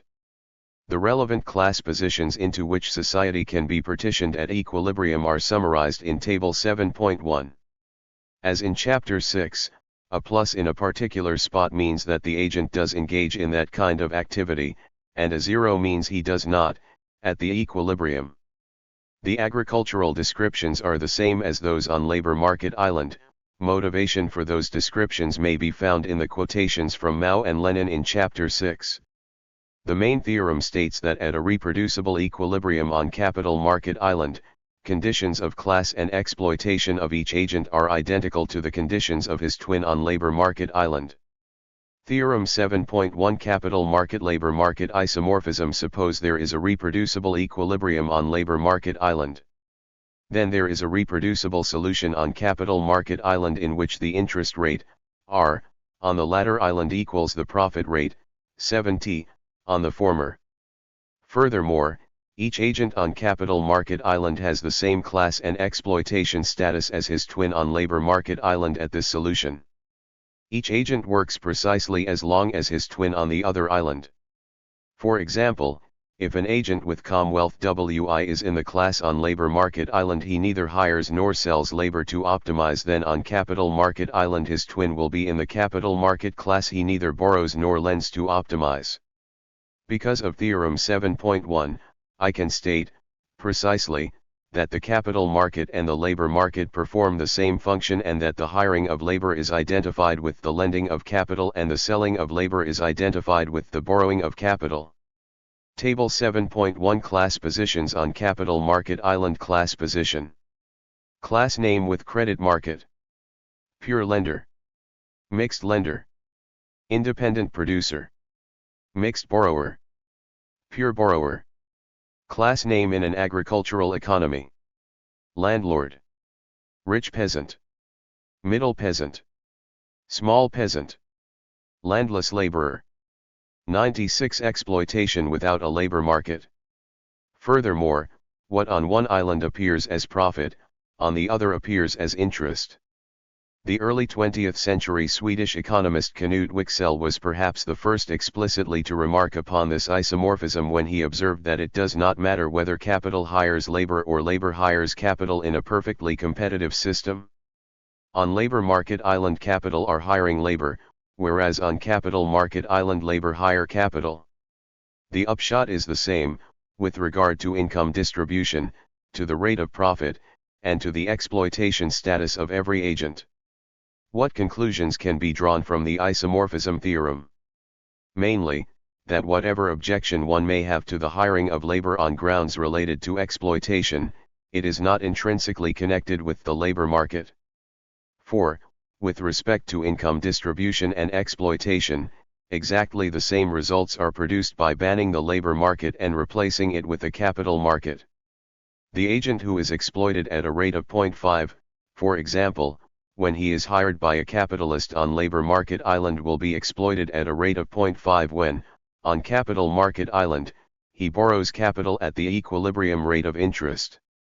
Other objections to the hiring of labor, objections that do not apply to the borrowing of capital, can be made, but they cannot be made on grounds of exploitation, or on account of the relation of the class structure to the initial distribution of wealth.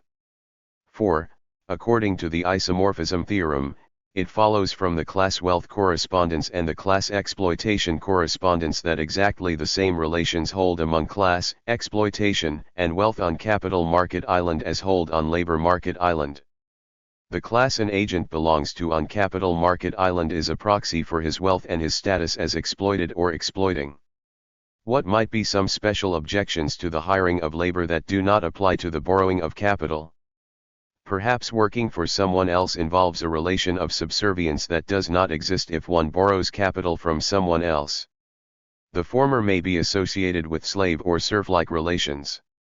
There may be a domination effect associated with labor markets that does not exist with capital markets. Perhaps the lender does not supervise and dominate the borrower the way the hirer dominates the seller of labor power. It is not alto. Exploitation without a labor market. 97. Gather clear whether this distinction exists in reality. There are places, chiefly small-scale agricultural economies, where the capital market is important. Poor peasants borrow corn or land from rich ones, paying back interest. Sharecropping is a complex example of such an institution. It is, in fact, not exactly like a capital market, for the rate of interest is not fixed but is a percentage of the crop. Where capital markets are used, there is either some collateral that the borrower will forfeit if he does not pay back, or there is direct supervision by the lender to make sure the principal is being well used. So domination exists in practice in actual capital market economies, too.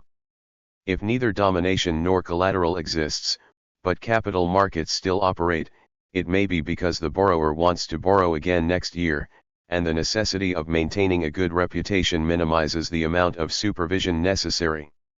When labor markets operate in small economies, such as villages, where the reputations of individuals are well known, then the supervision of workers is probably not necessary either. In fact, what may be empirically the case is that labor markets are used when reputation and the repeated nature of trade between the same pair of agents cannot be relied on to ensure performance, and capital markets are used when reputation can be relied on, or the borrowers have some collateral. If the domination effect does, to some extent, differentiate in historical fact the experiences of those who participate in labor and capital markets, then the class consciousness developed by those participants may consequently differ. Members of the proletarian class on labor market island may hate their bosses more than members of the borrowing class on capital market island hate their creditors, because the borrowers have a less proximate and non-dominated relation to creditors. Hence, the class struggle between classes on capital market island may differ from that on labor market island if domination is an important determinant of class struggle. If wealth is really the determinant of class struggle, then there will be no differences between the nature of that struggle on the two islands, for the class wealth correspondence is true on both islands. But there is a third possible cause for a distinction between the class consciousness that might be associated with what are otherwise the same class structures on the two islands. There are technological factors that appear to be associated with the choice between labor and capital markets as the main markets for arranging production, labor. 98. Exploitation without a labor market. Markets are used when economies of scale are prevalent and large-scale, cooperative production by many workers is required, and capital markets are used in small-scale production where cooperation is not necessary. I remarked in Chapter 6 that the discipline and cooperation of industrial production may in large part be responsible for developing the class consciousness of workers and for enabling them to recognize their potential power and ability to act collectively. If this is the case, and the technological determination of the distinction between the use of labor and capital markets holds, then one would not expect the same class consciousness to develop among pure borrowers as develops among proletarians. In small-scale agricultural economies, such as peasant economies in India, both capital and labor markets are used. The landlord who hires the poor peasant to work on his land is often the same person who lends money to the peasant, who in turn uses it to buy fertilizer and inputs for his small plot. Indeed, capital and labor markets are linked in peasant economies in which the relations between a peasant and a landlord with respect to the loans they transact play a role in determining the relations between them on the labor market. For example, if reliable labor is relatively scarce in a region, then a landlord may establish a money-lending relationship to certain peasants in exchange for the guarantee, from them, that they will sell their labor power to him at harvest time. It is by studying these actual economies that one learns more about the characteristics of labor and capital markets that may differentiate them. 7.3 Capital markets and workers' cooperatives. Why are labor markets rather than capital markets the main conduit through which capitalism organizes the union of labor and capital that is necessary for production? Why do modern capitalist societies look more like labor market island than like capital market island? A first response is that increasing returns to scale make it necessary to exploitation without a labor market. 99. Join many producers together in one place. One individual, propertyless agent cannot borrow capital and produce effectively. But why, then, are there not more workers' cooperatives under capitalism, institutions in which many workers get together, borrow capital, and set themselves up as firms? Under such an arrangement, increasing returns to scale could be effectively exploited. There are significant difficulties in organizing such coalitions. It may be that diseconomies of scale in organization prevent workers' cooperatives from taking advantage of economies of scale in production. Cooperatives do exist in firms that were originally set up as privately owned enterprises and were then sold by the owners to the workers. Besides the difficulty inherent in organizing a large group to begin a firm, workers do not have the necessary access to capital markets. Those who run the institutions that mediate between borrowers and lenders are not willing to lend to workers, because cooperatives do not have a reputation for being able to make a profit. If a firm has been operated for some time under capitalist ownership, the banks may be more convinced that the workers can run it themselves, which would explain the relative prevalence of worker-owned firms formed as takeovers of capitalist firms. It is sometimes argued that worker-owned firms are rare because workers will not work hard enough to survive in the market, where they must compete with capitalist firms. Supervision and discipline are required, it is said, to get workers to work hard enough to produce competitively. As noted previously, certain neoclassical writers maintain that workers enter into an implicit contract with capitalists, under which workers implicitly agree to be supervised by capitalists in order to be forced to produce the revenues funding their high wages. To this there are several replies. First, worker-owned firms are often successful even though previously, as capitalist firms, they were not. Second, nothing prevents workers from hiring their own supervisors. Third, if workers do prefer to work less hard than they would under capitalist ownership, they can trade off a high intensity of work against a lower wage, thereby keeping the price of their product competitive.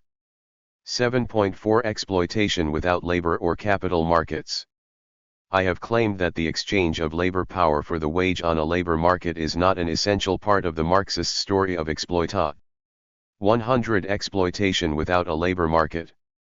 Tion and class, for those phenomena can be reproduced with a capital market instead. If labor markets are necessary for a private property system, as they certainly appear to be from the historical instances of capitalism, the reason must lie in the attributes that differentiate labor markets from capital markets. But these differences are not part of the traditional Marxist story. They have, indeed, been a topic of research mainly in the industrial organization literature, Marxist and non-Marxist, of only the last 20 years. The conclusion I have derived from this discussion is that Marxism's preeminent concern is not with the institution of labor exchange as such but with the underlying property relations, the unequal and private ownership of the means of production. The labor market is just one way that the private ownership of the means of production can be turned into unequal final incomes and welfares, which one would judge to be unjust if the initial distribution of wealth were judged to be so. Consider again the point that the inequality of outcome associated with exploitation is not fundamentally related to the existence of the labor market. Suppose there is a third island, where there are neither capital markets nor labor markets. In this economy, exploitation and unequal outcomes will still emerge as a result of the private ownership of the means of production. One cannot place the blame for this exploitation on either the labor market or the capital market. It lies more directly on the original unequal wealth distribution and on the existence of trade in ordinary commodities. On Primitive Island, whose name derives from the lack of discovery of either labor or capital markets, two goods are produced, corn and flax. For simplicity, suppose that both goods are in the subsistence bundle that each agent must consume each week, call the bundle B. Both corn and flax may be inputs into production of both goods, and labor is also an input. Suppose that there are many agents in this economy and that they begin with different endowments of corn and flax. The initial endowment of corn and flax of agent I is the vector Wi.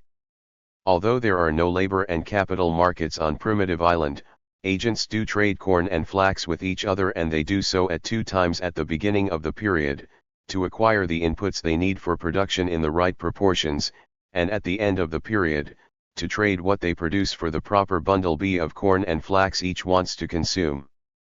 Traders in this economy are motivated by the same preferences as previously described. Each wishes to minimize the time she works subject to 2. Exploitation without a labor market. 101. Constraints: that she be able to earn enough with her produced output to purchase the bundle B, and that she choose a production plan that is feasible for her, given the initial value of her holdings. Wi. A reproducible equilibrium in this economy is a vector of prices P equals that clears the corn and flax markets when each agent engages in her optimal production plan. Formally, the problem is stated as follows: the problem can easily be represented as one with many goods, not just corn and flax. Let there be n goods, a technology input matrix A, and a row vector of labor input coefficients L. Agent I has endowment Wi of the n goods at the beginning of the period.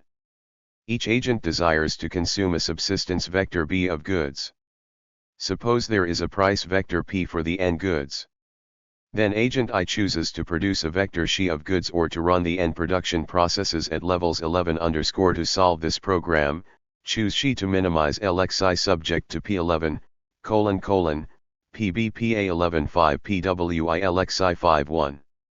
The first constraint states that the value of the net output the agent produces is sufficient to purchase the consumption bundle B at the going prices.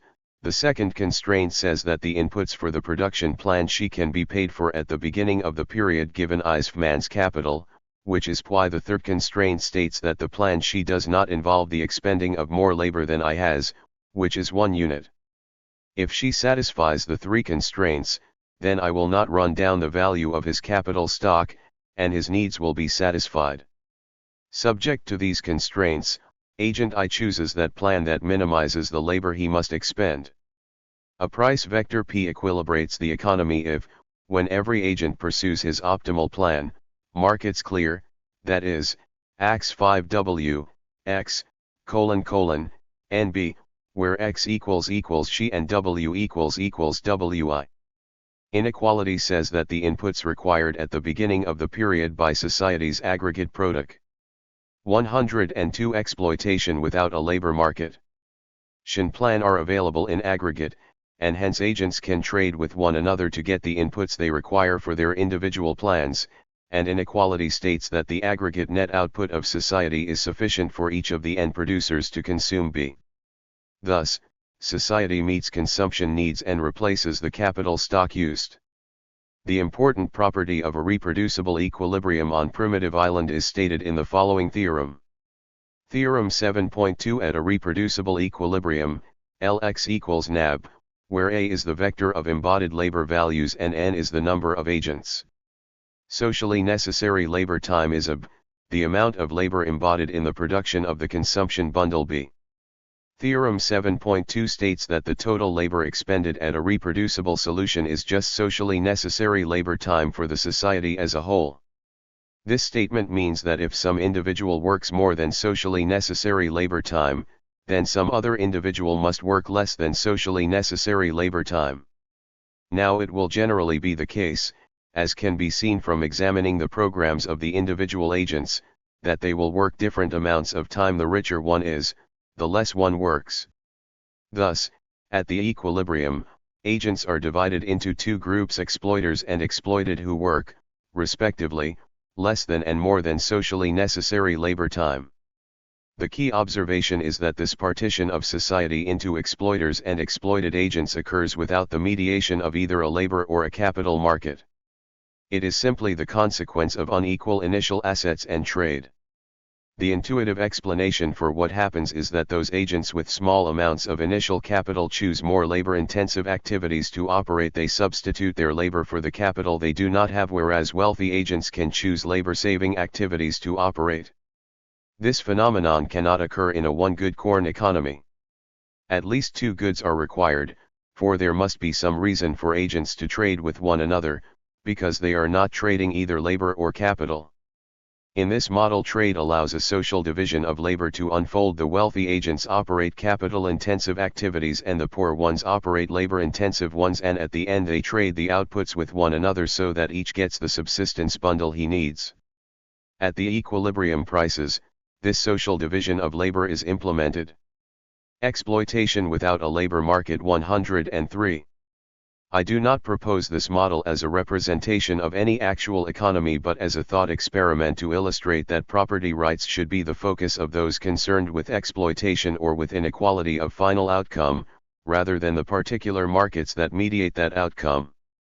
If one had to name the one site that accounts for the inequality Marxists call exploitation, one should choose neither the labor process nor the capital market, but the initial determination of unequal capital stocks. Notice that the economy on primitive island does not have classes as defined earlier. Agents do specialize in different activities. In that sense, agents have somewhat different relations to the production process, but there are no relations of hiring or lending among them. Primitive island does not have a market structure rich enough to exhibit classes. What it illustrates is that in an economic sense, exploitation is a concept that can be thought of as logically prior to class. 7.5 International capitalism, imperialism and labor migration. The models of this chapter also are applicable to countries. Each agent can be thought of as a country, with an endowment of labor and capital. There is a common technology available to all countries, and each country tries to maximize national income. A country can borrow capital from or lend capital to other countries and hire labor from or sell labor to other countries. Facing the international prices for goods, labor, and a rate of interest, each country decides on its optimal program of borrowing capital, hiring guest workers, and operating its own capital stock with its own workers. Of course, there are many assumptions of these models that are not realistic. For example, neither the wage rate nor the technology really are uniform internationally. Nevertheless, some basic observations that do conform in a broad way to reality can be made. An equilibrium is a set of prices, a wage, and an interest rate that allow all markets to clear. The markets in this model are the commodity markets for consumption, the markets for initial productive inputs, the international labor market, and the international capital market.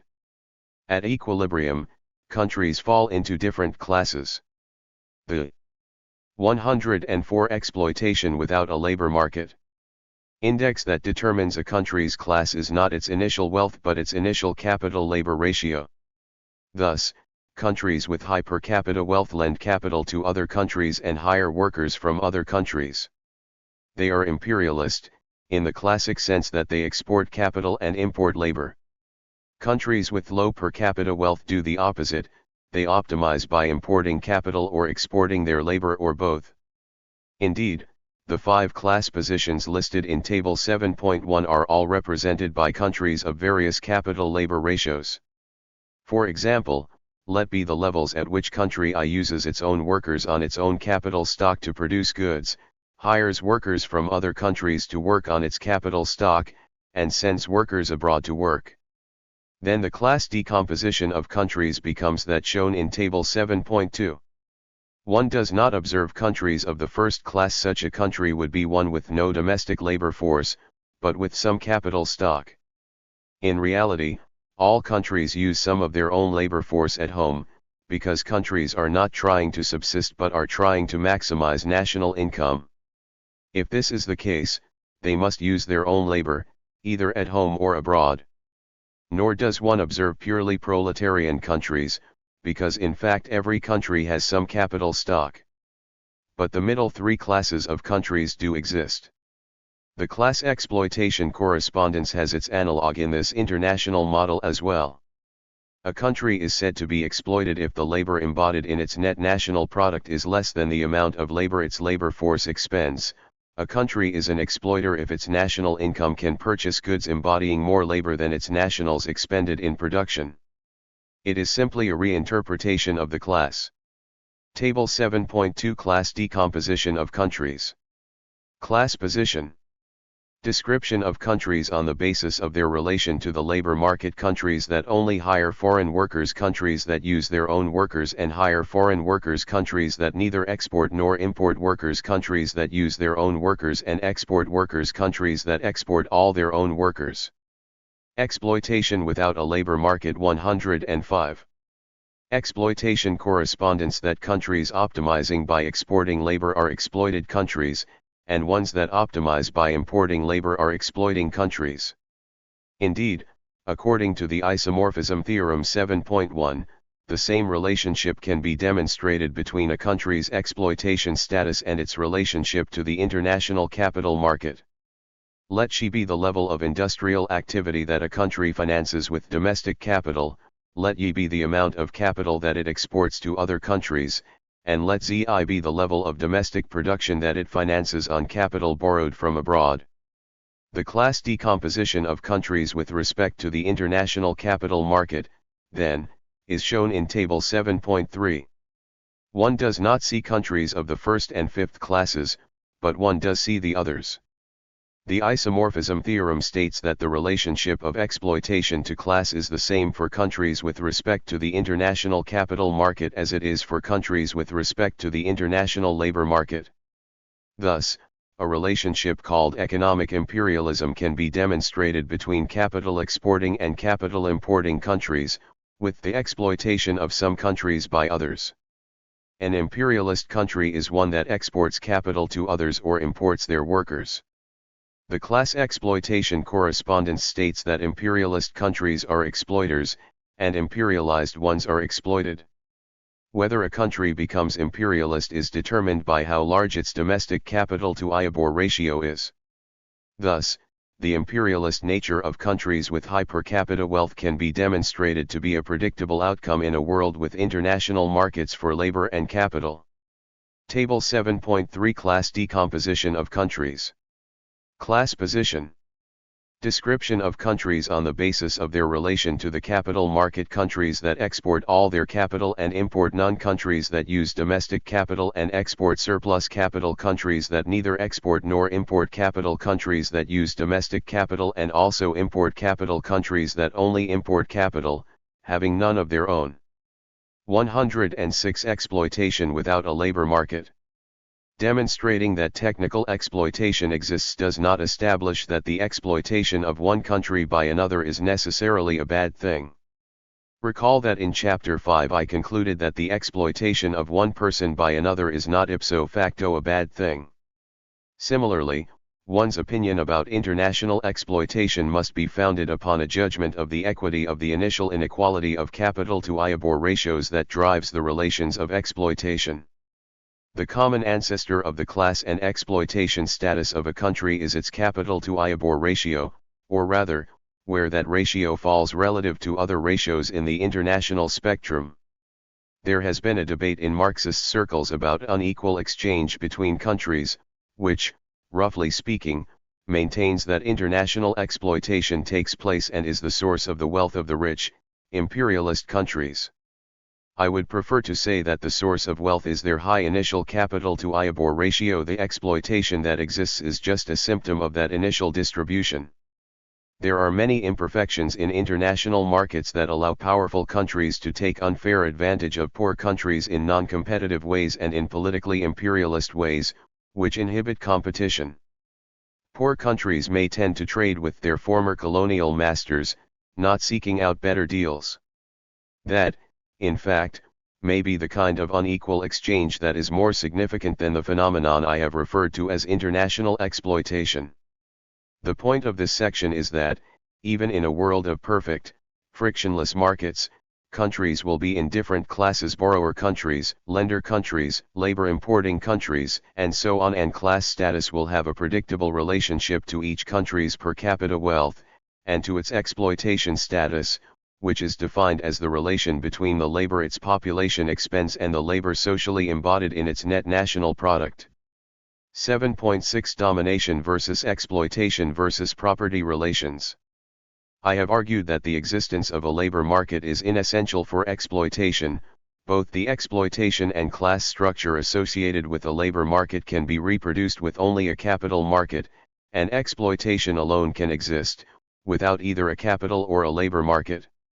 The determining factor is the initial exploitation without a labor market. 107. Distribution of wealth, and, more generally, the institution of private ownership of the means of production, which allows a distribution of wealth to be parlayed into substantial inequality that lasts for generations. Neither the labor market, nor even exploitation, are the sources of the inequality and injustice with which Marxism is concerned. Sometimes Marxists argue that the source of capitalism's injustice is the domination of capitalists over workers, and, they would claim, chiefly that domination existing in the factory, at the point of production. I think that that kind of domination is of second or third order importance in maintaining capitalism and its injustices. To my mind, it is essentially a technique that is necessary because of the impossibility of writing and enforcing a perfect contract for the exchange of labor power for the wage. Of first order importance is the maintenance of capitalist property relations, and that is accomplished chiefly through ideological means in modern capitalist societies. There are, of course, an army and a police force that will protect capitalist property relations in the last instance, but that force would be of little value if the working class as a whole were of a mind to abolish private ownership of the means of production.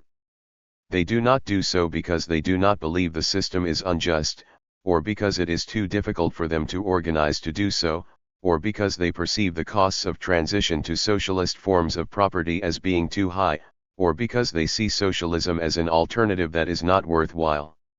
To discuss these four causes would take me beyond my present purpose. My point now is a smaller one, namely, that domination at the point of production, so often a concern of Marxism, is quite distantly related to the concern with exploitation. I think the essential injustice of capitalism is located not in what happens at the point of production, but, prior to that, in the property relations that determine class, income, and welfare. This distinction is not a hollow one in its political application. Those who focus upon the labor market and domination at the point of production as the nasty characteristics of capitalism advocate industrial democracy and worker-owned firms as the appropriate redress. But if property relations are the fundamental source of nastiness, then a policy of socialization of the means of production, whatever that may mean, is dictated. Socialization does not necessarily involve the democratic running of firms by their workers, because industrial democracy is neither clearly necessary nor sufficient for public ownership of means of production. 8. Historical materialism is a theory of history that has received much attention in the past decade. Although I cannot review that work in depth here, I will show how the formal theory of class and exploitation that has been developed has its intellectual ancestry in the Marxist view of history. My summary of historical materialism relies almost entirely on the works of G. A. Cohen, which have, more than any others, rejuvenated historical materialism as a serious candidate in social and political theory. In section 8.4 I will review a competing Marxist variant of historical transformation found in the work of Brenner. 8.1 Economic structure, productive forces, and superstructure. Although historical materialism is central to Marxism, Marx wrote very little about the theory as such. The main statement, a brief one, appears in the preface to a contribution to the Critique of Political Economy, published in 1859. In the social production of their existence, men inevitably enter into definite relations, which are independent of their will, namely relations of production appropriate to a given stage in the development of their material forces of production. The totality of these relations of production constitutes the economic structure of society, the real foundation, on which arises a legal and political superstructure and to which correspond definite forms of social consciousness. The mode of production of material life conditions the general process of social, polity.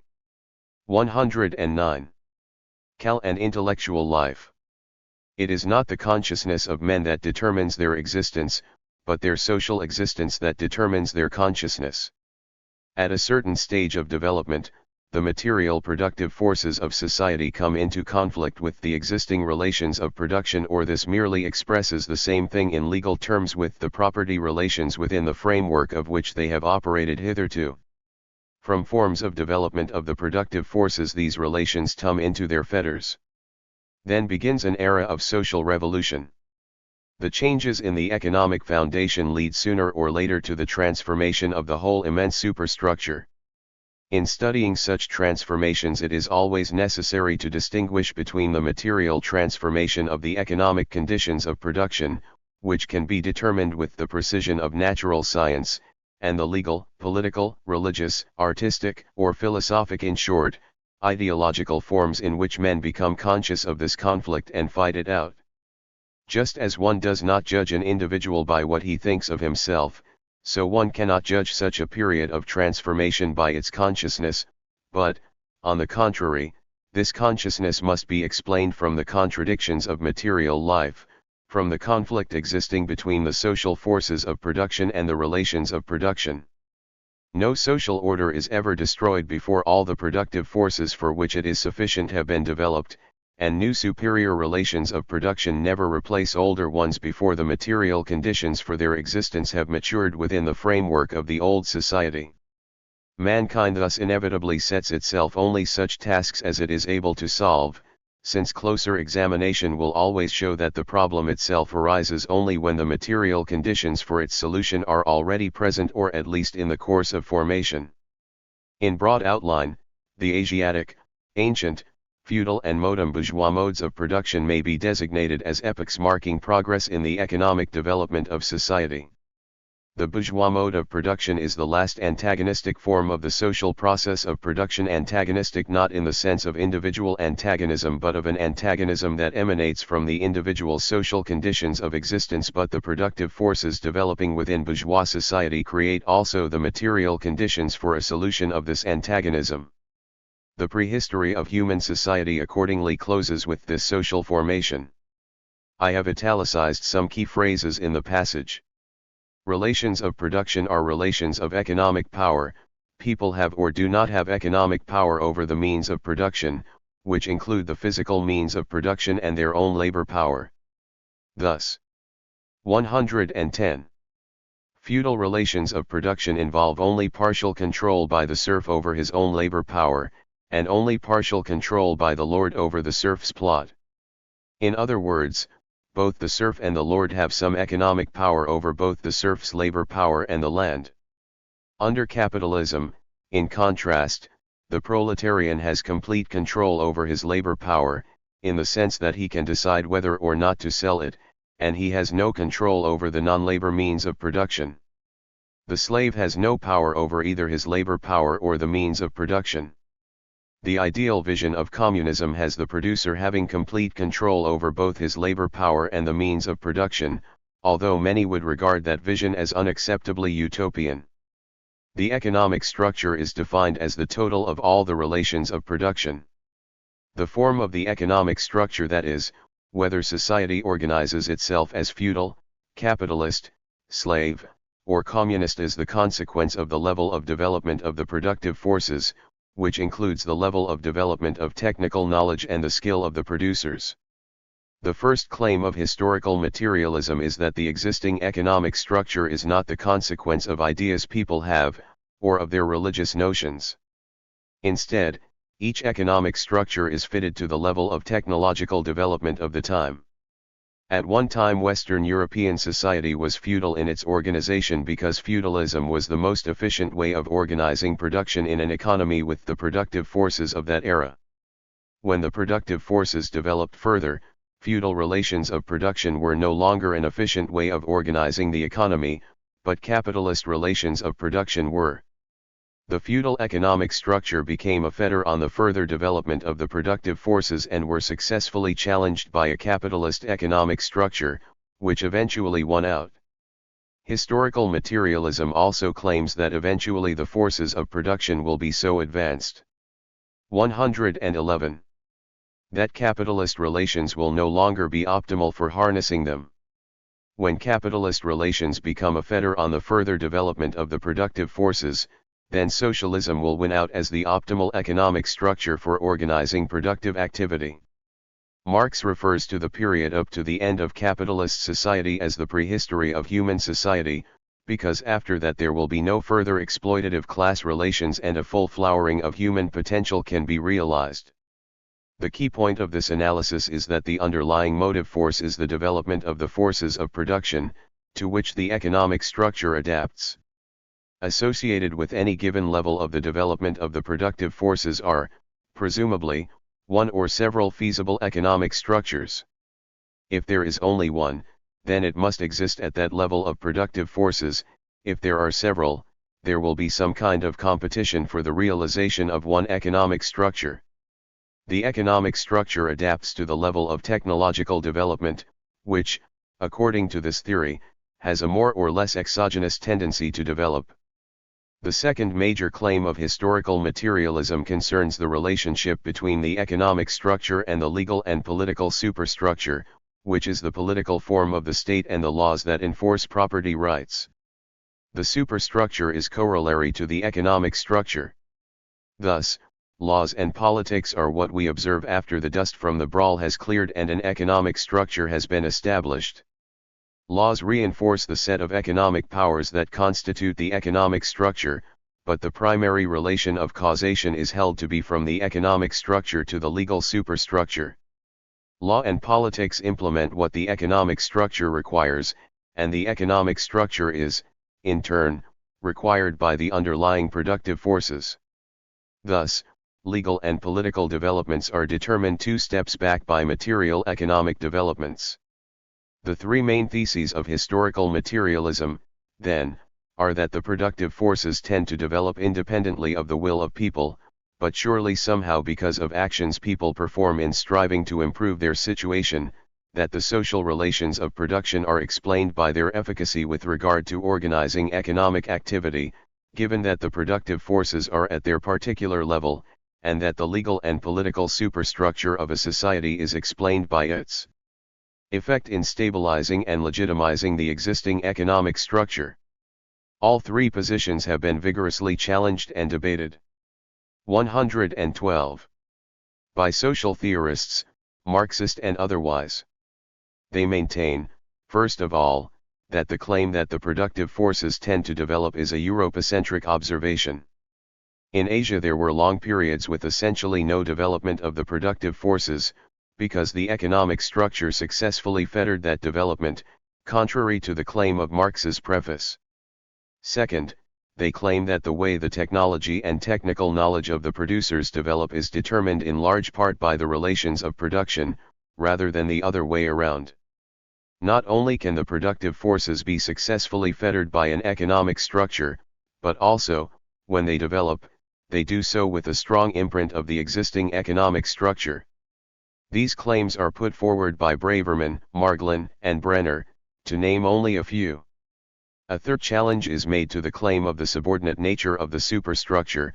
Many writers maintain that the political and legal superstructure has tremendous effect on the nature of property relations and that it is a mistake to view the primary causal relation as running the other way, as thesis maintains.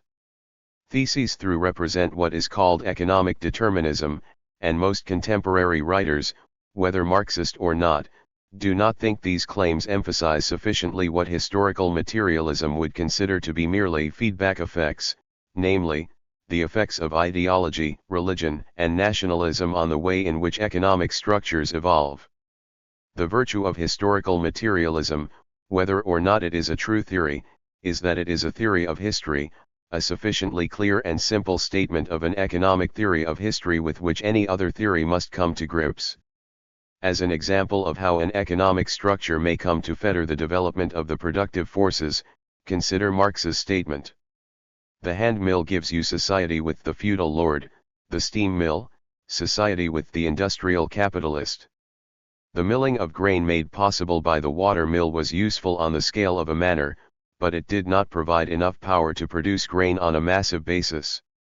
With the advent of steam, it became possible to run machinery capable of 113. Producing an output much greater than the amount that could be consumed by the direct producers. That output could be traded for profit. Thus, possibilities for economic advantage came to exist with more productive technology, and a class arose to seize that advantage. But such a class could not have existed were technology not sufficiently productive to yield far more than the producers themselves needed. In addition, a new technology of trade arose and made available distant markets that could be supplied by an enterprise producing goods for exchange rather than for its own use. By elaborating on this theme, one can provide a historical materialist explanation of the emergence of capitalism and the eventual demise of feudalism. The argument that the development of trade was an aspect of the development of the forces of production that led to capitalism is called the commercialization argument for the transition from feudalism to capitalism. The next example is not an instance of the historical materialist theory as I have presented it, although this example is often taken to be a Marxist argument. Consider the following explanation of the transition from capitalism to socialism. Capitalism develops the division of labor. It brings together large groups of producers in factories, teaches them to work in a coordinated and disciplined way, and educates them. By teaching workers such cooperation, however, capitalism sows the seeds of its own destruction, for workers then learn that capitalists are not themselves necessary for the process of production. The capitalist factory both shows workers their power and provides a place for them to organize and eventually expropriate the means of production for themselves. This explanation is not a historical materialist one, because capitalist relations of production are not said to act as fetters on the further development of the productive forces, rather they are said to become untenable given the nature of capitalist production. An essential aspect of historical materialism is that it offers an economic explanation of the evolution of societies, an evolution that occurs independently of the will of men. Institutions of property, law, and politics are seen to rise and fall insofar as they adapt well or poorly to exploiting the changing forces of production. According 114. To thesis, productive forces tend to develop through history. As I noted, this thesis is challenged by examples of long-term stagnation in the productive forces. There does, however, seem to be a tendency for technological progress across time. Cohen argues that, because people are rational and face conditions of scarcity and are capable of alleviating scarcity by applying their rationality to improve the efficiency of the techniques by which they produce things, the forces of production therefore tend to develop. Cohen's presentation of this argument is more subtle, but suffice it to say that there are reasons to believe in the tendency for the development of the productive forces, as claimed by thesis. Thus, the three theses of historical materialism can be defended as reasonable ones, given certain suppositions about human rationality and the scarcity that characterizes the human situation. Even if the theory of historical materialism is logically consistent, the question remains whether it accurately depicts actual historical development. 8.2 The role of class struggle. The Communist Manifesto opens with the line, "The history of all hitherto existing society is the history of class struggles," yet class struggle does not appear in Marx's statement that I quoted earlier. Some maintain that Marx was inconsistent in advocating two different theories of history, others have tried to reconcile the two positions. A reconciliation is not so difficult to propose, if class struggle is assigned the role of midwife at the birth of the new economic structure. Productive forces may have outgrown feudal property relations, which fetter their further development, but the bursting of those relations comes about by virtue of class struggle, serfs against lords and lords against mercantile capitalists. Indeed, class struggle may be constantly happening, but the class of exploited producers is only successful in its rebellion when the existing relations of production are no longer able to deliver the goods. Only then does a revolution occur and a new kind of property relations becomes established. Even though it might appear that class struggle is responsible for the transformation, this reading of historical materialism claims that it is merely the facilitator, while the deeper cause of revolution is the dissonance between the level of development of the productive forces and the old economic structure. 115. This insertion of class struggle into historical materialism can be elaborated further. Imagine that there is a class of direct producers who are serfs in a feudal economy, but also imagine that a nascent capitalist economy is emerging alongside it, an economy based on possibilities for trade that have opened up with other areas. The capitalist sector, unlike the feudal sector, does not engage primarily in production for its own consumption but in production for trade. Even though the serfs have been rebelling for years, only the advent of the technology making possible the viability of the capitalist sector provides them with an alternative to the feudal economy on a mass scale. Now there is an option: capitalists and feudal lords can compete for control of the working population. If the technology or forces of production that the capitalists are using enable them to pay higher real wages than serfs earn, then there is an economic advantage to the liberation from serfdom that did not formerly exist. Thus, class struggle of serfs against lords is more likely to be successful, in the sense that serfs can cease being serfs as a consequence. They can succeed in becoming independent peasants and can participate in the trade that the capitalist sector has developed, or they can escape from the feudal estate and become artisans or proletarians in the towns. This competition between feudalism and capitalism now enables class struggle against feudalism to be successful even though formerly it was not. In this account, the class that emerges as the dominant one does so by virtue of its ability to develop the productive forces more effectively. The mechanism is this: the class best able to develop the productive forces will be able to offer the highest standard of living to the direct producers, and this higher standard of living will act as a magnet to draw the producers into its mode of production. The analogy to Darwinian evolution is clear. Natural selection favors the variant that is most suited to survive in the given environment. In historical materialism, the variants are different economic structures and the given environments are the different ways of producing things, including the use of different technologies.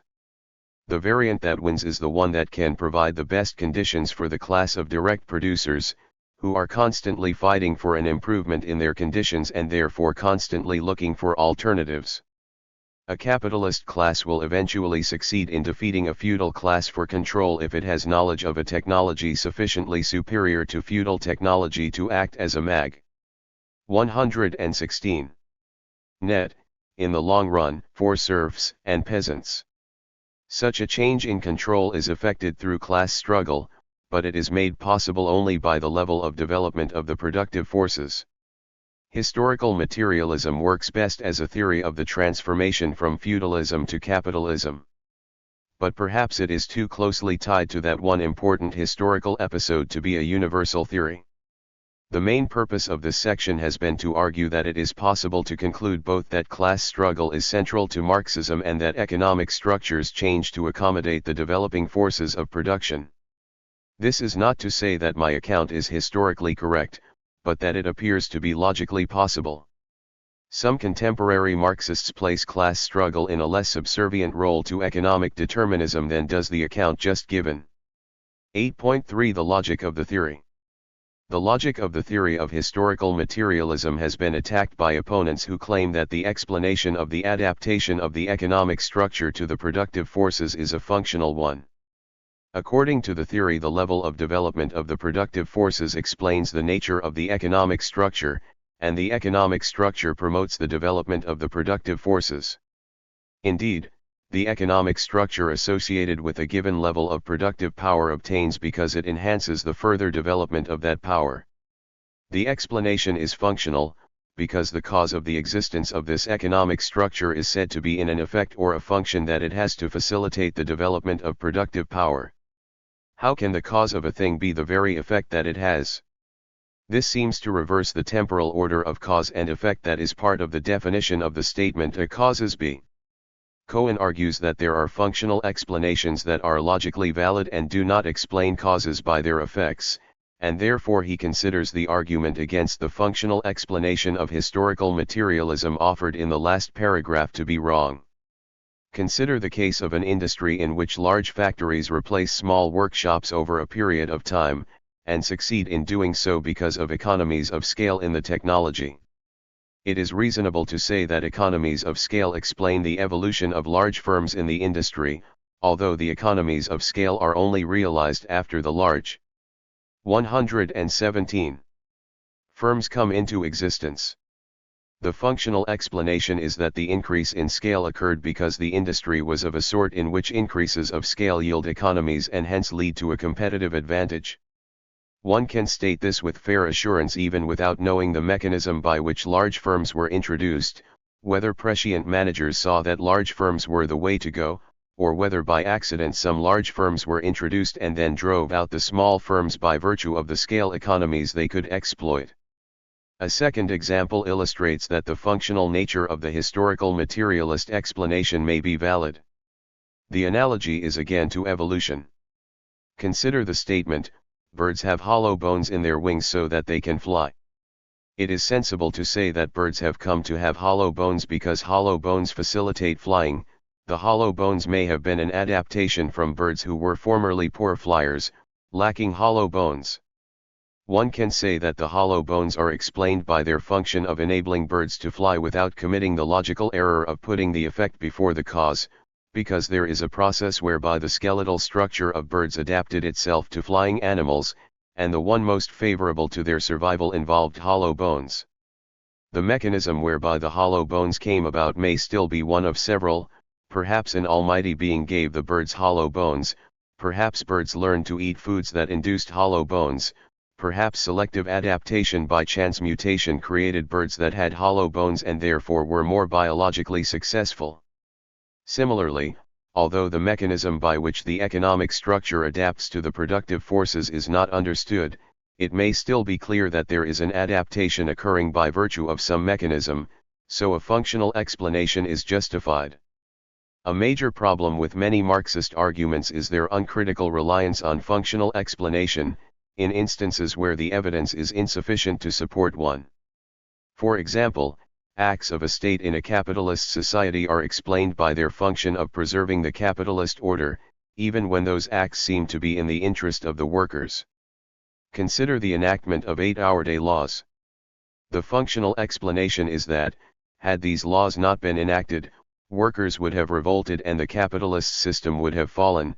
Hence, the state was acting in the interest of the capitalist class when it passed them. A more direct explanation of 8-hour-day laws is that the mass movement of workers fighting for the 8-hour day forced the state 118 to enact them. It is not clear that they were required for capitalism's survival. Consider the existence of racism in capitalist societies. Marxists argue that racism divides the working class, making it less able to organize against capital. If capitalists can pit one group of workers against another by virtue of race, language, age, or gender, that strengthens their position. The functional explanation is that racism exists in capitalist society because it furthers the strength of capital. But this is not so clear, for there are economic arguments that competition should eliminate racism, or at least discriminatory pay differentials. If black and white workers are equally productive, the argument goes, then competition will eliminate a pay differential between the two groups. If a black worker is paid less than his value, then some profit-seeking capitalist will hire him at a higher wage, and this process will continue until wages reflect productivity. Thus, it does not appear to be in the interest of any individual capitalist to maintain a racist pay differential. If he wants to maximize profits, he will seek out workers who are underpaid, and if many capitalists do this, wages will be bid up to the competitive level. Against this argument are arrayed many compelling examples of the tenacity of racist pay differentials, and they can be explained by models in which the capitalist realizes he can decrease the unity of the workforce against him if he pits them against one another by maintaining, for example, pay differentials. There are clearly some countries, such as South Africa, where a concerted, centralized state policy maintains racism. That is an example of seeing clearly the mechanism whereby South African capitalism has promoted a racist policy, arguably in the interest of its capitalist class, although it is not obvious that apartheid exists because of its propensity to make capitalism more profitable. Indeed, apartheid may bring down South African capitalism, which might otherwise be able to maintain itself in a more liberal form.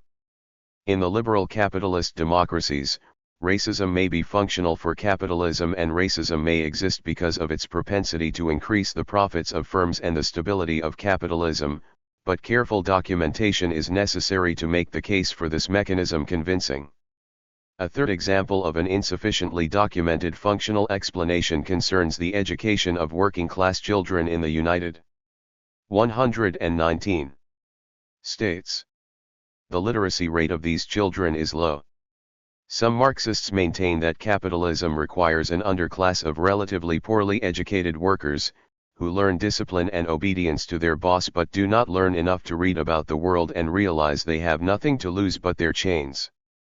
Because it is useful for capitalism to have such a semi-literate class of workers, the schools therefore train working-class children in just those ways, to be obedient, but not to read. But, again, the functional explanation is not prima facie convincing, because most of those involved in the process, teachers, students, parents, many school board members, want students to learn to read. It is true that education in American schools is low quality, especially for working class and minority students, but the functional explanation is too easy. One must display the set of incentives faced by all the parties concerned to explain why many working class children do not learn to read. Historical materialism has given theoreticians license to create facile and unconvincing explanations of all the evils of capitalist society.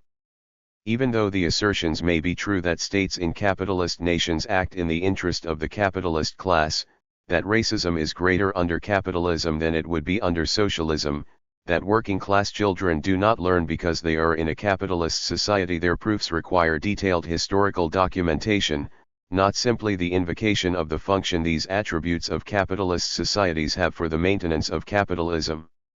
These assertions must be documented on a case-by-case basis.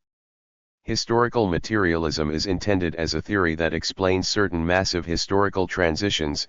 If it is convincing, it is so because there is historical evidence attesting to its conclusions. But only for that reason might a functional explanation also be justified as a kind of induction from many previously observed cases. 8.4 Challenges from Economic History. Robert Brenner has provided us with an interesting challenge to the theory of historical materialism. He claims, with respect to early modern Europe, that the relationship between the economic structure and the forces of production is quite different from the one put forth in thesis. He maintains that the realization of an economic structure of agricultural property relations as feudal or as capitalist depended, not on economic factors such as the level of development of productive forces, but directly on class struggle, on the relative power of the combatants. Brenner wants to explain two historical phenomena: the general trends in income distribution between the direct producers and the exploiting classes in early modern Europe in various regions, and the differential development of capitalist relations in agriculture, which were stronger in some areas than in others. An important historical event at the center of Brenner's discussion is the Black Plague, which wiped out a significant fraction of the peasantry in the 14th century. Brenner is critical of the demographic model, which maintains that a large increase in the land-to-labor ratio, a consequence of the plague, should have improved the general conditions of the peasantry. The supply of labor became smaller, and so the wage should have risen. In this case, the general economic conditions of the serfs and peasants are of interest, not just the wage. According to standard supply and demand analysis, the bargaining power of the peasantry vis-a-vis landlords improved as a consequence of the demographic catastrophe of the plague, hence enabling their liberation from or weakening of feudal bonds. After 1349 in England, and in Catalonia, Brenner says, the results accord with this standard explanation. There were attempts to control the peasantry and to exact harsher fees from them in the late 14th century, as landlords tried to recoup the losses they suffered from the loss of peasants by increasing their exploitation of the remaining peasantry. Landlords also attempted to limit peasant mobility, to legislate wage controls, and to increase rents. But the seigneurial reaction failed. Peasant revolt and flight dominated the 15th century, which marked the unambiguous end of serfdom in these areas. In Catalonia, peasant armies were organized and engaged in bloody confrontations with the lords, finally assuring peasant victory. Apparently the opposite outcome occurred in Eastern Europe. In an effort to recover the revenues they had lost from the Black Death, the lords tried and succeeded in increasing their exploitation of the peasantry. This victory led to what is called the Second Serfdom, which occurred during the period 1400 to 1600 even though trade was increasing. The magnet of a commercial economy was not sufficiently powerful to draw the peasants away from feudal bondage. What was apparently lacking in Eastern Europe, according to Brenner's history, was a sufficiently well-organized peasantry. 121. As a result of the Second Serfdom in the East, the productive forces did not develop. In the feudal economy, competition was minimal, because feudal manners did not depend on trade for the reproduction of their economic life. Brenner writes that the newly emergent structure of class relations had as its outcome the development of underdevelopment, the preclusion of increased productivity in general and industrialization in particular. Capitalist relations force upon capitalists the need to innovate in order to survive in a market. Others are trying to enter the market and are doing so with new and better techniques developed specifically to enable the developers to sell their products at lower prices, and this pressure forces all capitalists to innovate. But under feudalism the incentives are different. The feudal lord has very little incentive to innovate, and he is able to survive in a basically self-contained monoreal economy. Trade may bring extra revenues, but it is not necessary for reproduction. Brenner argues, first, that the availability of forced labor from workers whose services could be almost arbitrarily intensified by the lord discouraged agricultural improvements. Second, the lord's surplus extraction from the peasantry limited the emergence of a home market for industrial goods, because the peasants had nothing left to trade. Third, direct controls over peasant mobility prevented the emergence of an industrial workforce and suffocated industry, so the towns declined. In sum, then, the class power of Eastern European lords succeeded for some centuries in holding back the development of the productive forces, which is the opposite of what historical materialism would seem to claim. In Western Europe, the success of the peasantry against feudalism did not lead automatically to capitalism, rather it led to an economy based on small peasant units, with some land being used in common. Whether or not this independent peasant production was transformed into agricultural capitalism was determined, claims Brenner, not by the level of development of the productive forces but by the balance of class power between the peasantry and the class of nascent agricultural capitalists and landlords. In England the capitalist transformation occurred. The land was concentrated in relatively few hands during the enclosure movement, when the gentry expropriated the peasants' small holdings and land held in common. But, apart from the enclosures, the development of agricultural productivity in England was due to the type of class relations that emerged. 122. Between landlords and peasants, unlike the peasants of Eastern Europe, the peasants in England were not squeezed so hard, and this less forceful treatment enabled the development of a peasant surplus and gave peasants the motivation for agricultural innovation.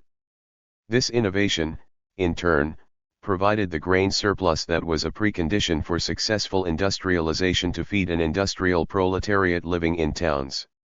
In France, by contrast, agricultural productivity did not develop, because of the type of class relations prevalent there. Unlike the subjugated peasantry of Eastern Europe or the English peasantry, who entered into capitalist relations with English landlords and agricultural capitalists, the peasantry of France remained independent. Brenner argues that the French peasants were able to maintain their independence because of the nature of the French state, which depended on an independent peasantry as its tax base. The French state was interested in limiting the rents that landlords collected from peasants so that peasants could pay their taxes. The relevant point is that, fundamentally, a political variable explains why the forces of agricultural production developed in England and not in France. The relative stagnation in French economic growth is accounted for by the relative power of the French peasantry, whereas in England the landlord class was more powerful and succeeded in depriving the peasantry of control of their means of reproduction, thereby forcing them to enter into capitalist relations in the countryside. This development, in turn, brought about competition and innovation. Brenner concludes, in sum, it is not difficult to comprehend the dismal pattern of economic development imposed by this class structure in France. Not only was there a long-term failure of agricultural productivity, but a corresponding inability to develop the home market. Thus, ironically, the most complete freedom and property rights for the rural population meant poverty and a self-perpetuating cycle of backwardness. In England, it was precisely the absence of such rights that facilitated the onset of real economic development.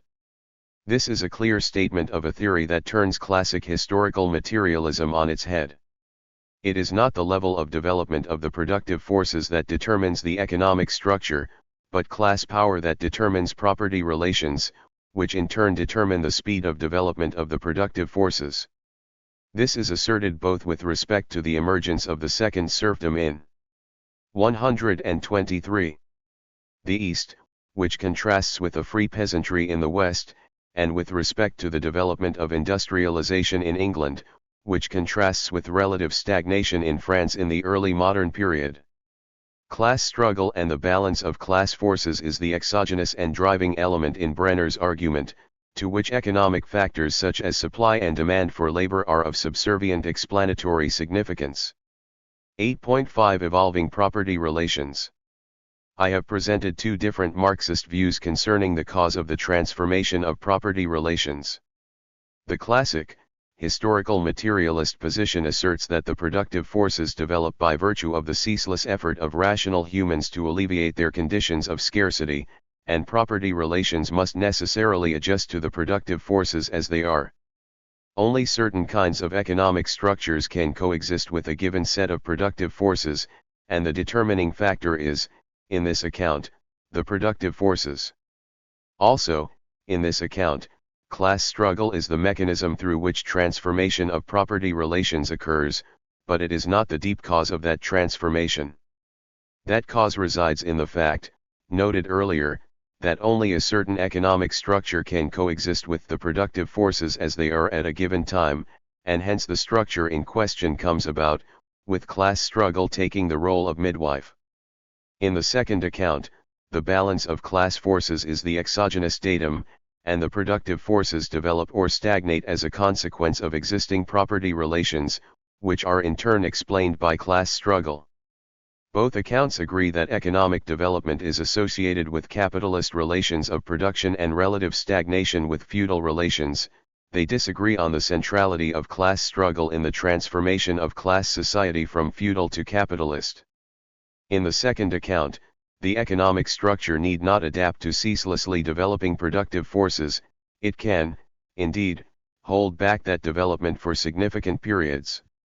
It might, however, be argued that a few centuries difference in the development of capitalism in different parts of Europe, the result of differing balances of class forces in regions, is not a significant period of time in human history, and that his evidence therefore does not contradict Cohen's traditional reading of historical materialism. Sooner or later. 124. And perhaps from a properly long-range historical point of view, more or less simultaneously all of Europe was transformed into a capitalist economic structure at the historical instant when the productive forces reached a certain level. The point germane to the discussion of exploitation in the earlier chapters is that the causes of the transformation of property relations in both of these accounts are not the ideas about injustice and exploitation that the producers might have had. Ideas of injustice may, indeed, come about as a consequence of the kind of property relations that exist, but in the Marxist argument, at least, they are not causes of the transformation of those property relations. In Cohen's account of historical materialism, a new form of property relations emerges, because only it can fit with changes in the productive forces. In Brenner's account, the success of a revolutionary transformation is determined by the power and organization of the various classes. In these senses, both of the variants discussed here offer materialist, as opposed to idealist, explanations of revolutionary change. A materialist explanation is one in which the motive forces are competition, scarcity, supply, and demand.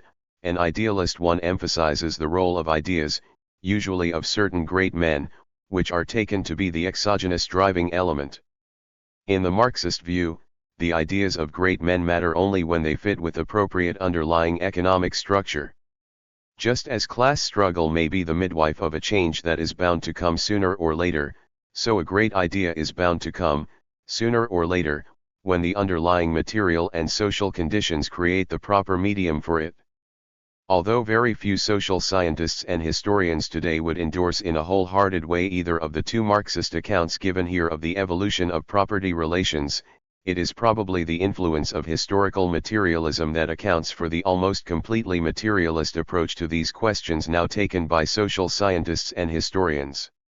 An economic or materialist determination of historical and social change is now the ubiquitous research strategy, although class is not always the central concept, nor do the majority who take a materialist approach call themselves Marxist. Indeed, it is questionable what it means to take a specifically Marxist approach to history when the materialist axiom, the cornerstone of the Marxist approach, has become central to almost all contemporary social thought. 9. Evolving forms of exploitation. Marxists have generally defined exploitation in terms of surplus labor. In section 9.2 I will argue that exploitation, so conceived, does not accurately capture the Marxist concern. I will redefine exploitation in terms of property relations and show that different forms of exploitation have emerged as property relations have changed. 9.1 and private property. According to the theory of historical materialism, economic structures rise or fall as they become conducive or fettering to the further development of the productive forces. In particular, the nature of property changes as societies evolve. In slave societies, property can be held in other people. In feudal society, although property cannot be held in serfs as it is in slaves, lords do have some property rights in the labor of serfs. Capitalists, however, do not have similar property rights in the labor of proletarians. Under capitalism, all forms of property in other people are abolished. It is no longer legal to enter into voluntary contracts of slavery or indentured servitude. In feudal society, forms of property that were legal in slave society no longer exist, and in capitalist society the same is true with respect to certain kinds of feudal property. Under socialism, a further kind of property is eliminated, namely, the alienable means of production.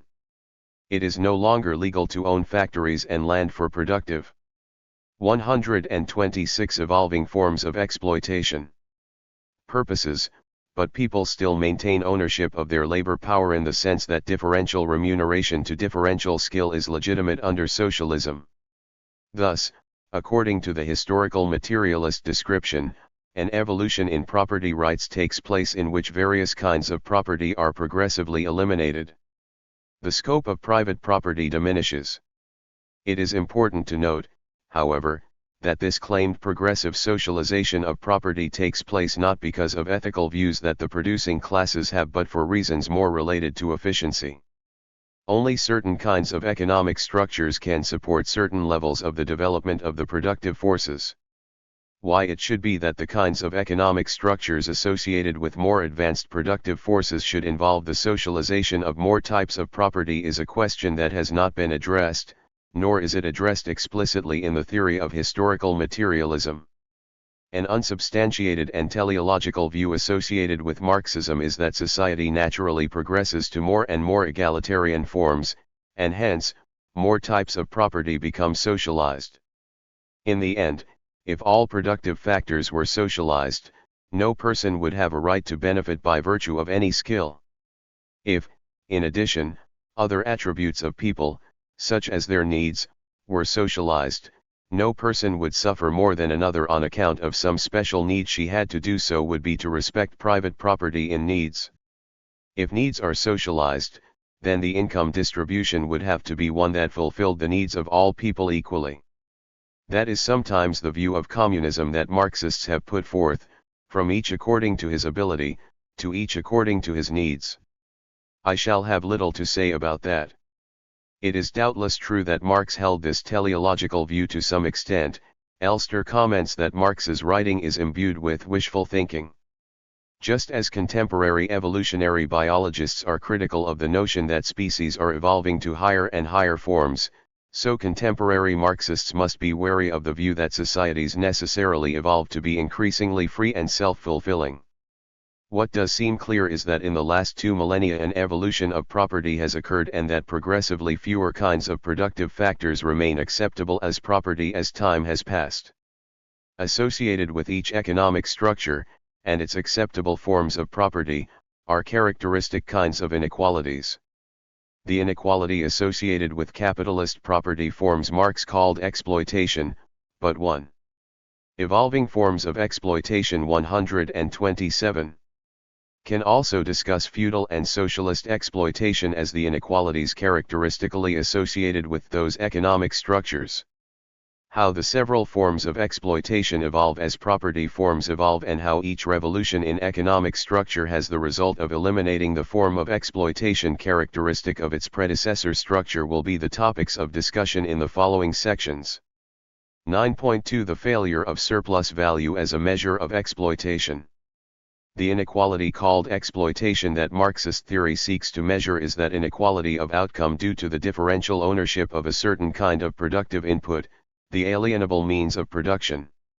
The models presented thus far have shown how exploitation is related directly to initial wealth, and I have argued that exploitation, calculated by making the comparison between socially necessary labor time and labor expended, is an interesting statistic only insofar as it reflects the underlying inequality of distribution.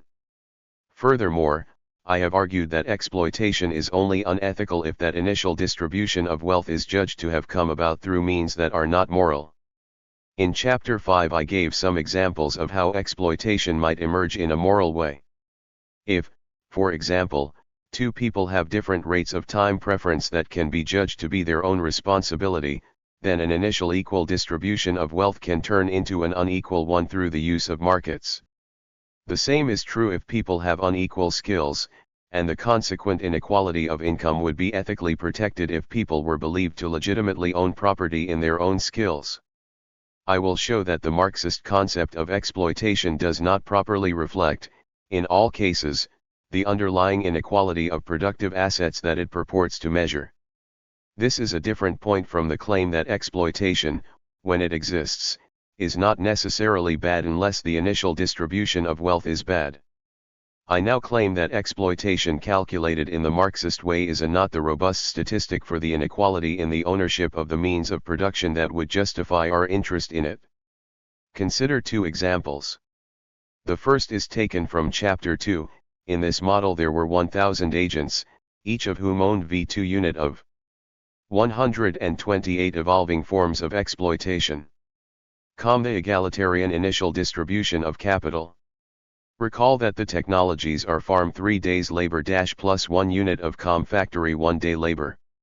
F plus 1 of corn, net plus 1 unit 0 Each agent has subsistence preferences, to consume just 1 unit of while expending as little labor as possible and reproducing his capital stock.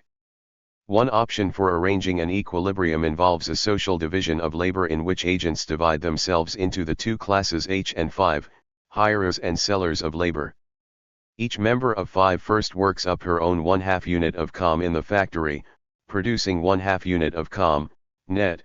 She then sells her labor power at a wage rate of V3 unit of per day to 3 agents who hire her to work up their stock. 5. He works as a seller of labor power for 11 halves days, working up the stock of 3 members of H and earns as her total wages 1/2 unit of Thus, she will have worked a total of 2 days and earned just 1 unit of net. Each hirer makes a profit from the seller's labor, for the seller produces 1v2 units of net, in 1v2 days and gets only 1/2 unit of as her wages. Thus, hirers of labor make a profit of 66.3% on their capital.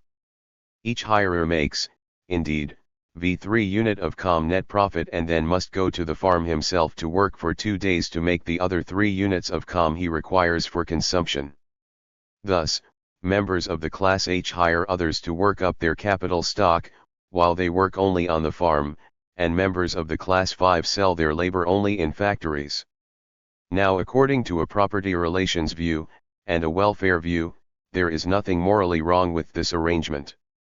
Each person is working for 2 days and consuming 1 unit of But depending on how the computation is made, one might conclude that there is Marxist exploitation in this arrangement.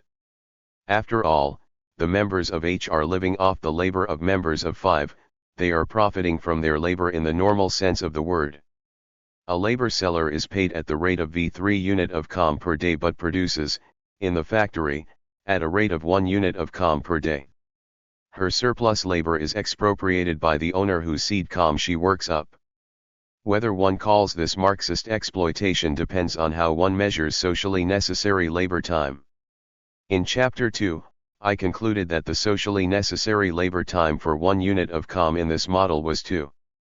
Evolving forms of exploitation 129 days, because I took account of the scarcity of corn and averaged in the time necessary to produce society's subsistence needs as a whole, which requires using the inefficient farm technology. But a more classical view would claim that the labor sellers are exploited in the Marxist sense in the arrangement just outlined, because they produce a profit for the members of H who earn corn from members of 5 without working for it. The labor time embodied in a unit of corn produced in the factory process is 1 day, but the producer is paid just 113 unit of corn for a day's labor. If one takes this classical view, then Marxist exploitation fails as an interesting statistic of inequality, for certainly the members of this society are indifferent between the social division of labor and the arrangement by which each works autarkically himself for 2 days, 112 days in his factory and 1112 days on the farm. Certainly there is nothing ethically wrong with the social division of labor in the arrangement described, so exploitation as a morally condemnable thing should not exist in the arrangement described. In this example, exploitation calculated in terms of surplus labor exists when, from an ethical point of view, none exists. There is, however, some ambiguity in the calculation of exploitation based on whether one calculates socially necessary labor time using just the factory technology or the factory and farm technologies. Consider a second example in which this ambiguity does not exist. Imagine that 2 agents, Carl and Adam, have the following preferences for corn and labor. Carl prefers W3, 0, to Adam prefers to the commodity bundles R. Thus, the second line says Adam prefers to work 4 days and consume 3,113 units of corn than to work 3 days and consume 3 units of corn. Notice that both of these preference pairs are reasonable. Karl values leisure relatively highly. He would prefer to sacrifice a little corn so as not to have to work at all, whereas Adam values corn relatively highly. He will work an extra day beyond 3 for just a little more corn. Now suppose that the technologies are the same, farm and factory, and suppose that the initial distribution is unequal. Adam owns 3 units of com and Karl owns 1. Assume, as always, that neither is willing to run down his initial corn stock, so the preferences displayed above are for consumption of com net of reproducing ones. 130 Evolving forms of exploitation. Stock. What are the possibilities? Each could work autarkically, then Karl could achieve the bundle by working up his 1 unit of corn in the factory in 1 day, producing 1 unit of corn, net. Adam autarkically can achieve the bundle in the same way. But they both can do better. Suppose Karl offers to hire Adam at the rate of 1/3 unit of corn per day. This is the competitive wage for Adam, whose next best opportunity is to go to the farm and produce corn at that rate. Karl hires Adam to work up Karl's 1 unit of corn and pays Adam 1/3 unit of corn, keeping 3 for his profit. Adam has already worked 3 days on his own, producing 3 units of corn, net. Then he works 1 day for Karl at the wage rate just announced, ending with the bundle, and Karl gets the bundle W3, 0. But the relations and indicate that this is a Pareto improvement over the autarkic situation. By being more explicit about their preferences, this can be made into an equilibrium arrangement for Karl and Adam. At this equilibrium, notice that Karl is exploiting Adam. Karl does not work at all and lives off Adam's labor. He can do this week after week, as they repeat this process. But Karl is the poor one and Adam is the rich one. Thus, the measure of exploitation fails to reflect properly the initial inequality in ownership of the means of production. Suppose the initial distribution of corn is unjust, in the usual direction, that is, the just distribution would be the equal one, and so Adam has unfairly advantageous opportunities compared to Karl. But Karl exploits Adam. With whom should our moral sympathies lie?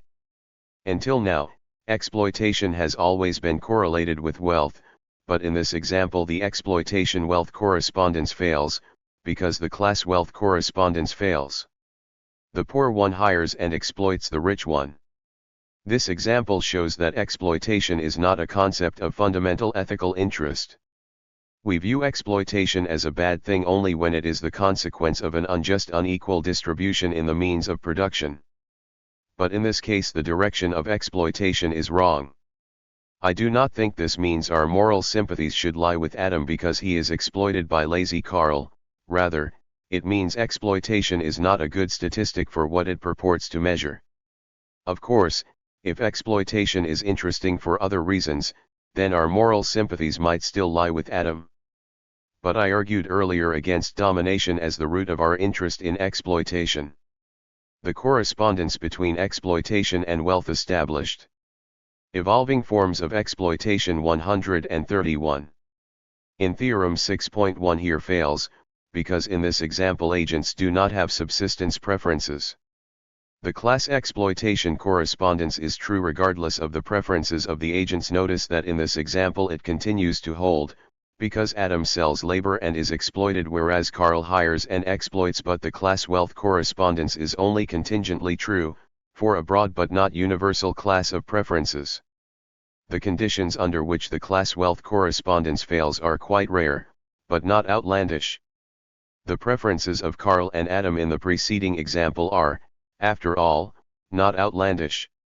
I think, from a historical point of view, that the correspondence between exploitation and wealth is very good. The kind of preference pathology of the Karl-Adam example is not a likely historical phenomenon. What the example shows, however, is that no universal argument can be constructed to the effect that exploitation is a reflection of underlying inequality in wealth, because it is not always so. Only if one stipulates certain conditions on preferences will it be so. I argued in Chapter 6 that class and wealth emerged as the interesting attributes of a person and that his exploitation status faded into the background. Now I can go further and argue that exploitation is a misleading attribute if one's true interest is inequality in the distribution of wealth. There appears to be no reason for an interest in the technical measure of exploitation, calculated in the classical Marxist way. 9.3 A Property Relations Approach to Capitalist Exploitation. As a general statistic of inequality, the surplus value approach to exploitation fails. But the underlying Marxist idea still has power. We consider a distribution of income unjust if it stems from an unequal initial distribution of private property. The examples of the previous section indicate that exploitation should be defined directly in terms of property relations rather than through the circuitous and finally unsuccessful route of surplus value. In Chapter 4 I claimed that the labor theory of value fails as a theory of equilibrium prices. I now add that the theory of exploitation based on the comparison of labor expended to socially necessary labor time fails as well. Unlike the labor theory of value, the classical theory of exploitation still does quite. 132 Evolving forms of exploitation. Well, because the aberration of preferences required to produce the pathology of the previous section is rare. But from a logical point of view it would be more convincing to base one's ethical criticism of capitalism directly on property relations than to filter it through the veil of exploitation theory. It is not difficult to do this. I can redefine exploitation without using the concept of embodied labor value, by referring directly to the inequality in initial wealth that is the cause of my concern. Imagine a society with agents possessing initial wealths Wi, and suppose that as a consequence of market activity there is an outcome by which agent I ends up with income Y. Alternatively, Wi and Y can be viewed as some bundle of goods as initial capital and final product, respectively. I define a person as exploited if he would have been better off had the initial distribution of wealth been egalitarian. This condition attempts to capture the notion of damage done by the actual distribution, by virtue of an inequality in the ownership of the means of production. One way of representing this idea is as follows. Assume that there is some process called LL in this book. It is the market process that associates to any given initial set of alienable endowments for the population some final set of commodity bundles. Schematically, we can indicate this as incorporated in the process too are many data: the given technology, the preferences of the agents, and the skills of the agents whose explicit representation is represented in for ease of exposition. Once these parameters are known, then the market implements a final allocation of goods from an initial distribution of wealth. This is the distribution process summarized by LL. Now suppose that the preference ordering of person I over the commodity bundles of final output is represented by the utility function UI. What distribution of commodities would result under the market process in which the initial distribution of wealth in alienable assets is egalitarian but everything else remains the same? Call that final distribution, which is given by LLWL and WLN. Win equals Evolving forms of exploitation 133. Where win equals lie while is the per capita amount of alienable endowment in the economy. We will say that agent I is exploited at the distribution of if UI. Agent I is exploited if he would have been better off at the distribution of output associated with an egalitarian initial ownership of the means of production than he is at the actual distribution. Similarly, an exploiter is one for whom he is rendered worse off by the change to an egalitarian initial distribution. Note that the ZIs are generally not equal after the redistribution of alienable assets that occurs in the thought experiment, because people still have different skills and different preferences and so will produce differentially and will demand different goods to consume. This model is more general than the ones of earlier chapters, where agents were postulated to be identical with respect to skills and preferences. This is a property relations definition of exploitation, as opposed to one based on surplus value, because it makes no reference to embodied labor values but refers only to the root of our concerns, the effect of an inegalitarian distribution of property in alienable assets on the final distribution of income or commodities. It is also a counterfactual definition, because it judges the exploitative nature of an allocation by comparing it with some alternative that might have existed. Notice also that the stated definition of exploitation is explicitly welfare-oriented. A person is exploited if he would have been better off in a certain counterfactual situation.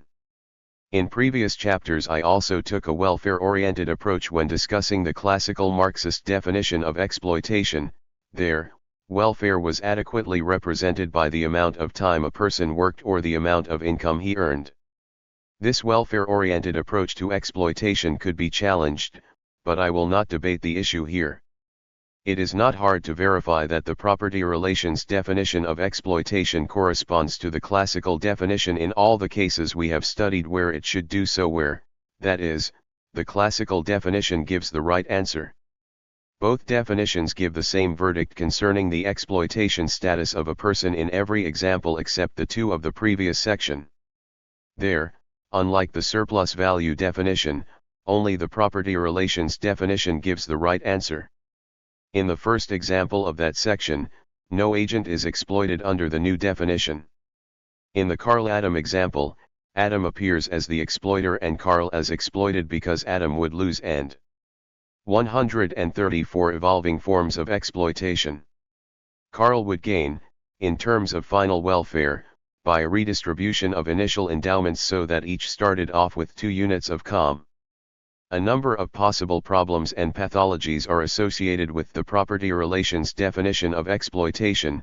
The market process may not produce a unique allocation from a given initial distribution, so the comparison of the consequences of the egalitarian initial distribution and the actual one could be ambiguous. Also, because of interactions among individuals, the allocation may change in such a way under the egalitarian distribution of initial assets that some people whom we intuitively view as exploited in the present regime become even worse off in the egalitarian regime, and so the new definition will not give the right verdict. For example, suppose that an egalitarian redistribution of property in the alienable means of production will destroy incentives, thus decreasing the total pie substantially and leaving people who were proletarians under the new regime worse off than before. By this definition, one would have to conclude that they were exploiters in the old regime. I have generally ignored incentive issues in this book and will continue to do so here. There are, however, alternative possible property relations definitions of exploitation that may not be vulnerable to this particular objection. These are some of the costs associated with the property relations approach. The benefit is that one can focus clearly on the notion that exploitation is the loss suffered by a person as a result of the unequal initial distribution of property. One views a person as unfairly treated because of his lack of equal access to the alienable means of production.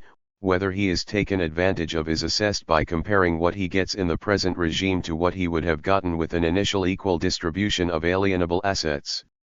Here are 2 more examples that contrast the surplus value and property relations approaches to exploitation. Consider the unemployed in a capitalist economy. These people receive some goods from evolving forms of exploitation. 135. The welfare state. According to the surplus value definition, they would have to be considered exploiters, because the labor content of the goods they receive is greater than the labor they expend.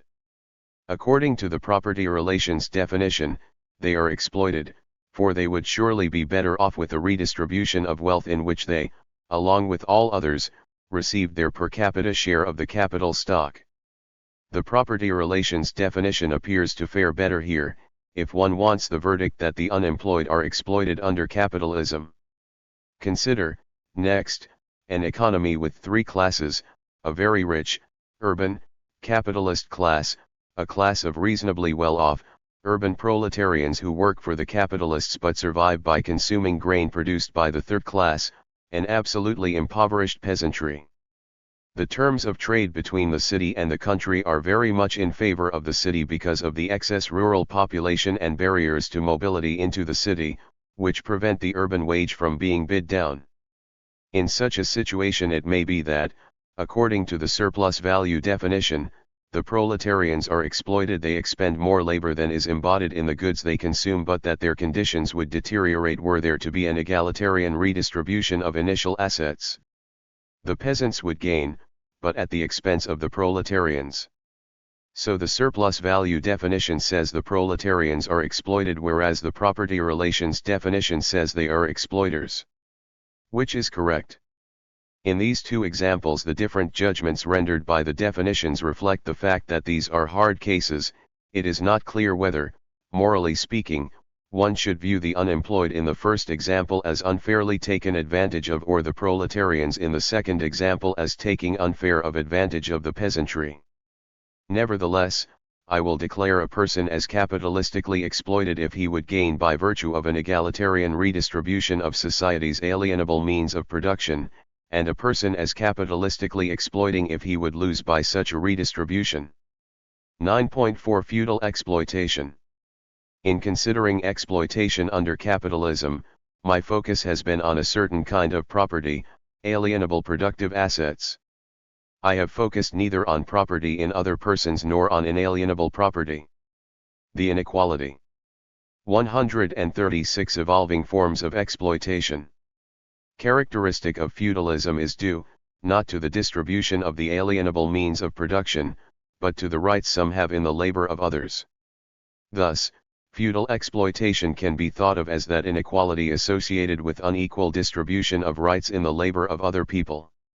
In parallel with the definition of capitalist exploitation proposed in section 9.3, I can define a person in feudal society as feudally exploited if he would have been better off had the distribution of feudal property been egalitarian, that is, had there been no asymmetry in the labor rights some people had over others. The simplest way of accomplishing this symmetry is to abolish feudal property rights, so that no one has any property rights in another's labor.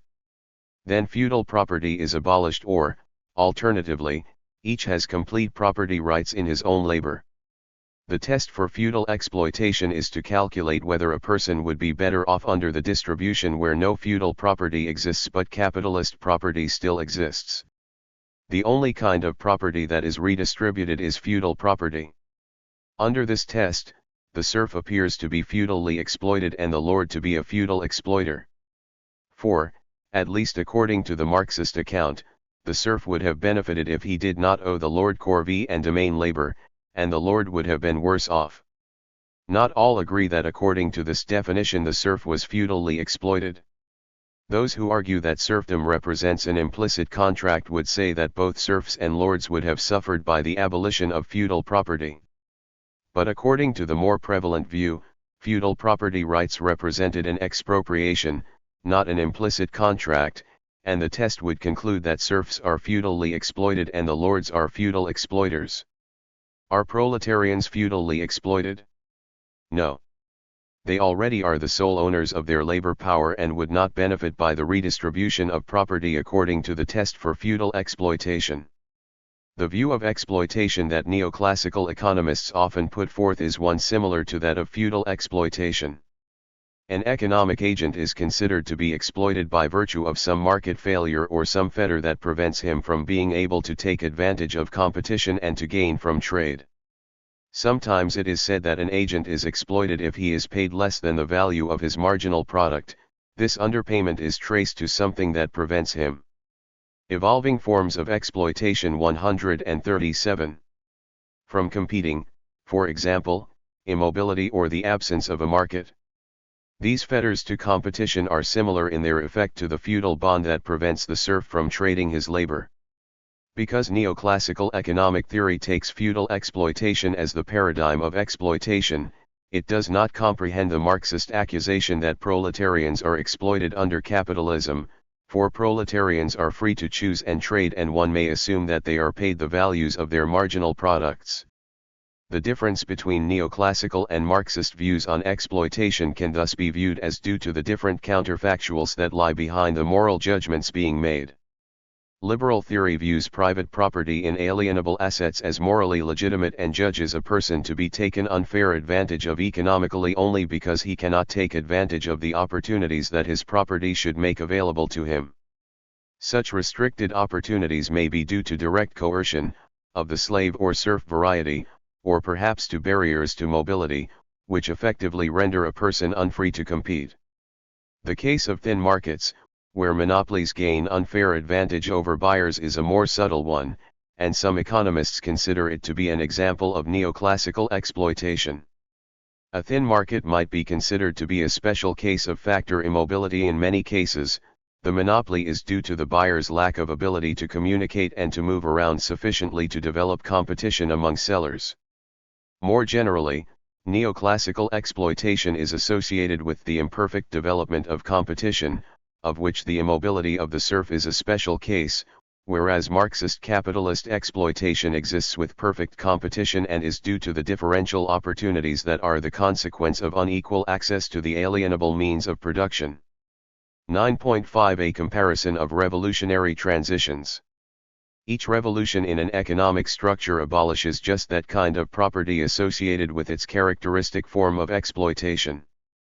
Thus, the bourgeois revolution of 1789 in France abolished feudal property but not capitalist property, and the socialist revolutions of 1917 in Russia and of 1949 in China had as their aim the abolition of capitalist property but not property in skills.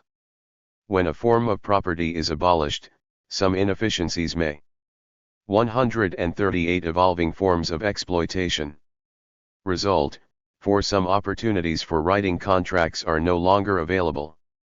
Under socialism, a person is, in principle, allowed to earn differential returns to differential skill and hard work, but it is illegal to capitalize that income, to purchase alienable means of production with it.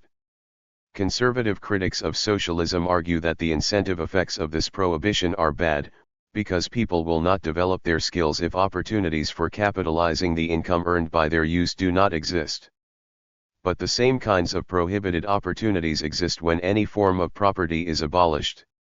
Under capitalism, a person can earn differential income based on differential ownership of alienable assets, but it is illegal to feudalize that income. A person cannot buy serfs or slaves with the income from capitalist property. This restriction, however, does not act as a disincentive to accumulate. I have already mentioned the case of the proletarian who cannot borrow because of the illegality of his conditionally indenturing his labor as collateral for the loan.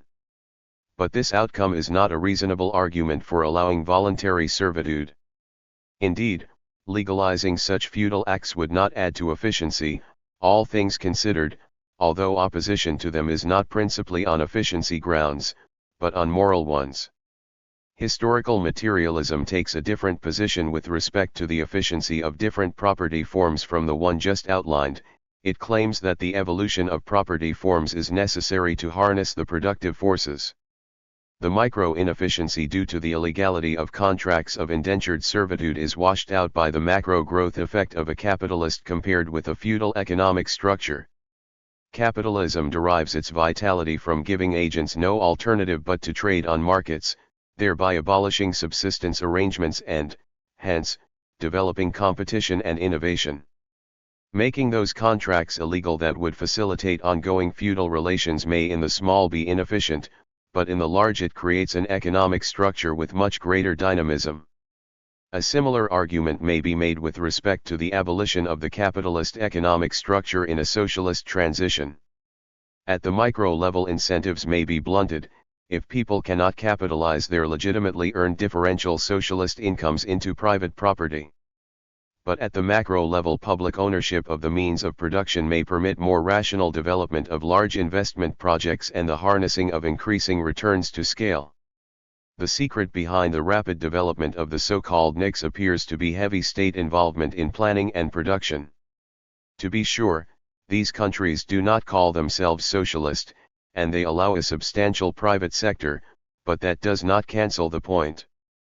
For example, Lester Thurow claims that the only way the United States can compete with Japan and the NICs is by state involvement in directing economic activity in a way inimical to the free market ideology continually spouted by the American mass media and by the Reagan administration. It is unclear exactly what public ownership of the means of production means. That will be a topic of discussion in the next chapter, but that is not the central point here. Rather, I am claiming that changing property rights, although it may have micro disincentive effects, can have macro growth effects that are far more significant. In an egalitarian socialist society, the new property relations may additionally heighten the sense of self-worth of vast numbers of people, an effect that not only would be good in itself but also would have beneficial effects on productivity. 9.6 Socialist exploitation. Under socialism, certain kinds of productive assets remain as private property in the sense that agents earn differential returns with respect to their differential ownership of them.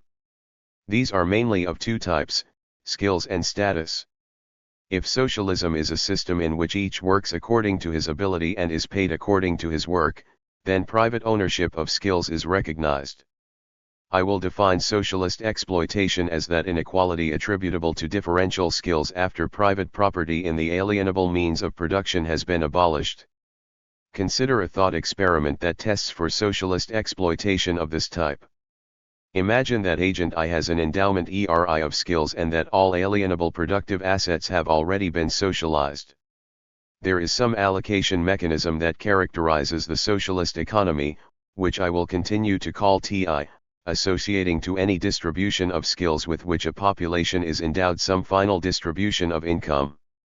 As before, I can write 140 evolving forms of exploitation, where Y is the allocation of final output to the ith agent.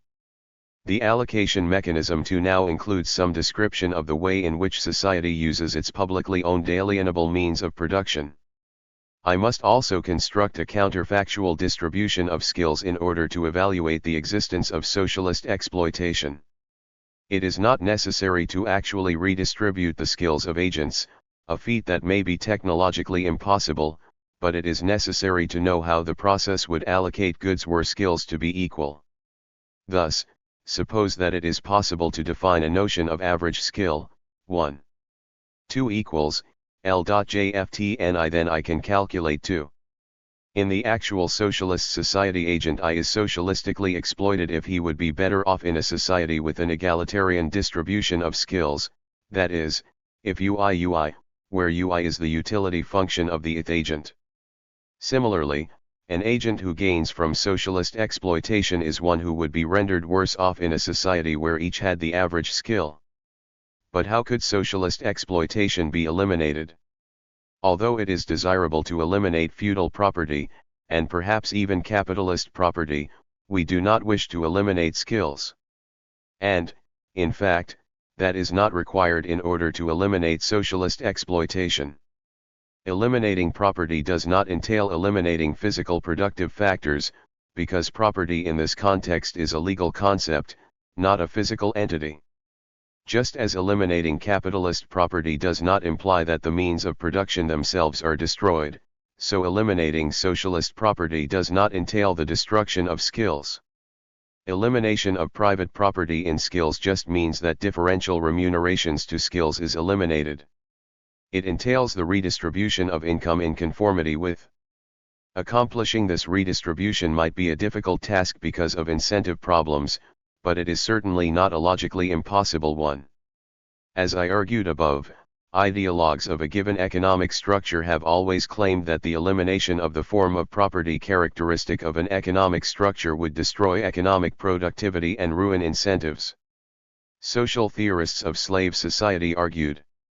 Evolving forms of exploitation 141. That without slavery society would crumble, and this position has been repeated with respect to feudal and capitalist property in their associated societies as well. There is another inequality in existing socialist societies that appears to be more pernicious than skill inequality, namely, inequality in the distribution of income due to differential status, or access to position. To the extent that occupying certain positions is a return to skill, then these status differentials are a reflection of skill differentials. But much status inequality of socialist societies seems to be due not to skill differentials but to the privileges that come with occupying certain positions. Political office often brings with it myriad material benefits, with respect to housing, automobiles, and consumer goods. Those of high status can shop in special stores and are not rationed with respect to the purchase of goods that are otherwise scarce. Status exploitation is the consequence of real income inequality due to differential status.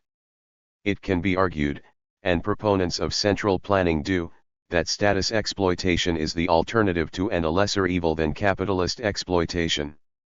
If competitive markets and private property are used to organize economic activity, then inequalities arise as a result of wealth, but not as a result of position, for only dollars count in a market economy.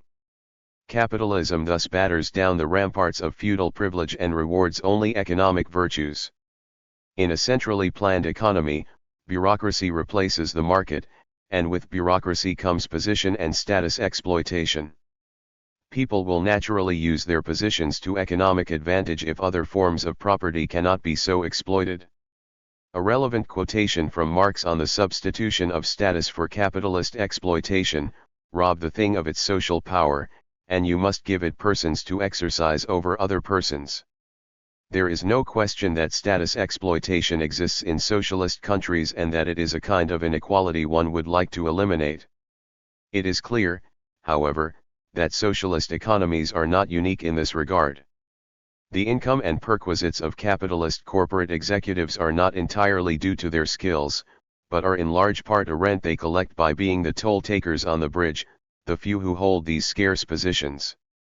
Indeed, the living standard of American senators, relative 142 evolving forms of exploitation to the rest of the U.S. population, is at least as lavish as the relative living standard of Soviet Central Committee members.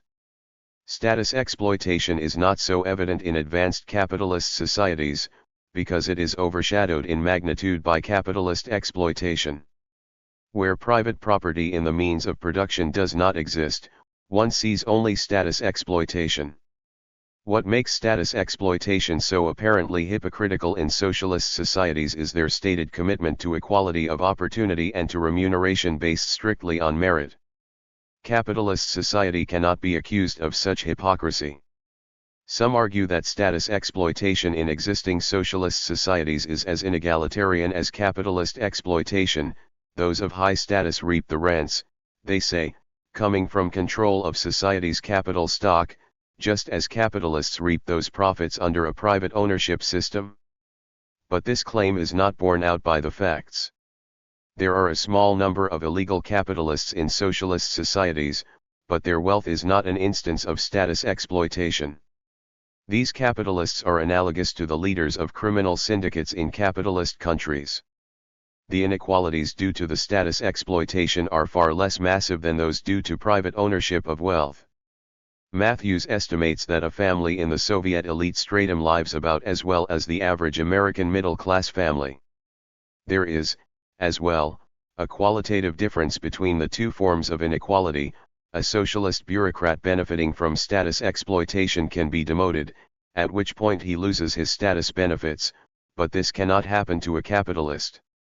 No committee can declare a capitalist's wealth to be unacceptable as coin of the realm.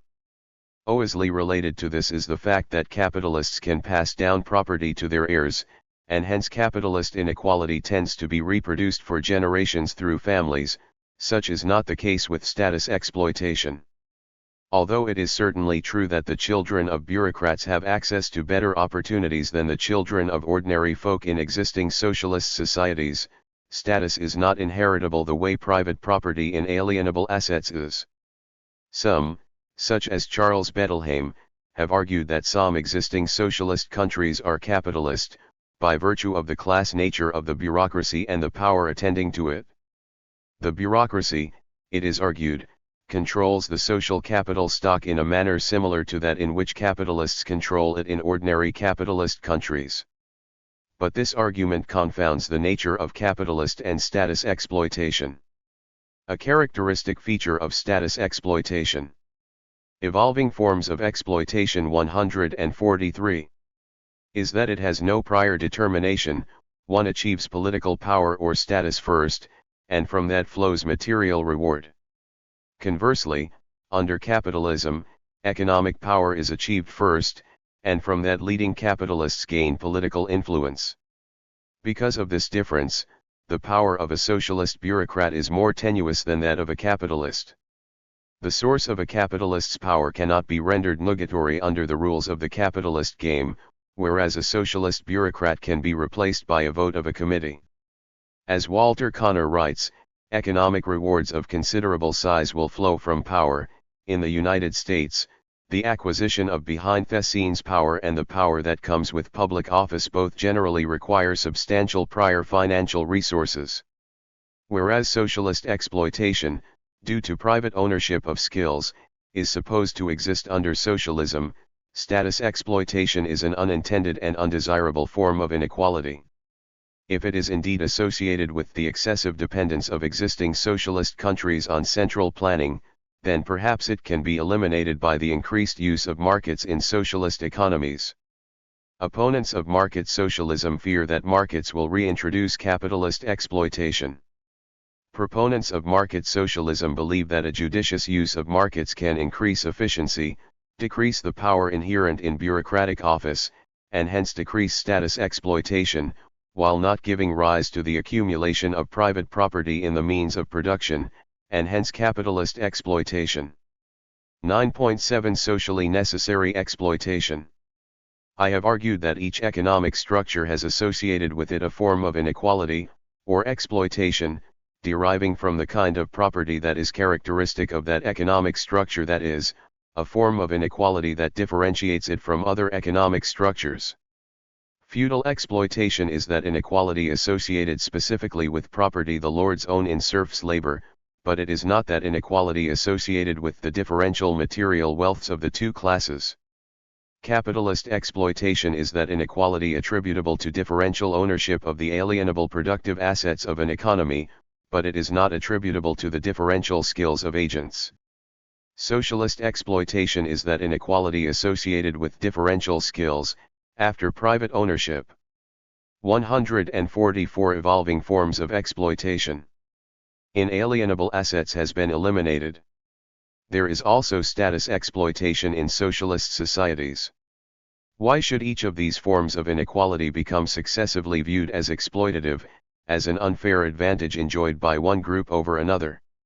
The bourgeois revolutionaries of 1789 viewed feudal inequality as unjust and inefficient and thought that the abolition of feudal privilege would bring about liberté, égalité, fraternité.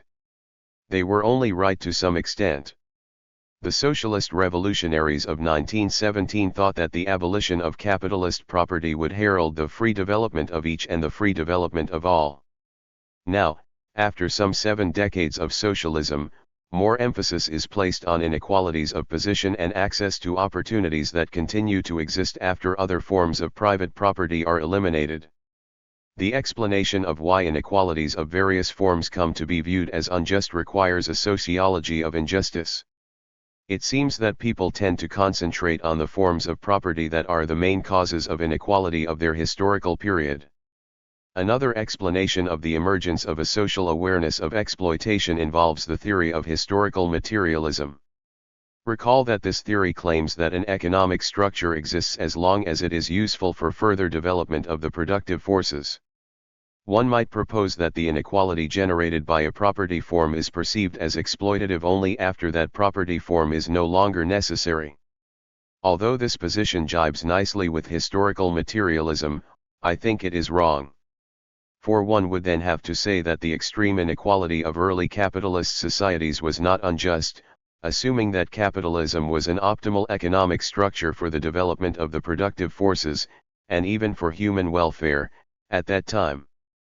This non-credible position would eliminate the concept of necessary evils. I suggest instead the concept of socially necessary exploitation. Consider, for example, the capitalist exploitation existing during early capitalism. Suppose, as historical materialism maintains, that capitalism was the optimal economic structure for developing the productive forces at that time. In this case, it is reasonable to say that the exploitation is socially necessary. Had capitalism somehow been evolving forms of exploitation 145 eliminated, stagnation in technological development would have occurred, and the workers soon would have been worse off than they were to become under the capitalist yoke, with its tendency for dynamic technical change. There are 2 principal ways in which the redistribution of property might render those who are putatively exploited worse off.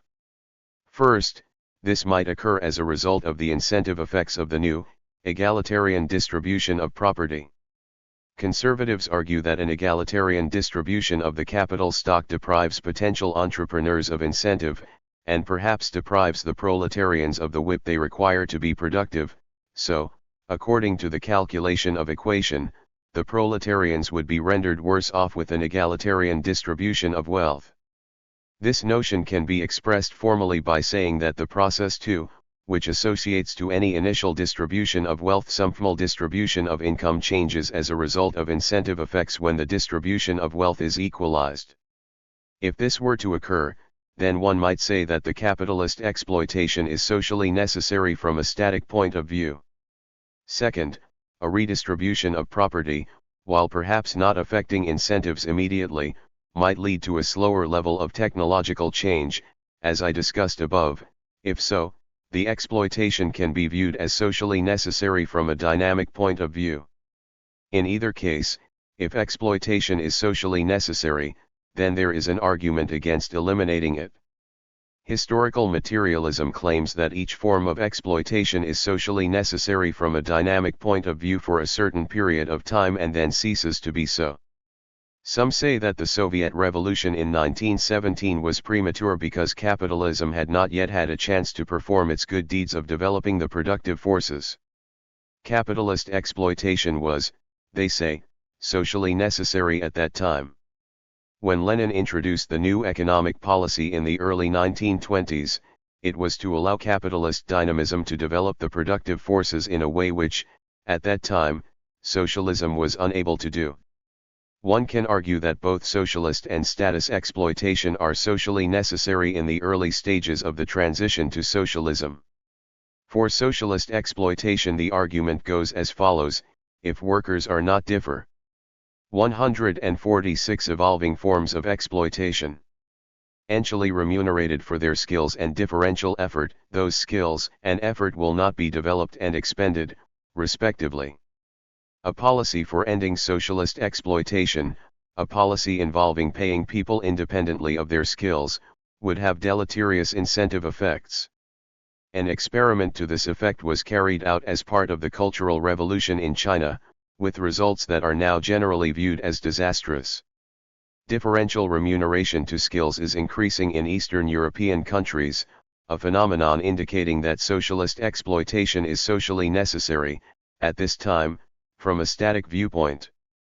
Conservatives argue that such differentials will always be necessary, because of an unmalleable human nature, but Marxists believe that to be a myopic view. At some point, it will be possible to eliminate property rights in skills without destroying incentives, just as slave and feudal property were eliminated without bringing economic development to a grinding halt. There is much evidence that socialist exploitation is necessary at this stage of historical development. Whether status exploitation is necessary is more questionable. Status exploitation exists because of the large degree of central planning and the consequent growth of a bureaucracy capable of creating privileges for itself. One can argue that such privileges can only be eliminated by the of markets to organize economic activity, thereby replacing bureaucracy, and that with markets capitalist exploitation would soon develop, because the successful use of markets entails allowing economic agents to accumulate profits and to reinvest them. If a large segment of socialist society would be worse off with the ensuing capitalist exploitation than with status exploitation, then the latter could be viewed as socially necessary. I believe that this is probably not the case, because the increased efficiency that would be achieved by a judicious of markets would compensate for the inequalities that might develop. It appears, that is, that the greater cost attributable to central planning in existing socialist societies is not the inequity associated with status exploitation but the inefficiency, which could be rectified by introducing markets for consumer goods. It is not hard to imagine situations in which status exploitation would be a socially necessary form of inequality. Suppose that everyone in a population of producers, all of whom are equally skilled, is paid a wage of $1, and that each produces $2 worth of output. It is then announced that a lottery will be drawn from among the hardest evolving forms of exploitation. 147. Working half of the population, the 1% chosen in this lottery will be paid a wage of $20, and everyone else will continue to be paid $L. Furthermore, the lottery will be drawn each year. It is likely that everyone will work much harder in the second regime and perhaps equally hard to qualify for the lottery. Then the national income will increase, and everyone could be made better off than in the first regime. The 1% of the population who win the lottery are status exploiters. Their high wage status is awarded, not because they work harder than anyone else, but to create incentive effects that render everyone better off. Perhaps internal wage hierarchies in capitalist firms exemplify this phenomenon. Artificial wage steps are created, not as a remuneration to differential skill, but to create loyalty among the workers to the firm, and to stimulate productivity. 9.8 Syndicalization versus socialization.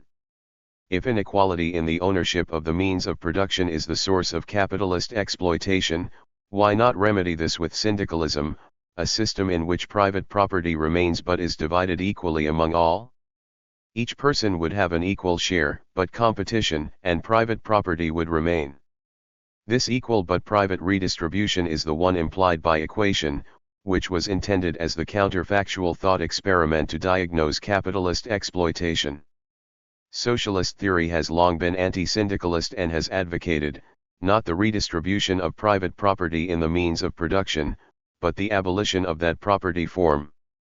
The abolition of forms of property that is associated with the great transformations of economic structures is not captured by the formulas and, which seem to imply that the remedy of a particular form of exploitation is an egalitarian redistribution of the property in question rather than its elimination as property. Indeed, I began Chapter 2 with an illustration of Marxist exploitation by comparing the allocation that ensued from an inegalitarian distribution of the productive assets with the welfare distribution associated with an egalitarian distribution of the capital stock. Thus far in this book, public ownership of the means of production, as opposed to equal private ownership, has not been discussed. 10. Public ownership of the means of production. Capitalist exploitation is the consequence of private and unequal ownership of the means of production. It would seem that socialism could abolish exploitation by establishing an equal distribution of private property in the means of production.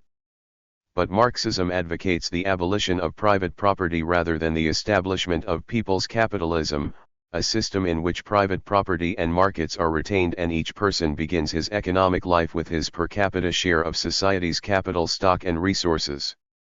Such a redistribution of the capital stock might be just as difficult to achieve, politically, as socialization, for clearly the present owners of the capital stock would protest were this new order to be implemented. To some extent there has been a redistribution of the income flows from capital by taxation in various capitalist countries.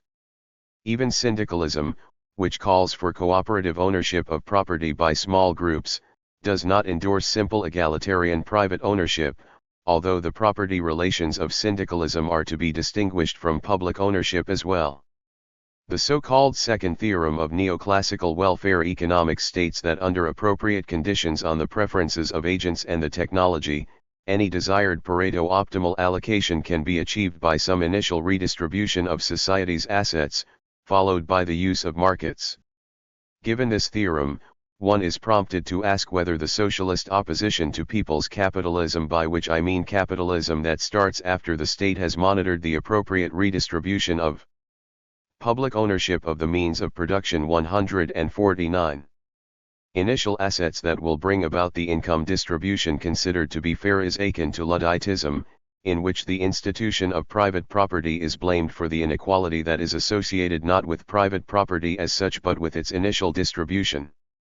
I have not offered a definition of what public ownership of the means of production is, but whatever it is, the final distribution of income under it should be Pareto optimal, so that distribution could be achieved using markets by some appropriate redistribution of private property.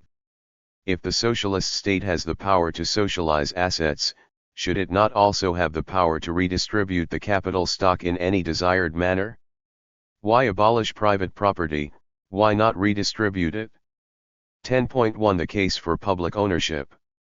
One might contemplate two kinds of redistributions of initial property rights, an equal initial distribution, in which each would begin with his per capita share of society's total wealth in alienable assets, or some unequal initial distribution, designed to compensate people for other unequal opportunities that they face. I will center the discussion on the first option, which is, after all, the one indicated as the appropriate rectification of capitalist exploitation. Most of the arguments apply against the second option. But, in addition, the second option seems even less politically realistic than the first one. The abolition of a form of property is not a historical innovation. As I pointed out in Chapter 8, forms of property typically are abolished when economic structures are transformed. Nevertheless, the question has some urgency today, because socialist countries are introducing markets and private property to cope with some of the inefficiencies associated with socialization as it has been implemented. This initiative is occurring in Hungary and in Yugoslavia, and more recently in the agricultural sector of China.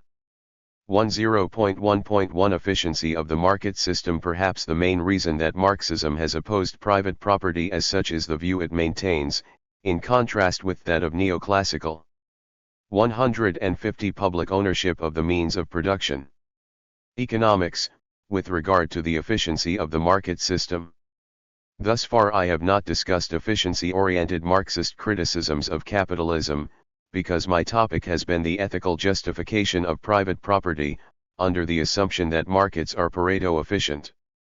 But, in fact, Marxism does not endorse the view of the benevolent workings of the invisible hand claimed by the neoclassical theorem discussed above.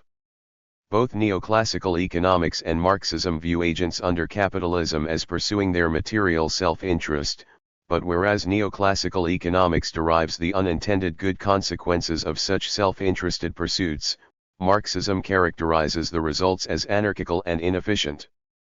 Capitalism is a system in which there is a vast misallocation of resources, the most obvious of which is unemployment on a sometimes massive scale. How can this be, given the neoclassical argument? Perhaps because some of the assumptions of neoclassical equilibrium theory fail to hold in reality. Indeed, many interpret the invisible hand theorems in a critical spirit. They say that, because so many conditions are required to guarantee the efficient working of the invisible hand, real market economies, which violate some of these necessary conditions, probably are inefficient.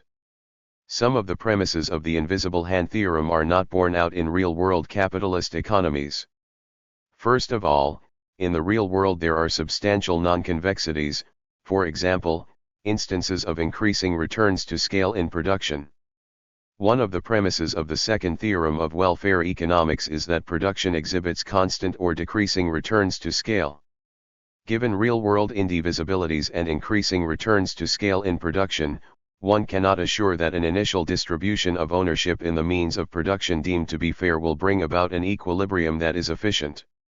Second, the invisible hand theorem assumes that there is a complete set of markets, including markets for all goods that might appear in the future contingent upon the various possible states of the world that may occur. People have to plan very far ahead and trade on these markets to assure that the desirable equilibrium, through time, is achieved. But these markets, in actuality, do not exist. There are very few futures markets only for some commodities, and not for very far into the future. Third, agents do not act as price takers in the real world, there are monopolists and monopsonists who have the power to set prices. In the invisible hand theorem, every agent is assumed to be so small that public ownership of the means of production 151. He has no such power. The existence of monopoly destroys the optimality of the equilibrium. One might argue that such monopolies would not exist after the redistribution that implements people's capitalism, but this is not obvious. Various agents, or coalitions, might still be able to establish monopolies, perhaps because of their possession of scarce skills, or because of the luck of the draw in the distribution of some asset that is assigned by a lottery. Fourth, uncertainty in the real world is so immense, and the set of markets that exist is so thin with respect to the necessity of coping with these uncertainties, that the achievement of a desired optimal allocation through the market system seems remote. Because of these uncertainties, socialists have advocated planning instead of markets as the solution when big investment projects are concerned. Indeed, huge investment projects are underwritten by the state in every capitalist country today, a fact that attests to the inability of the market to handle such investment. A related but different point is that, as cognitive psychologists have shown, people behave irrationally in the face of uncertainty. The assumption that agents are rational maximizers is almost surely false in a world of uncertainty. In such a world, what people choose will therefore not be in their interests, even as they conceive of them. This would be the case even were there a complete set of markets to deal with all possible contingencies. Fifth, the invisible hand theorem refers to a property of the equilibrium of a market system, where all agents act as price takers and there is a complete set of markets.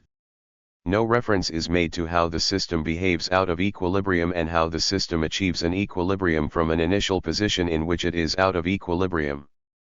There is no guarantee, according to neoclassical theory, that trading on markets in a disequilibrium situation will bring about the market equilibrium with its efficiency properties. That is, there is no complete model of the dynamics of market economies, and if the prevalent state of market economies is not one of general equilibrium, then there is no reason to ascribe those efficiency properties to it. Despite these criticisms, and there are others, I do not mean to attack the neoclassical model of equilibrium theory, which is one of the great contributions to social scientific method of the past century. It is, indeed, the model of all the examples of this book. But I do want to criticize the carelessness with which the theorems of that model are used to infer conclusions about actual market economies. The Invisi. 152 Public ownership of the means of production. Hand theorems are statements about a model, not about reality, and I have already presented sufficient reason for skepticism concerning those inferences. Models are schematic simplifications of reality, and judgment must be exercised before boldly claiming that the simplifications are appropriate for the policy question at hand. 10.1.2 The legacy of capitalism. Suppose, now, that the market system is efficient, that the assumptions of the neoclassical model all hold in the real world, and that private ownership economies achieve the equilibrium described by the model. There are still reasons for socialist opposition to people's capitalism, because of the legacy of capitalism in the residue of preferences and skills with which people in the new society begin. Suppose that people's capitalism is implemented by giving each person her per capita share of the national wealth in alienable assets, but that each person retains ownership of her own skills and her preferences with respect to risk and saving. Doubtless, large inequalities will emerge within a generation. One might say that these inequalities are morally justified, except that the preferences, skills, and habits of people developed in and were determined by the old society. Some people have learned to save under capitalism and have trained themselves in ways conducive to getting ahead in any society based on private ownership and markets. Others have learned behavior and values that are dysfunctional for success in a private ownership economy. One might argue that their behavior is well adapted to surviving on the margins of such a society but not to succeeding in its mainstream. Because of education, some people will begin in the new regime with much better opportunities than others, opportunities that will surely be parlayed into greater wealth than the others acquire. Because the preferences and skills of people, which are themselves in large part the consequence of the prior unjust distribution of wealth, are not transformed by the redistribution postulated, it cannot be claimed that such a redistribution rights the wrongs of capitalism. And, one might conjecture, there will be a strong correlation between those who did well under the old system and those who do well under the new system. From the ethical viewpoint, the goal of socialism is to annihilate the opportunities that are unequal as a consequence of unequal access to or ownership of the alienable means of production. Equal ownership. Public ownership of the means of production. 153. Rights in the means of production would go only part way toward rectifying those inequalities, because the skills and preferences of people are themselves a consequence of past unequal opportunities. 10.1.3 The endogeneity of preferences. The endogeneity of preferences, the fact that preferences and values are shaped by one's environment, was invoked in section 10.1.2 to claim that an equal per capita redistribution of ownership rights in alienable assets would not right the wrongs of capitalism. But another kind of preference endogeneity is also invoked by Marxists, who oppose private property in the means of production. The preferences and values of people are a consequence not only of the class they are in, and the amount of wealth they have, but also of the very economic structure in which they live. A system based on private property and markets will induce in people certain values that, it can be argued, are not good values. Marxism speaks of commodity fetishism, which is the belief that things and people tend to be valued in a market system by their market value. For example, Marxists argue that women will be undervalued by societies using a market mechanism as long as the raising of children remains women's work and is unpaid. This criticism of capitalism is non-liberal, because it passes judgment on what kinds of preferences are good for people, independent of what people themselves may think. Marxism has a tradition of arguing that capitalism is not conducive to self-realization, to creating people who are capable of fulfilling themselves in a meaningful sense. This is only partly because of the skewed distribution of wealth and the class system that markets bring about. It is also because the very process of organizing economic activity by use of private property, competition, and markets may instill in people values that stunt the development they otherwise could achieve. 10.1.4 Inequality of talent. Suppose that none of the three criticisms discussed above applies. Markets work efficiently, the slate is clean with respect to preferences and skills left by the old capitalist society, and no one wishes to pass judgment on the quality of values that the market system induces. It will still be the case that people differ in their internal talents. In the 154 Public ownership of the means of production. Propensities that they are born with, or that emerge through luck, and that the market system enables them to benefit from. Some people will surely be born with handicaps, but many attributes that people have may be considered to be handicaps of a type, even if they are not such by any conventional definition. The market system allows people to transform those attributes they possess that are of value to others into wealth. If one views the distribution of these internal talents as morally arbitrary and itself an instance of luck, one may oppose a method of economic organization that enables people to benefit by virtue of their draw in the birth lottery. Indeed, contemporary theories of justice expounded by political philosophers such as John Rawls and Ronald Dworkin argue against the right of people to benefit unconditionally by the morally arbitrary distribution of talents. Here, one must recall, talent is to be interpreted in a broad way. It may be the capacity to work harder than the next person, or to study longer, or to be more charming and thereby to acquire a desirable job. Such a talented person might do well in systems other than market ones, but surely well-organized markets will reward such people. On the other hand, some feel that such virtue is its own sufficient reward and should not be additionally compensated with the money that will accrue to its possessor under a market system. 10.1.5 Summary. The preceding four arguments against private property as an institution focus upon different sorts of consequences of the market institution. The first criticism makes no moral judgments but calls into question only the efficiency of the market system. This, it should be noted, is the main criticism of private property deriving from the theory of historical materialism that, at some point, the economic structure of private property in alienable assets is no longer optimal for harnessing and further developing the productive forces. The second criticism holds even if the first does not. It says that equal redistribution of private property in the alienable means of production is not sufficient to right the wrongs ascribable to the previous unequal distribution. The third criticism calls into question not simply the effect of the previous distribution of wealth on preferences and behavior, but also the effect of the market system as such on preferences. It claims that the institution of private property is not conducive to self-realization.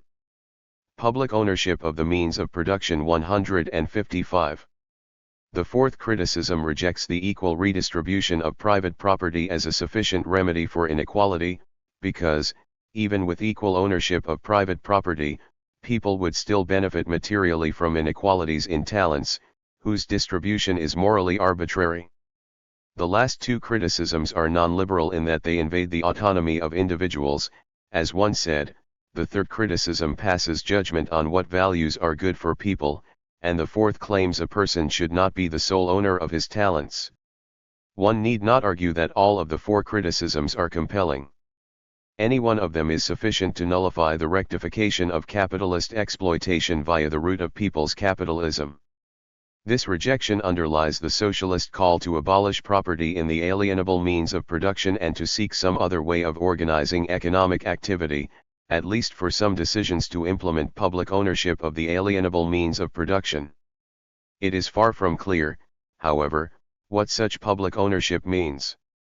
Who shall decide how to employ publicly owned resources, and according to what criteria? Section 10.4 suggests a preliminary, and what one intend as cautious, approach to what public ownership entails. 10.23 Political philosophies. Before discussing what public ownership of the alienable means of production might mean, one will outline three competing political philosophies that suggest different possible arrangements of property rights with respect to two kinds of assets, those external to the person, and those that are internal.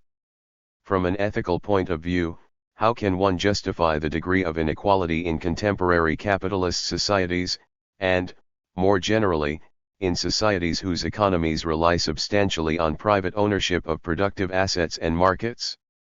The clearest justification for that distribution is the liberal position, represented by libertarians such as Robert Nozick. Nozick is viewed as an intellectual descendant of Locke. The liberal position justifies the inequalities that exist today by arguing that they could have come about in an ethically defensible way, from an initial state in which people owned themselves but the external. 156 Public ownership of the means of production. World was unowned. By virtue of self-ownership, a person is entitled to appropriate objects in the external world as his own, so long as no one is rendered worse off after the appropriation than he was before. By virtue of my skills, which enable me to make use of that piece of land, I am entitled to establish property rights in it so long as others will not be rendered worse off than they were when the land remained in common use. According to this theory, private ownership of the external world, initially unowned, is established by virtue of the self-ownership of agents, subject to certain constraints on private appropriation whose intent is to prevent harm to others. G. A. Cohen argues that Nozick's proviso for the appropriation of things in the external world is too weak. It does not offer sufficient protection to those who do not appropriate. He poses the following example. Two people, A and B, have common use of land, on which A gathers m bushels of wheat and B gathers n bushels. Then A appropriates the land and designs a division of labor between himself and B, with the result that A ends up with m plus q bushels and B with n plus p bushels. Because A is the appropriator, one may assume that Q is greater than P and that both P and Q are positive. Call this the actual situation. Now B is better off in the actual situation than he was before the land was appropriated by A, if one assumes that all that matters to him is his consumption of wheat. Therefore, the appropriation passes Nozick's proviso, and is legitimate. Suppose, however, that B could have appropriated the land as well and designed the same division of labor and the same distribution of the additional product, so that B received n plus q bushels and A received m plus p bushels. Call this the hypothetical situation. In the hypothetical situation, B is better off than in the actual situation. If one judges the actual situation by what could have occurred in the hypothetical situation, then A's appropriation giving rise to the actual situation is unjustified. Nozick does not permit this test. The legitimacy of an appropriation is judged, by him, by comparing the actual situation only to the counterfactual situation in which the appropriated resource remained in common use. But there are other counterfactual situations that are at least as relevant for judging the moral legitimacy of the appropriation of a previously unowned piece of land. Locke's proviso for initial acquisition of resources is that the appropriator must leave enough and as good for others. By the examples. Public ownership of the means of production 157. Locke gives, it is clear that he intends something much stricter than the arrangement Nozick proposes. In the example given earlier, A would not be allowed to appropriate land unless the appropriation made no difference to B, that is, the appropriation would be justified only if enough and as good land were left for B to use. This was not the case in the example. Locke's proviso for appropriation of private property is phrased in terms of the physical abundance of the appropriated resource, whereas Nozick's compares the welfare of those who did not appropriate before and after the appropriation. Locke's proviso, unlike Nozick's, is hard to satisfy. If people begin with very different skills, or internal traits of various kinds, the Nozickian theory licenses a fairly rapid development of inequality of income or welfare. If, as Nozick believes, gift-giving is a legitimate means of transferring resources, then inheritance may assure that substantial inequality remains between families for generations, even though this inequality is based on the initial clean appropriations performed in a world whose resources were held in common. Thus far, I have called into question Nozick's legitimation of private property by pointing out that his criterion for appropriation has an arbitrary character, unacknowledged by Nozick, which may not provide sufficient protection to those who do not appropriate. The most sustained argument against the liberal position is associated with John Rawls, and more recently with Ronald Dworkin. Their position is called, variously, a left liberal or a social democratic one. It essentially denies that people should own themselves, or at least, that they should have unfettered rights over the income that their productive talents bring.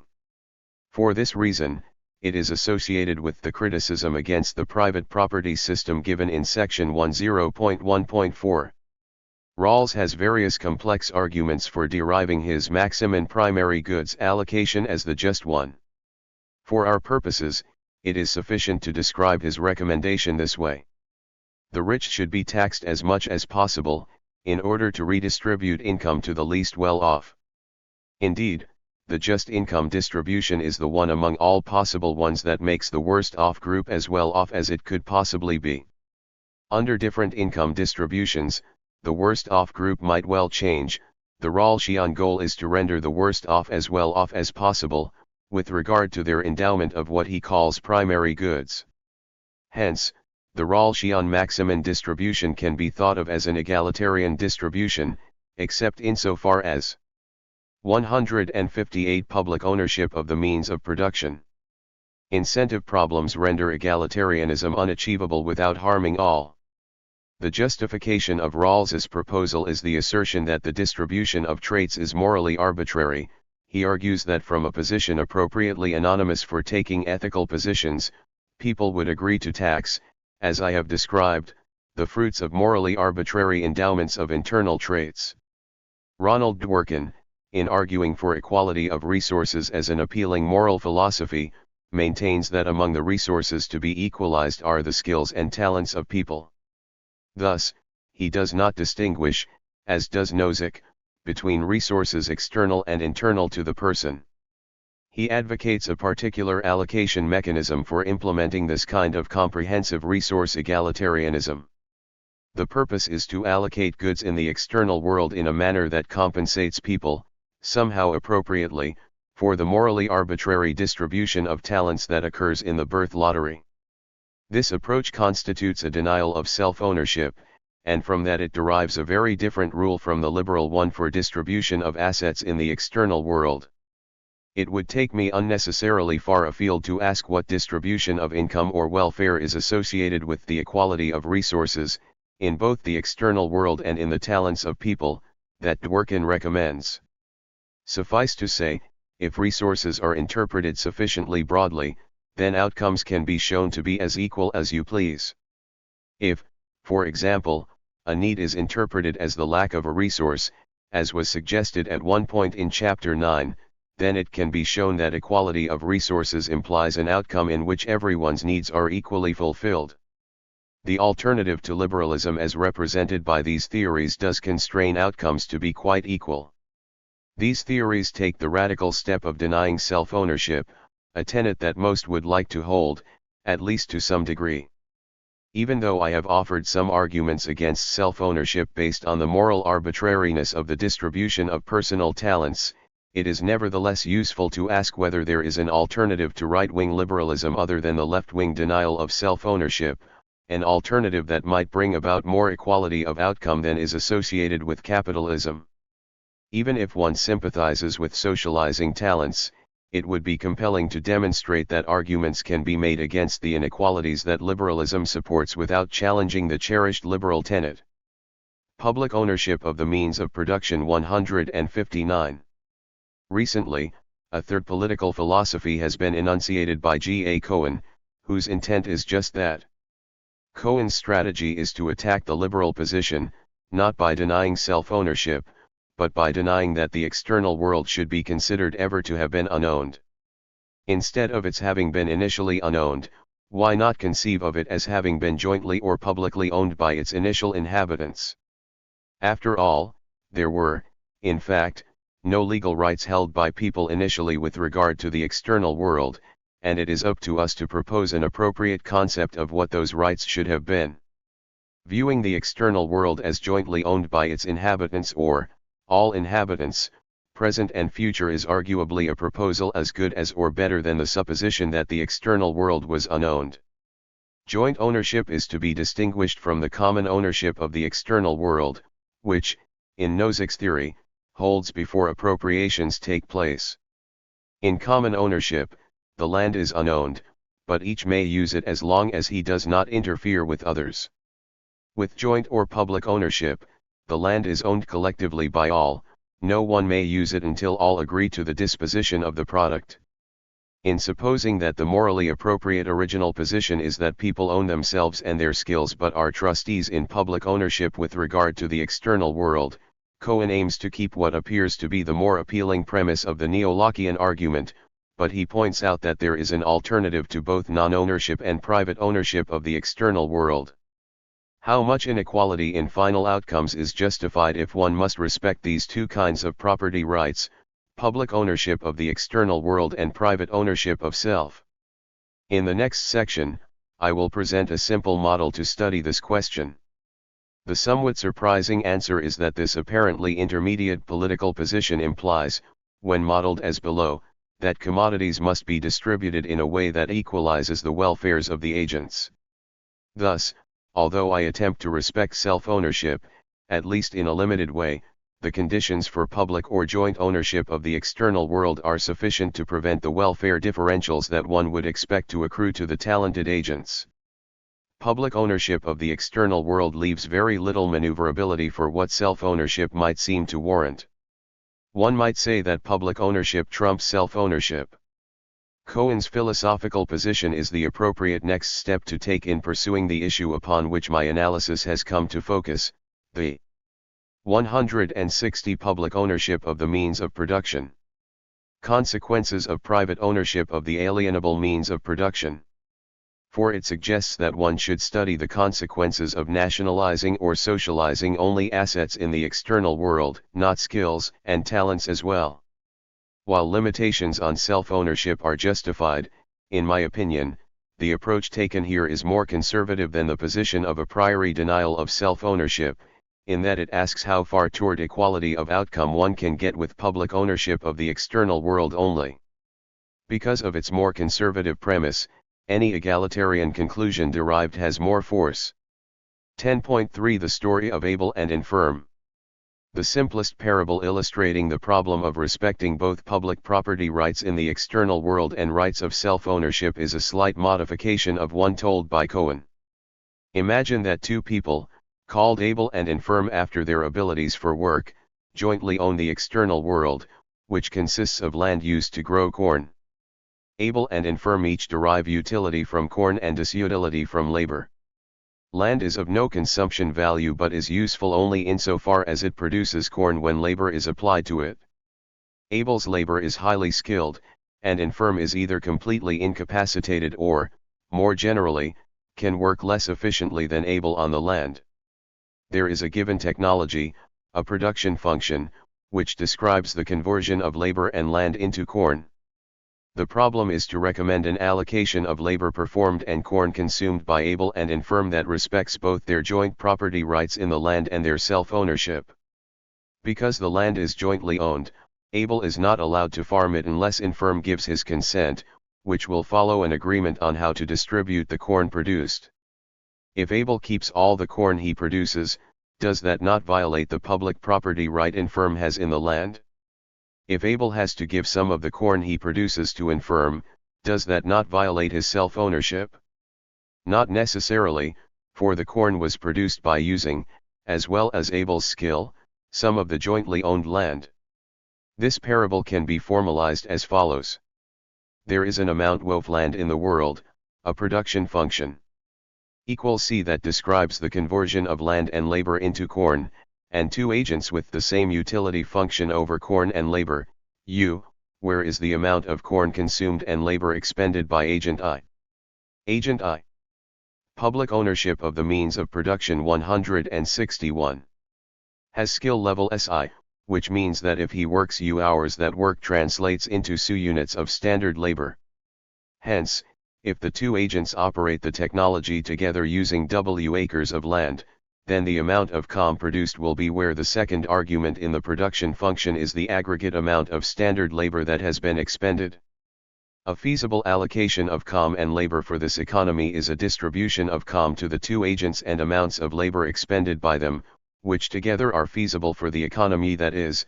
I can summarize this description by reference to the economic environment equals.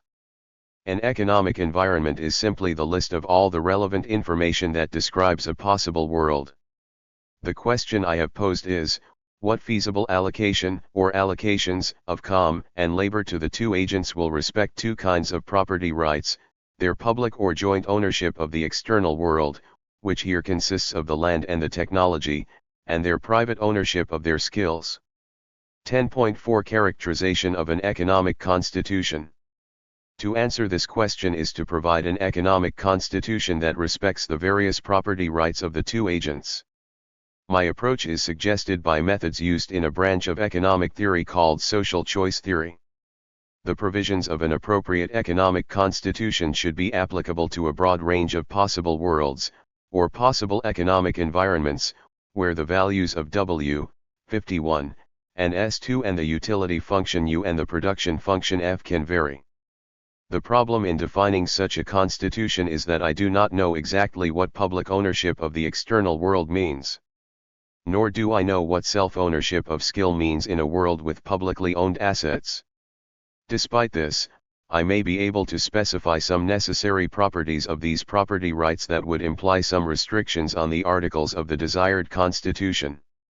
The economic constitution I seek must render a judgment on the appropriate allocation of resources for any reasonable economic environment.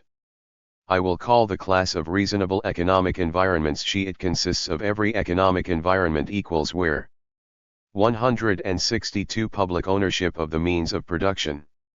F is any production function that is increasing in land and labor, U is any utility function that is increasing in the amount of COM consumed and decreasing in the amount of labor expended by the agent, and W, 51, and 52 can be any non-negative numbers.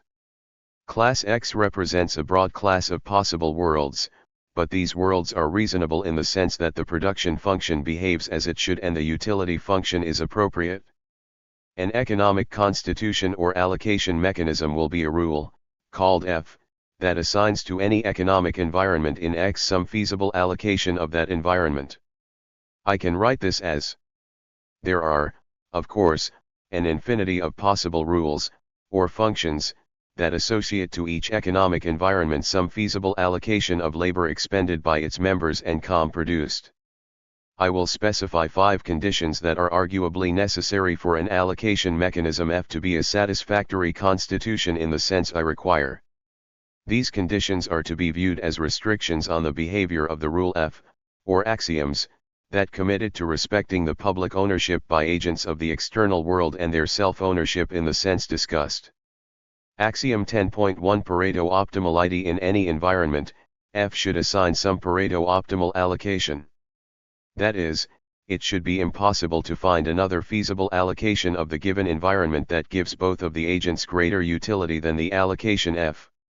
Axiom 10.2 Land monotonicity. Let F be the allocation F assigns in an environment in which the amount of land is W, and now consider a new environment * in which the amount of land has increased to W *, but everything else remains the same as in. Then at the allocation F, both agents should be at least as well off in terms of welfare as they are at F. Formally, let equals and * equals and W * W. Then U equals is the allocation under the mechanism F to agent I in the economic environment. Public ownership of the means of production. 163. Land monotonicity is intended as a necessary condition of public ownership of the land. We do not know precisely what such public ownership means, but it should at least require that no agent is harmed by an increase in the amount of a resource that is publicly owned.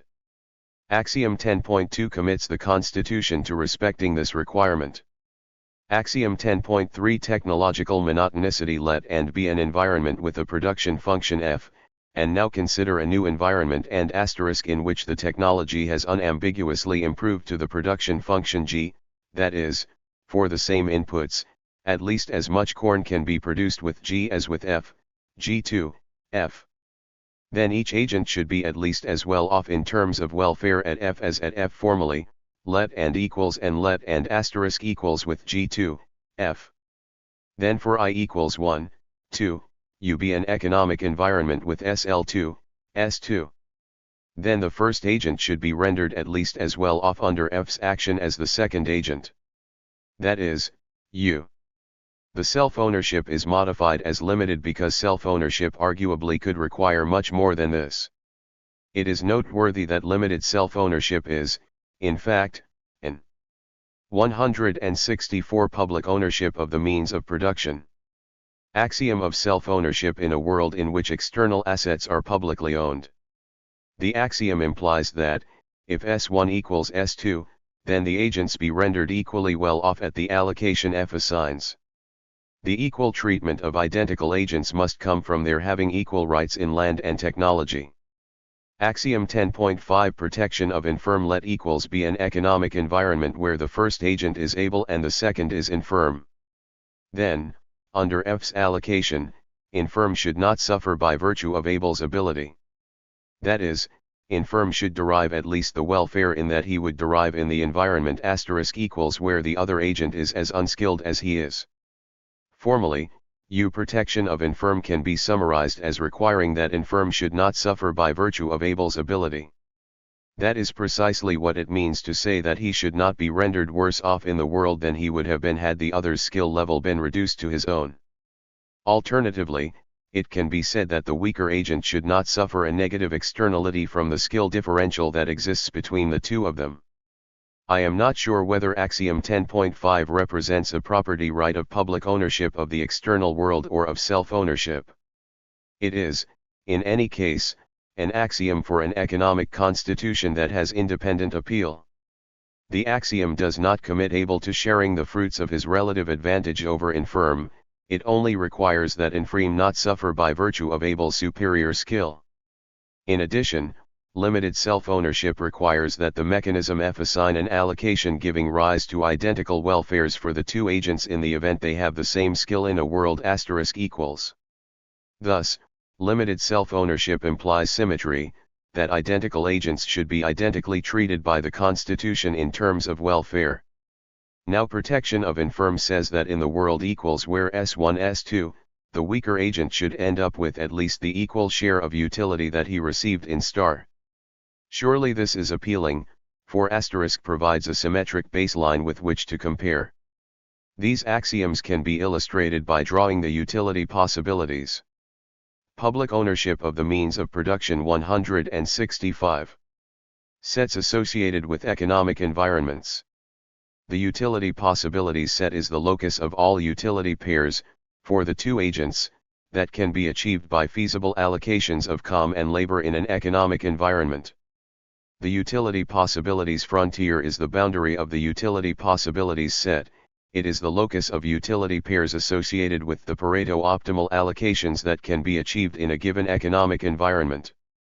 Axiom 10.1 states that the constitution F must always choose an allocation associated with a point on the utility possibilities frontier, not a point in the interior of the utility possibilities set. Axiom 10.2 is illustrated in figure 10.1. As the amount of land increases, the utility possibilities frontier moves outward, as it becomes possible to produce at least as much COM for the same amount of labor as before, because of the increased amount of land available. In figure 10.1 the notation U, and axiom 10.2 requires that, in the environment with more land, the utility allocation U but by description of attributes of the FML outcome. In his book Nozick is critical of end-state approaches to distributive justice and defends instead procedural approaches, which specify good procedures but place no a priori restrictions on outcomes. This is not the place to engage in that debate. But I note simply that it is not so easy to define a process that implements public ownership as it is to define one implementing private ownership. Does public ownership mean that everyone must agree on the disposition of the publicly owned asset before it can be used? That is surely too strong a condition, one that will almost never hold in any real world. Does it mean that people should vote for a central committee or a president who will decide how to use the publicly owned resource? But, in that case, what criteria do the central committee or its appointed planner use in deciding how to use the publicly owned asset? Is it not likely that the procedures they adopt are chosen on the basis of considerations of outcomes those procedures generate in usual cases? I am maintaining that the specification of a procedure implementing public ownership will take into account end-state considerations and that the end-state requirements of the axioms of Theorem 10.1 are ones that a procedure, whose purpose is to respect the property rights in question, should implement.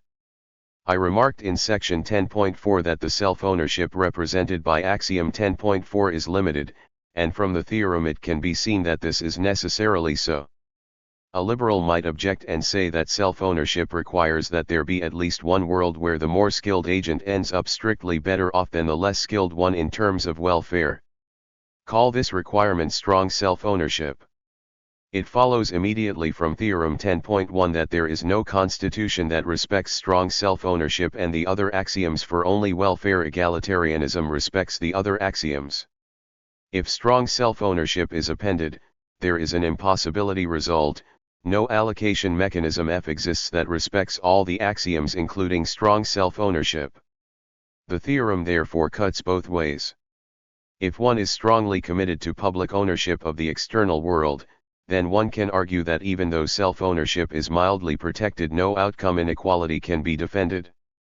But a liberal, committed to strong self-ownership can use the theorem to argue against the moral appeal of public ownership of the external world, for it is incompatible with the strong self-ownership to which he is committed. I would like to return to the concept of people's capitalism for a final remark. Theorem 10.1 is true with any number of agents. The axioms have clear generalizations as requirements for an economic constitution operating on economic environments with many agents, and under those generalized axioms, the theorem remains true. Consider now the mechanism that implements people's capitalism. Each agent is given as private property her per capita share of the land and a per capita share in the ownership of a firm that runs the technology. Agents then sell their labor power to the firm and rent their land to the firm, which operates the technology and sets a price for COM. An equilibrium is a set of wages, a rental rate for the land, and a price of COM output, at which all markets clear. The firm demands amounts of labor of various skills and land, at these prices, to maximize its profits, and each agent supplies land and labor and demands an amount of COM, to maximize her utility given her budget, where her income is the sum of the wages, rents, and profits she receives. Thus, the equilibrium set of wage rates, rental rate, and COM price equalizes the supplies and demands for types of labor, land, and COM. The mechanism of equal division competitive equilibrium or people's capitalism assigns that allocation of com and labor achieved by the market mechanism just described. Call this mechanism G. Mechanism G violates some of the axioms, because G can easily be shown not to be welfare equalizing. In fact, G violates three axioms: land monotonicity, technological monotonicity, and protection of infirm. It respects Pareto optimality and limited self-ownership. We have, finally, another argument against people's capitalism as an implementation of Marxist concerns. If the restrictions on an economic constitution represented by axioms 10.2, 10.3, and 10.5 are desirable, then people's capitalism is an undesirable procedure. If public ownership of the land and technology requires land and technological monotonicity, then people's capitalism is not a method for implementing public ownership. Public ownership of the means of production 171. Even if one does not agree that public ownership of the means of production is properly represented by these axioms, they might be endorsed by virtue of appeals to justice, where justice entails something other than public ownership. Perhaps the axioms represent what it means to have equal opportunities in regard to external assets, a concept that may differ from public ownership. If so, and if such equal opportunities are a requisite of one's economic constitution, then people's capitalism is ruled out.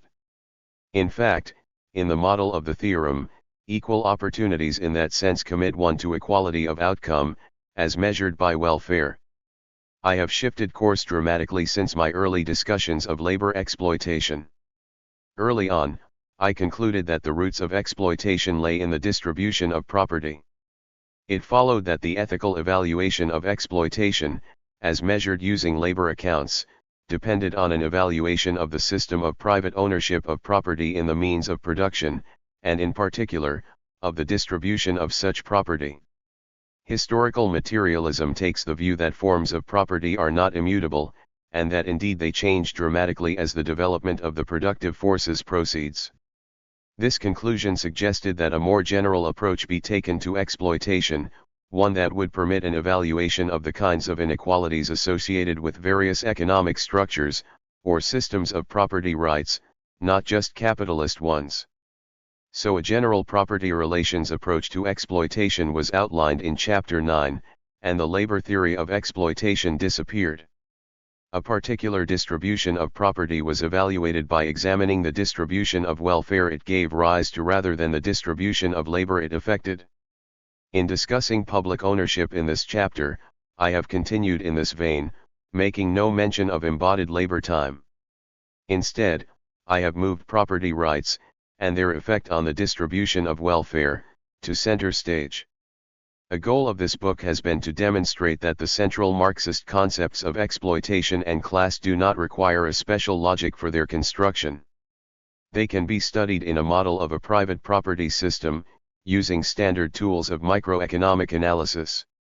I have been principally interested in exploitation as the route through which Marxism builds its critique of private ownership of the means of production, from an ethical point of view. This analysis required, first, the definition and exploration of the consequences of exploitation, which I did using a heterodox approach. The Marxist element of this hybrid approach involved the use of the notion that a person is exploited if the labor he expends in production is greater than the labor embodied in the goods he can purchase with his revenues from production. The non-Marxist element in the development of chapters 2, 4, and 6 involved establishing a relationship between exploitation and class without reliance on the labor theory of value. Neoclassical equilibrium theory was used to reconstruct Marxist concepts in a way that purges them of what I think is the principal weakness of the Marxist analysis, namely, the labor theory of value. The crucial question remains, why should exploitation, defined by calculating labor accounts, be considered a bad thing? My argument is that a person's attitude toward exploitation must derive from the moral status of the distribution of the alienable means of production, which is the cause of exploitation. In Chapter 5 I discuss the principal ways in which differential ownership of the alienable means of production can emerge and question their moral legitimacy. I must emphasize that for Marx the problem was much simpler than it is for us, for his approach was largely historical. He argued that the original, or primitive accumulation of private property in the hands of a few, who then became capitalists, took place by various forms of robbery and plunder. He did not raise the more refined question of how one would view differential ownership if it came about by virtue of differential hard work, rates of time preference, risk-taking behavior, and the like. In contemporary capitalist and socialist economies, however, these questions naturally arise, for in capitalist countries today, people differentiate themselves with respect to wealth in some part as a consequence of these different personal behaviors. And in many socialist countries, private property is being introduced on a limited scale, and will give rise to differential wealth, class, and welfare for the same reasons. One can argue, nevertheless, that the principal instances of inequality are due either directly or indirectly to robbery and plunder. The massive inequality in the capitalist, quasi-fascist dictatorships in many parts of the world is such an instance. And even in the democratic capitalist states, principally of Western Europe, North America, and Japan, it is probably the case that significant inequalities last in families for generations. The very poor in capitalist countries are, for the most part, either the direct victims of robbery and plunder or the descendants of such victims. And the very rich are often the descendants of those who gain their wealth by reprehensible methods. Even when they are not, the question remains whether it is fair to inherit wealth from someone who earned it by the exercise of his own talents. Because inheritance nullifies equality of opportunity for the new generation, a commitment to such equality would impugn even an originally clean multigenerational capitalism. Some of the arguments I raised in Chapter 5 questioned whether self-ownership is ethically defensible. Should a person have a right to the income stream that will accrue, under a market system, to her inborn talents, which include propensities to take risks and saving behavior as well as more conventional skills? The principal liberal argument for capitalism is that she should. Although that claim is by no means obvious, I wish to emphasize that probably very little of the inequality one observes in capitalist society is attributable to self-ownership of that kind. There are certainly variations among individuals with respect to inborn talents, but the effect of the environment into which one is born is probably far more important for the development of one's talents than are one's genes. 174 Epilogue. And most of the relevant variation in environments is directly linked to differences in wealth and class. Thus, differential opportunities that people face because of the existence of private property in the alienable means of production determine the largest part of their differential personal attributes, which partially account for their fortune in a capitalist system. Even if one does not wish to adopt a radical position against self-ownership, much of the inequality of capitalist societies can be attributed to robbery and plunder some generations back, or to luck, an instance of which is inheritance. I propose that self-ownership of productive talents need not be denied to construct a convincing argument against the massive inequalities existing in the capitalist world today. People could be granted the right to returns on their natural gifts, and if the initial slate with respect to property and educational opportunity were clean enough, and wiped clean for each generation, there would be very little inequality of outcome. But it is necessary at least to put forth the point that the ownership of one's natural talents is not an obviously defensible notion, as liberal argument has it, because liberal political philosophy hangs so much on that premise. Indeed, even granting that premise, their conclusion hardly follows. So long as private property exists as an institution, it is for all practical purposes impossible to make and keep the slate clean. In chapters 8 and 9 I summarized several modern approaches to historical materialism. Again, my goal was not a comprehensive account, but a highlighting of the notion of the transiency of property forms in the Marxist view of history. Whereas capitalist ideology views both private property in the alienable means of production and self-ownership as the natural institutions that have finally emerged as corollary to a rather immutable human nature, Marxism views property forms as much less stable, even if there is some constancy in human nature itself. The classic historical materialist argument explains the evolution of property forms by an efficiency argument. I have not evaluated that argument but have presented it to remark on the transiency of the capitalist system and its associated ethics from the historical materialist viewpoint. If each economic structure develops a political and legal superstructure to support its property relations, then capitalist law and politics are in a subservient role to private property, and any independent morality one might ascribe to capitalism on the basis of the claimed morality of its law and politics is called into question. Another thesis of Marxism is that ideology, as opposed to law and politics, may be determined to a large extent by property relations. G. A. Cohen's version of historical materialism does not view that as an essential claim, whereas other versions do. Many have discussed the legitimation process, by which an ideology is developed in a capitalist system that justifies capitalism and creates in people preferences for the attributes of capitalism. Also in Chapter 9 I argued that the Marxist statistic of exploitation does not properly reflect the inequalities in the initial distribution of assets that, I claim, is its raison d'etre. An alternative approach to exploitation entirely innocent of embodied labor calculations was proposed. This approach was based directly on property relations. The Marxist definition of exploitation is not the best tool for either positive or normative purposes. It is conceptually simpler, and more robust, to represent one's concerns with the consequences of an unequal distribution of property directly instead of taking the circuitous route through surplus labor. I began Chapter 10 with a presentation of various reasons one might have for opposing a capitalist system, even if it began with a clean slate in which each owned exactly his per capita share of all alienable and natural resources.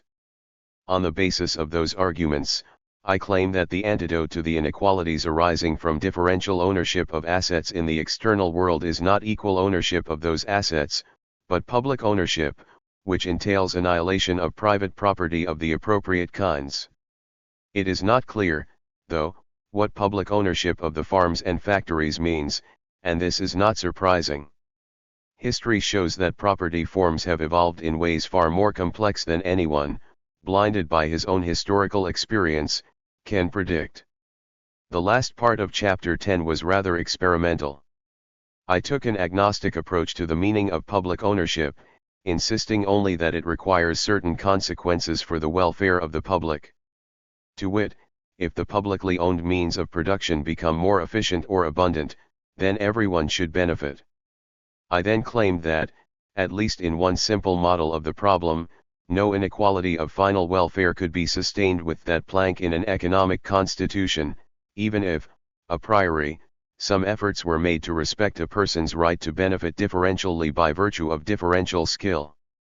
It is important not to lose sight of the forest for the trees in this argument.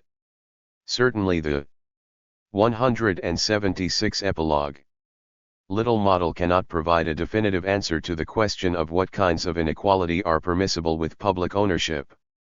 It is intended merely to show that one need not necessarily take the radical view of denying self-ownership as a premise in order to show that the kinds of inequality which the liberal argument for capitalism attempts to justify are not justified. Public ownership of the external world, even granting some self-ownership, may be sufficient to constrain final outcomes to be quite equal. Someone who wishes to oppose the kinds of inequality associated with capitalism need not begin by countering the libertarian premise that we each have a right to our own kidneys. The techniques I have used to explain the insights of Marxist economic philosophy have been quite circumscribed. I wish to offer an apology whose purpose is to assure the reader that Marxism has much more to offer to the analysis of capitalism than just what I have discussed. Marxism is concerned with analytic goals other than the demonstration of economic injustice. Some of these concern the inefficiencies of capitalism and some concern the type of societies and persons that capitalism creates, a type that may be undesirable for reasons other than injustice. The latter point relates to the theme of self-realization. Marxism argues that the people who are created by a private property system are by and large unfulfilled. There is a degree of immutability of human nature, and that nature is not well served by the behaviors and preferences that people adopt in capitalist society. This issue is not coextensive with considerations of economic justice. It is a shame if capitalism stunts human potential, even if it stunts it equally for everyone. I offer this defense of my method. I have tried to show that one need not be anointed with special grace to view Marxist arguments in economic philosophy as cogent. The principal ideas can be explained simply, and with tools that were not built especially for the task. There is no special logic or language needed to make the main points, although I do think special language is valuable when it properly summarizes the insights of a theory. Marxism should be distinguished from other social thought, not by its tools, but by the questions it raises. Those questions, as I have said, come principally from its analysis of history, centrally organized around the categories of class and economic determinism. As I stated in Chapter I, much of Marxist historical method has been absorbed by historians more generally, so it is hard to define what it means today to be a Marxist. There is little point to having a crisis about that identity. This is not to say that the models I have used make the points in the strongest possible way. I close with an example. Contemporary economics has done little to develop a useful theory of endogenous preference formation. In standard models, the story begins with a set of agents, each of whom is endowed with certain property and preferences. For certain purposes, this is a good place to start. One can say that the endowments and preferences of the people were determined by history, before the present analysis starts. I have taken this viewpoint as well. Whereas I have spent considerable space discussing the history that might have determined the initial endowments of agents in these models, and how that might cause us to question the legitimacy of those endowments, hardly any space has been devoted to discussing where POP's preferences come from. My topic has been the inequality of welfare produced by private ownership of the means of production, but I have taken as given and unanalyzed the utility functions, the conceptions of welfare that people have. There is therefore a key dimension along which the autonomy of persons, in capitalist society, could be challenged. This I have not exploited. For, if people's conceptions of welfare are themselves determined by the economic structure in which they live, then a welfare distribution might stand condemned for the further reason that the structure has shaped those conceptions. Having a theory of how capitalism shapes preferences would add to the story. Appendix, Statements and Proofs of Theorems. Statement and Proof of Theorem 4.2. Theorem 4.2. Let A, B be a technology and real wage vector. Let A be indecomposable. Then T1 0 if and only if E 0, where T1 is the rate of profit at equilibrium and E is the rate of exploitation. Proof. The rate of profit T1 and equilibrium price vector P are the solution of P equals P. Thus, P is a left-hand eigenvector of the matrix A plus BL. By the Frobenius-Perron theorem, there is a right-hand eigenvector X for A plus BL associated with the same eigenvalue 1/. That is, X equals X. Premultiplying by the vector A of labor values and rearranging yields X equals AX plus of LX plus T1 X equals X, LX plus T1 X, equals X, LX plus T1 X, from which implies that LX equals T1 X. X is a non-zero vector by, and A 0 because A is indecomposable. Therefore, X 0 and the right-hand side of 180 appendix is a positive number if and only if 7t is positive. But the left-hand side of is positive if and only if 0, which is the condition for E0. This proves that 7t 0 if and only if E. Statement and Proof of Theorem 10.1. Theorem 10.1 On the domain of economic environments X, there is a unique allocation mechanism F satisfying Pareto optimality, technological monotonicity, land monotonicity, limited self-ownership, and protection of infirm. F equalizes the utility of the agents. Remark. Although economic environments have been specified as vectors of the form equals in the text, we can dispense with listing one, instead view the land as subsumed in the specification of the production function. If F is a production function in, define G equals F. Then the economic environment can be written more economically as Asterisk equals. Land monotonicity now appears as a special case of technological monotonicity. The theorem will be proved for the domain of environments X asterisk consisting of all environments of the form of asterisk, where G can be any production function that is increasing in labor. Definition: the induced utility mapping associated with an allocation mechanism F is the function UF equals P, which assigns to each the point in utility space associated with the allocation chosen by F. Phi is the corn labor allocation assigned to the ith agent. The proof of theorem 10.1 follows from two lemmas. Lemma A.1 Consider the class of economic environments XL52U equals EX asterisk I is fixed. If F satisfies Pareto optimality and technological monotonicity, then F is a monotone utility path mechanism on X52, U. Appendix 181.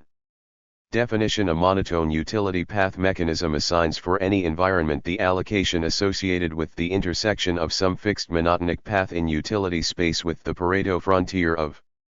It follows that F is a monotone utility path solution on X asterisk if and only if for any pair of environments and asterisk in X, either UF2 equals UF or UD2 equals UF.